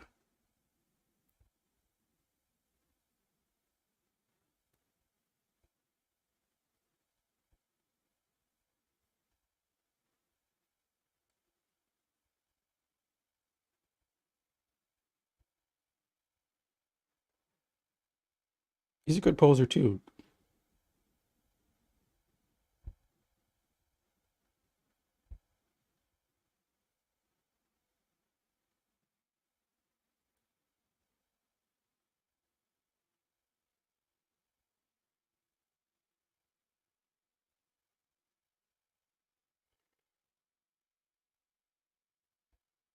He does bend down to one side. He does lean to one side there with his shoulder. He must not be aware of that. Good, most muscular. Look at that. Dense. Look at that, most muscular guys. Obliques.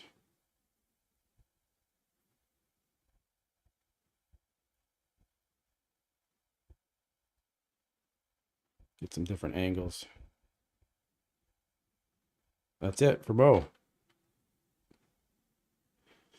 Mo came in a little bit darker, same conditioning.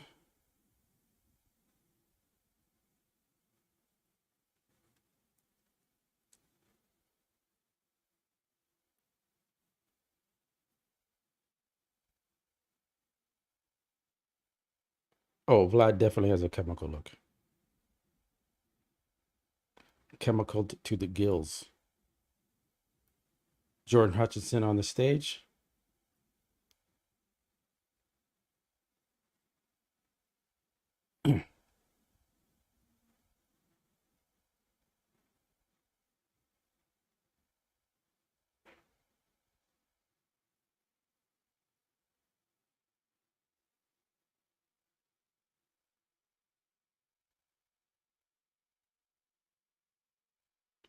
A lot of bodybuilders don't like to train abs and they don't really emphasize it as much as they should be, like they did back in the day.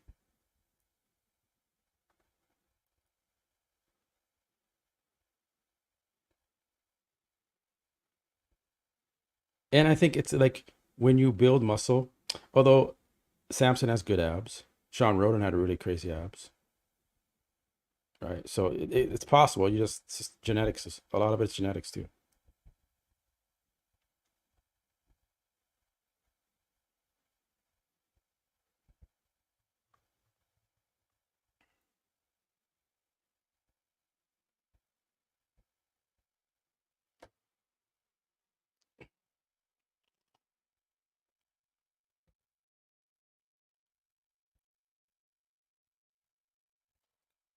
Sit up, guys.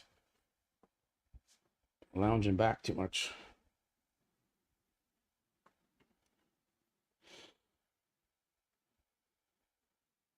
Here at the Chicago Pro. So big shout out.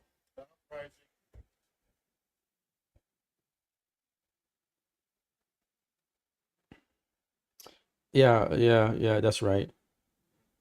But there's some guys that can do vacuums and stuff still. So it's give or take. It just depends with the abs. But I do agree that some of that is from just carving up too much and bloating out that midsection. Why can't I remember this guy's name?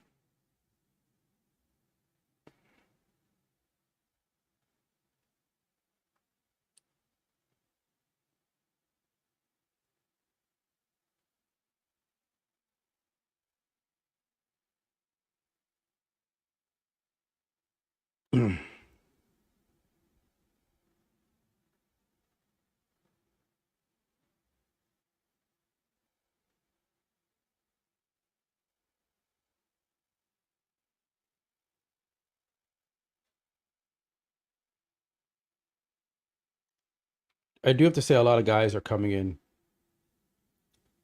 better shape now at these pro shows. Like it's very rare you don't see someone with shredded glutes at a show, aside from Samson Dowd or Andrew Jack. But aside from them, most guys are bringing that.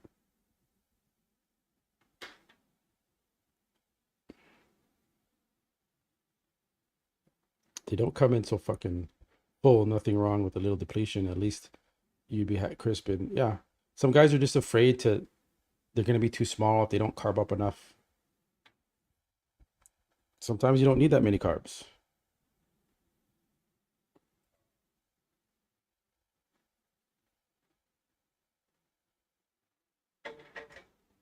So, oh, let me unplug that.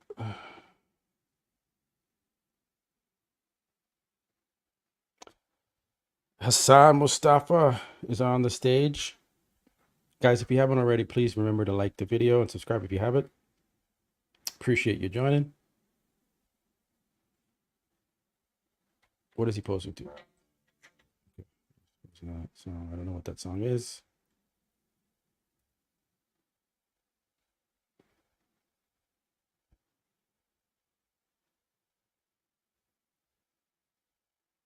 I don't know if Hassan's in fifth. I don't know.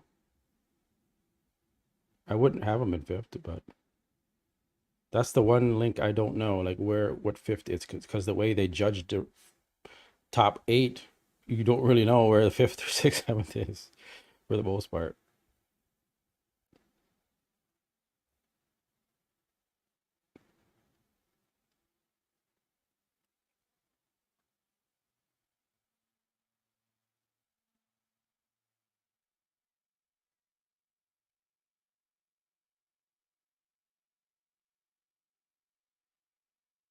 All right, let's see how the back side looks here, Hassan.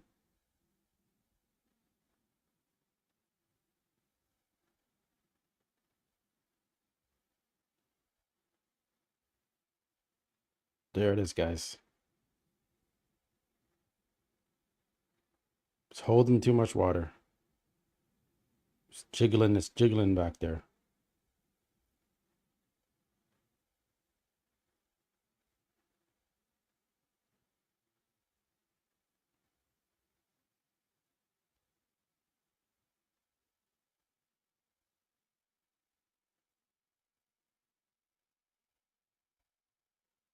Yeah, he needs 3-4 more weeks, maybe even 5 weeks, just to really dry out, slow and steady. Looks the same as the Toronto Pro.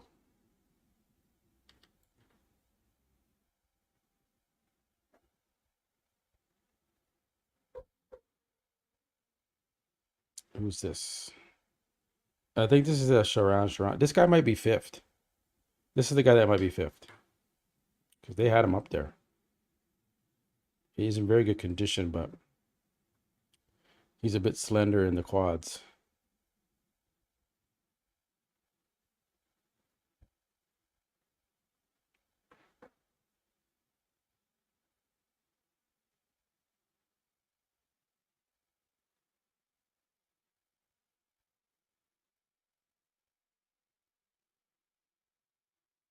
Exactly.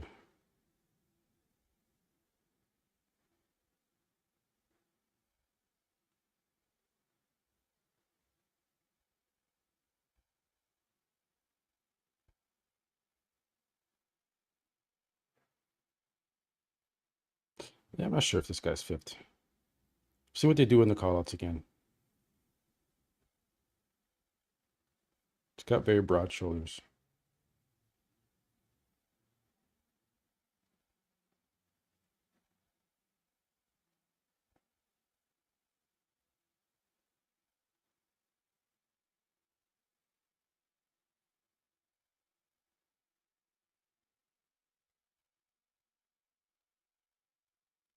It's a little dark. Just want to hear what song he's posing to.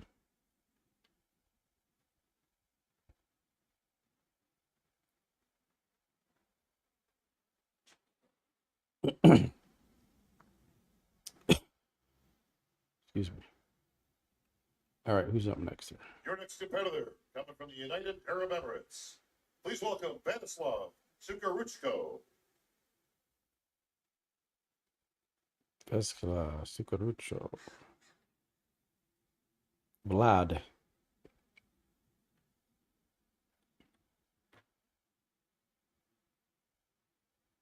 All right, guys. He is in very good condition. I just don't like. So is Epler, though.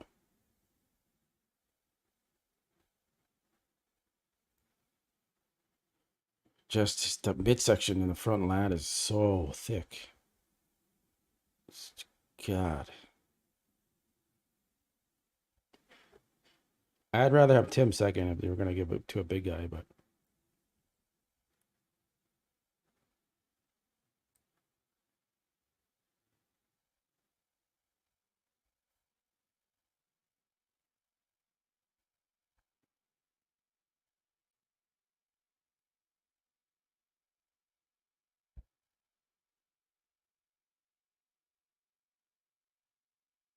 There's the back double.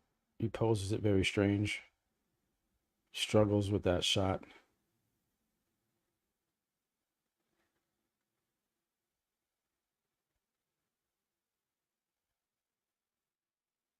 They may give it to Vlad because of his size. I just don't know. I think in the final call they had Epler right next to Mo on that left, I guess his right side, which would put him second. So that's what I'm basing it off of, where they're placing him, but we'll see.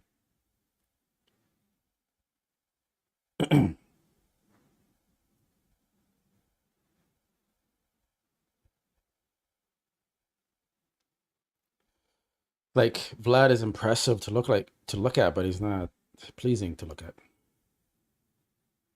that makes sense.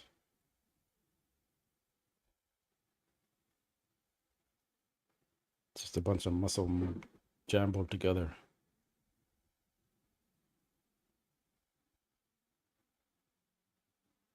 But good for him. He looks better than he did at his last show.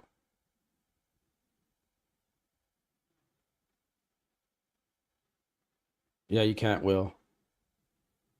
You can't unless you want to get copyright. And you can't monetize that, and it's against the law. Here in North America, at least. Other countries, they don't care.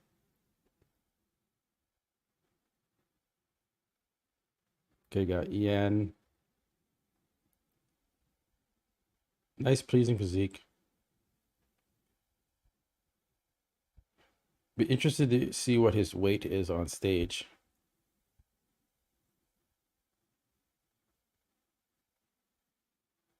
Kind of reminds me of Mark Lowe's physique.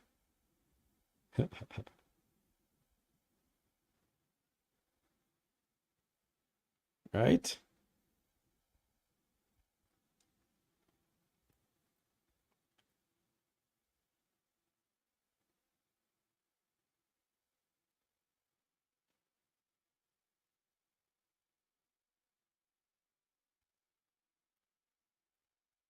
Very compact, complete physique.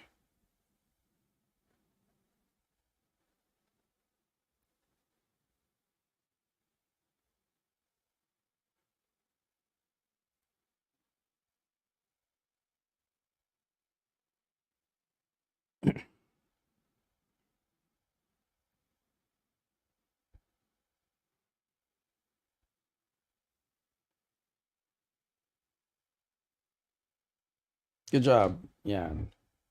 Yang. Is it Yan or Yang?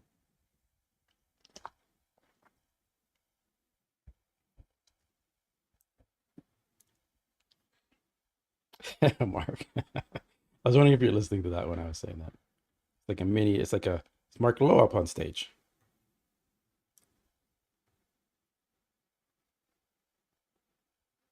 All right, that was it. That was the last guy. Now we're going to call outs.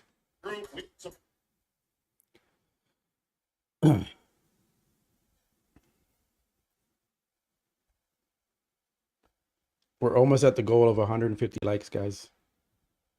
Hit that like button if you've just joined. Appreciate it.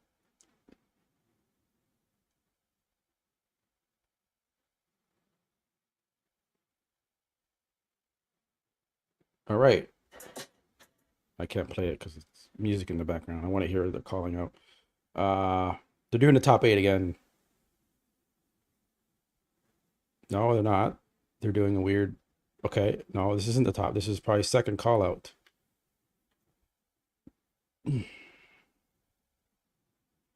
So it looks like they're trying to figure out who's 6 through.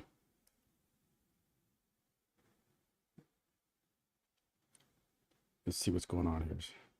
6 through to 11th is?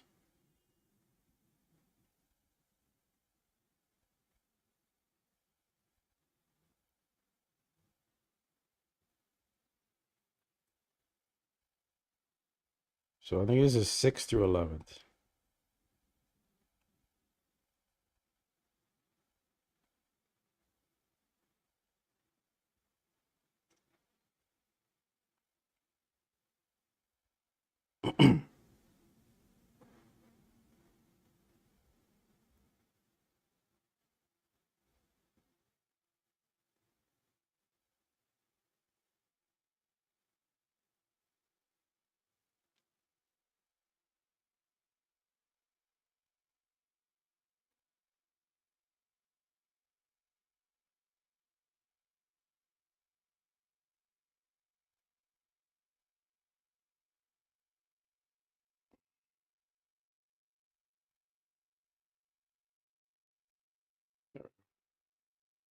Back double bicep.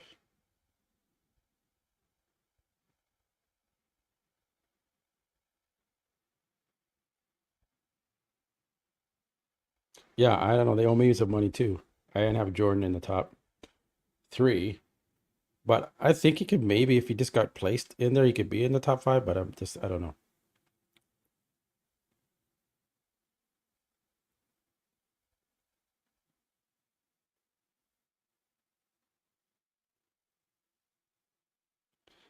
Cameraman could zoom in a little bit. We don't need all that extra space on the side. Sometimes I'm wondering if they're even paying attention when they film these shows. So moving Jordan into the middle because that's, yeah, he's at the top of that second call out. Beating out Hassan.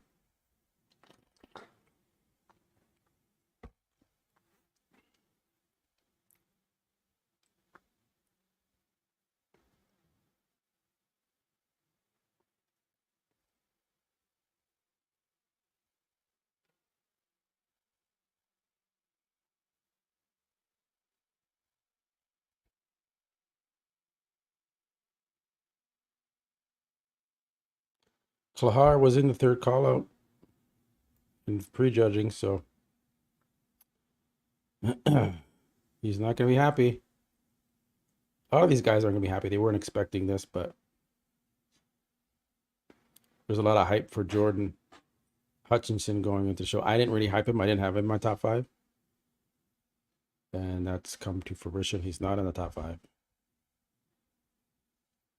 But there's a couple guys that are in the top 5 that I didn't have in my predictions.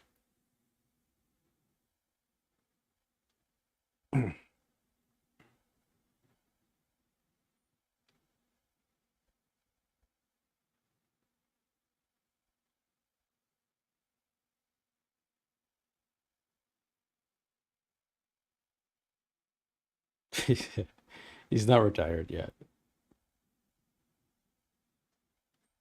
This is his last year.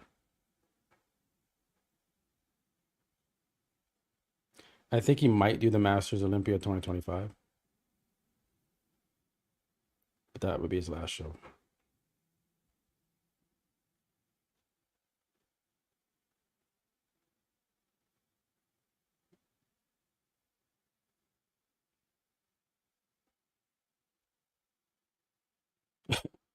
All right, Steve, let's wrap this second call out up, but let's get, I'm assuming they're going to do third call out after this.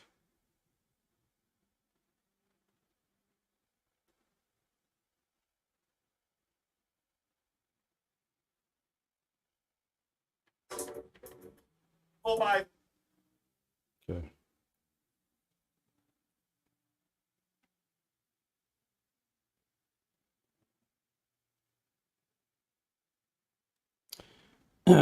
Epler, nah, I don't know. I don't think he's. It's close. I definitely would have Epler getting second, but I think Mo's pretty dominant in that first place. Scorecards will probably show that.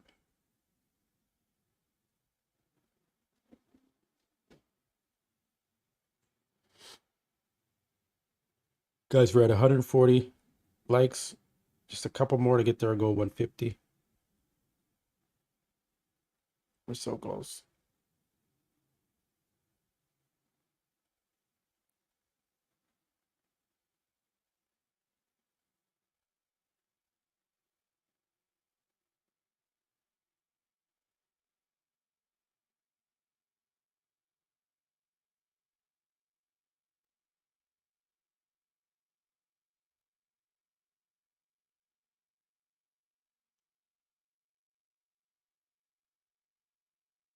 It could go that way, Connie.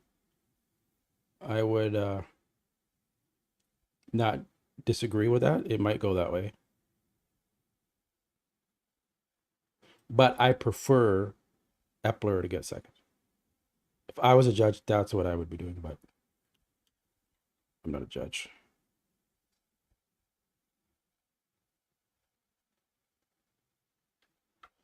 But we're going to see what they do when they do the call outs here.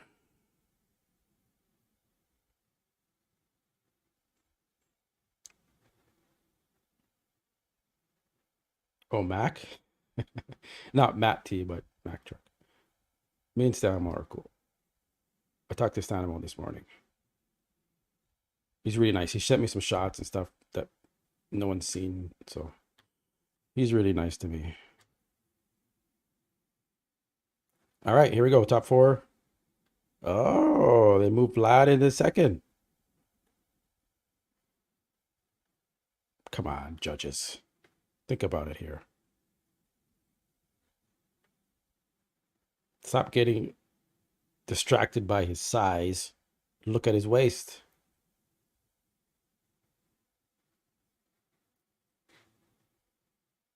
Well, they just moved Vlad in next to Mo. So that puts Epler in third.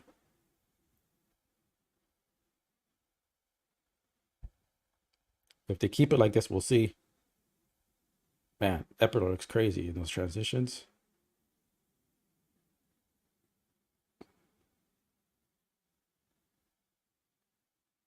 Wow. Definitely an oversight if they put Vlad in front of Epler. Good cameraman. Zoom in, zoom in.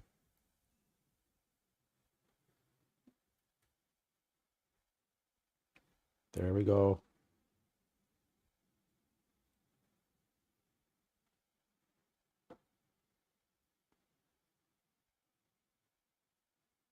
The mass difference is quite glaring between the two of Epler and Vlad. You can see that, especially in that rear lat spread.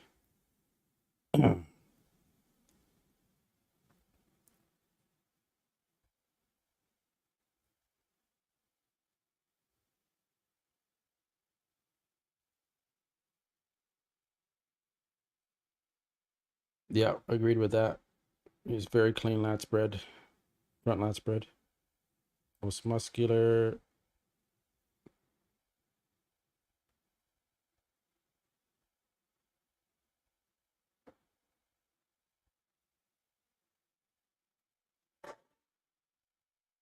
Okay.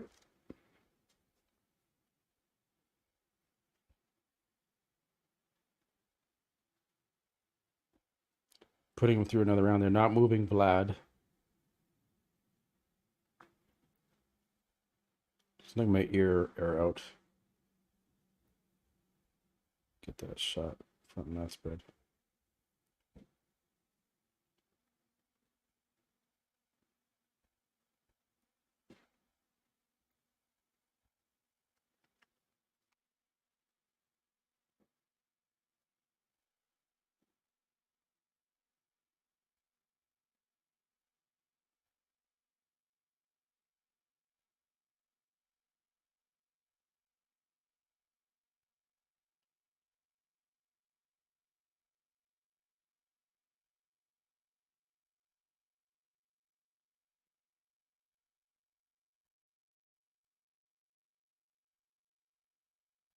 Well, it looks like they're keeping Vlad next to Mo.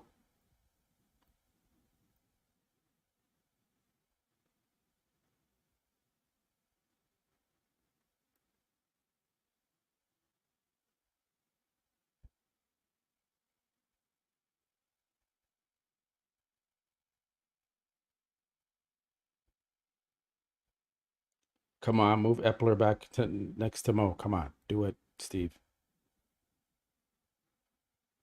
Do it. Steve, do it. Move him in a second. Next. Nah, they kept him next there. All right, we'll see. We'll see. See if they bring him up for another round.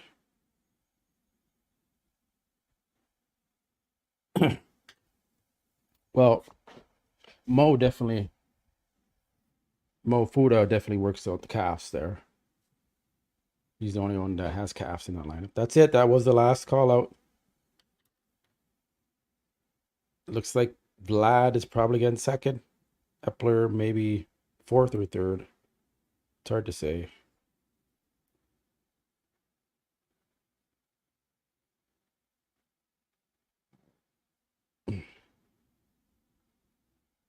Really good quality stream. It's a little bit dark for the lighting.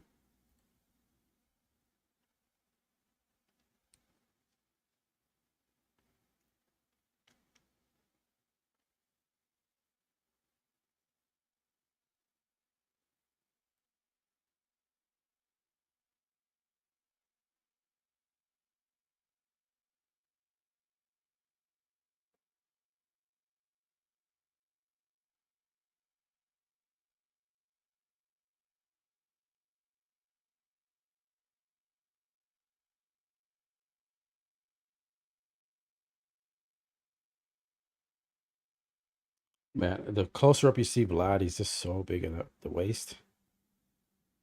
Jesus. Look at that. Look at that shot. Is that bodybuilding right there, Vlad? I don't think it is.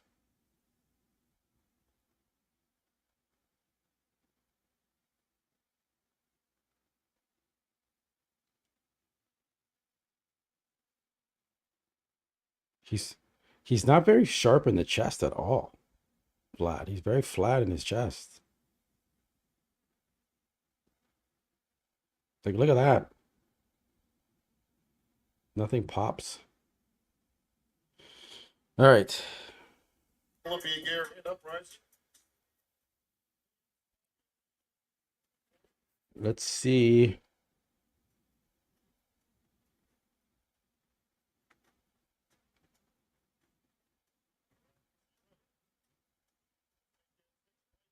Sixth place they're doing. Stanimo gets top 6. That's actually where I had him in my prediction was. No, I didn't. I had him in the 7th. Sorry.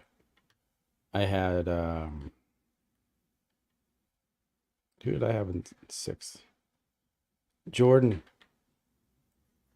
5th.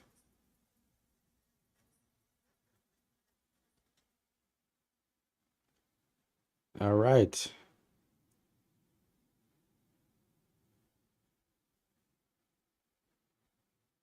Epler, 4th. 4th, guys. Damn. Tim beat out him. Wow.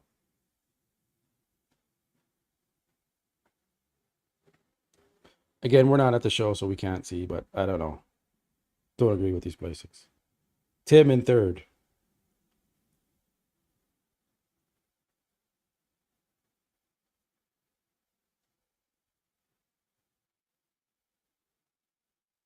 I had Epler, I had a Tim. I don't know about that one. Just, wow. What size gives you, I guess, in bodybuilding sometimes. Second goes to Vlad. I just want to capture the screenshot of them all together. Just crazy nowadays. Sometimes it just doesn't make sense. Hopefully the cameraman doesn't fuck up the top 6 picture because they pan off to the side.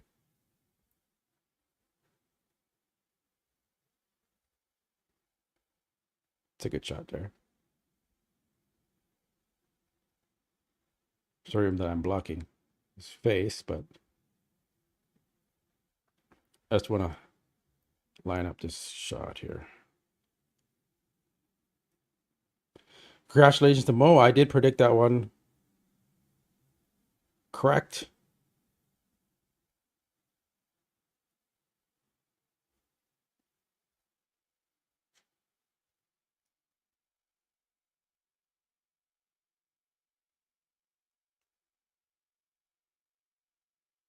Just want to get some more screenshots here of the. Of course, they pan off to the side. I can't use that one. Come on, cameraman. Get it together.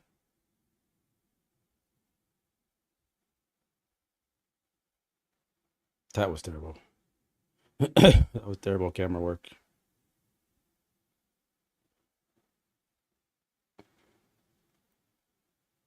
Yeah, Mo is headed to Dubai. Gonna be a great, great Dubai pro.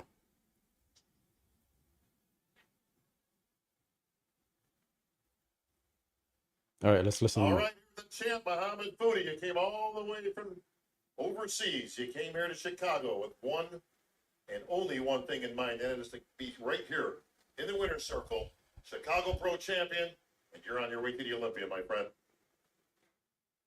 I just want to say one thing. I would love to give up about this competition 1 week ago. I've been through a lot past few months. But last Monday, my dog passed away, and it was my wife 3 weeks before the show. Wow. I was broke. Like, I was looking for anyone to help me to just to make it to Chicago. So I didn't even have the money to book my ticket or come here. Wow. But I kept pushing myself. I kept believing in Allah. Like, something's gonna happen and change everything. Yeah. And here I am. Today, I'm winning the first Pro show. Good job. And I'm qualifying to Olympia. Yeah. After I've been through a lot of things. If I have one advice for you guys, don't ever give up. Exactly. The minute you give up, it's gonna turn to be something very big in your life. And here I am. I'm winning the first Pro show. Good job. Good Muhammad, speech. life can certainly throw some curveballs at you, my friend, but you handled it like a champion. You were actually getting ready for a different show, and you put that one off because you were going through some stuff and you weren't quite there. I thought that was a smart move then, and it turned out to be a smart move now. Chicago Pro Champion. What do you think about being on the Olympia stage in just 3 months? 3 months from now, I'll be on the stage, but I'm thinking about doing another show. I'll discuss it with my coach. I'm not sure yet. But anyway, 3 months from now, I'll be on the biggest stage in the world, Mr. Olympia. And I'm so happy. I can't, like, I'm speechless. I want to say a lot of things, but I can't find words to describe what I'm going through now. But if I say last thing to finish this, thank you guys for motivating me every day, for commenting, posting, reposting, messaging me daily. This changes a lot. One word can change my life, my whole life. One word, just one word, one positive word, and I'm so thankful for that. Thank you guys so much. Thank you, Steve. Thank you, judges. I appreciate you guys being by my side all these last few months. Thank you so much. Muhammad, congratulations. Enjoy this moment right now, my friend. I will see you next week in Dubai at the Dubai Pro. More importantly, at the Olympia stage, my friend. All right. Well spoken. Very well spoken. Very good English. Makes a good representative from Egypt. Let me get these shots. Let me use it as my thumbnail for my recap, because I'm going all in on the recap for this show, guys. This is a messed up, weird call outs by Steve Weinberger. I don't know. Never seen him do that before. Steve's done some strange things before like that. But There's your champ, Mo Fada. I think Bob was saying Fuda. Um, is headed to the Olympia. I think he's going to do Dubai Pro. That's what he was saying on stage. He didn't say Dubai, but that's obviously where he's going. I think he posted on Instagram already. Yeah, Rubio's winning the. I think Rubio's going to win the Dubai Pro. We'll see how he looks next to Bonac, to Nathan Baruz, and now Mo Fuda. So, all right, guys, that's it. Thanks for joining. Hit that like button. Did we get to 150, guys? 6 more likes. When I set a goal, I want to reach it. But that's pretty crazy. Mo said his dog died like 7 days ago or something, and then he said he just got divorced from his wife 7 weeks ago.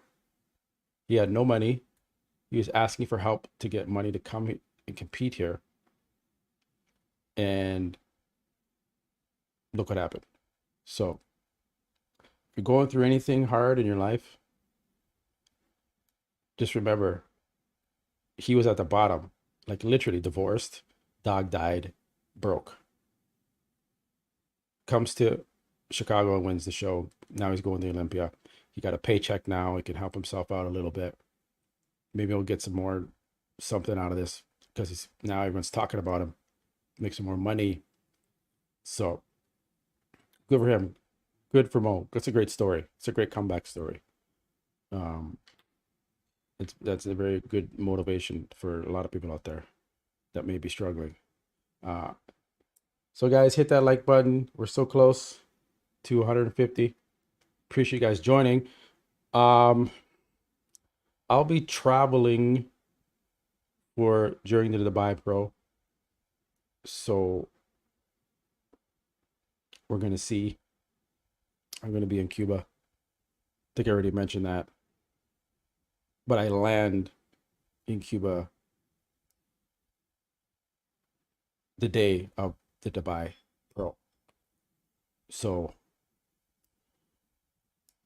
it sucks. It doesn't suck. I'm glad I'm going on vacation and taking some time off. But it just, we're gonna miss this. I may miss this show. We'll see. I may be able to get prejudging in before I go on my flight. So we will see. If I can cover the whole show or just the prejudging at least. I'll miss finals probably, because I'll be flying at that point. So that is that. Thanks guys for joining. I'll do a recap video. Make sure to hit that like button, the subscribe button. Watch out for my recap that's coming up shortly.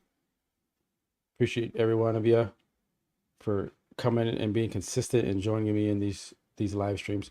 It's a little hard now. There's a lot of bootleg guys showing the live streams and ripping the promoters off, which I hate that they're doing that.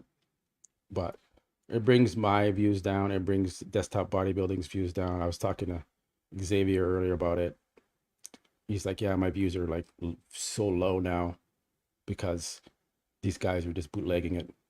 They're like Brazil or Germany or wherever they are, and they're just ripping the pay-per-views off. So I'm glad you guys, even if you watch them, you still join me. I appreciate you for doing that.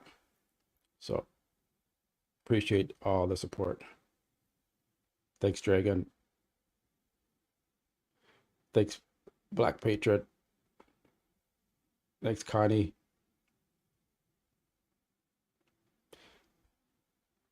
All right. I will catch you guys on the next one. Peace.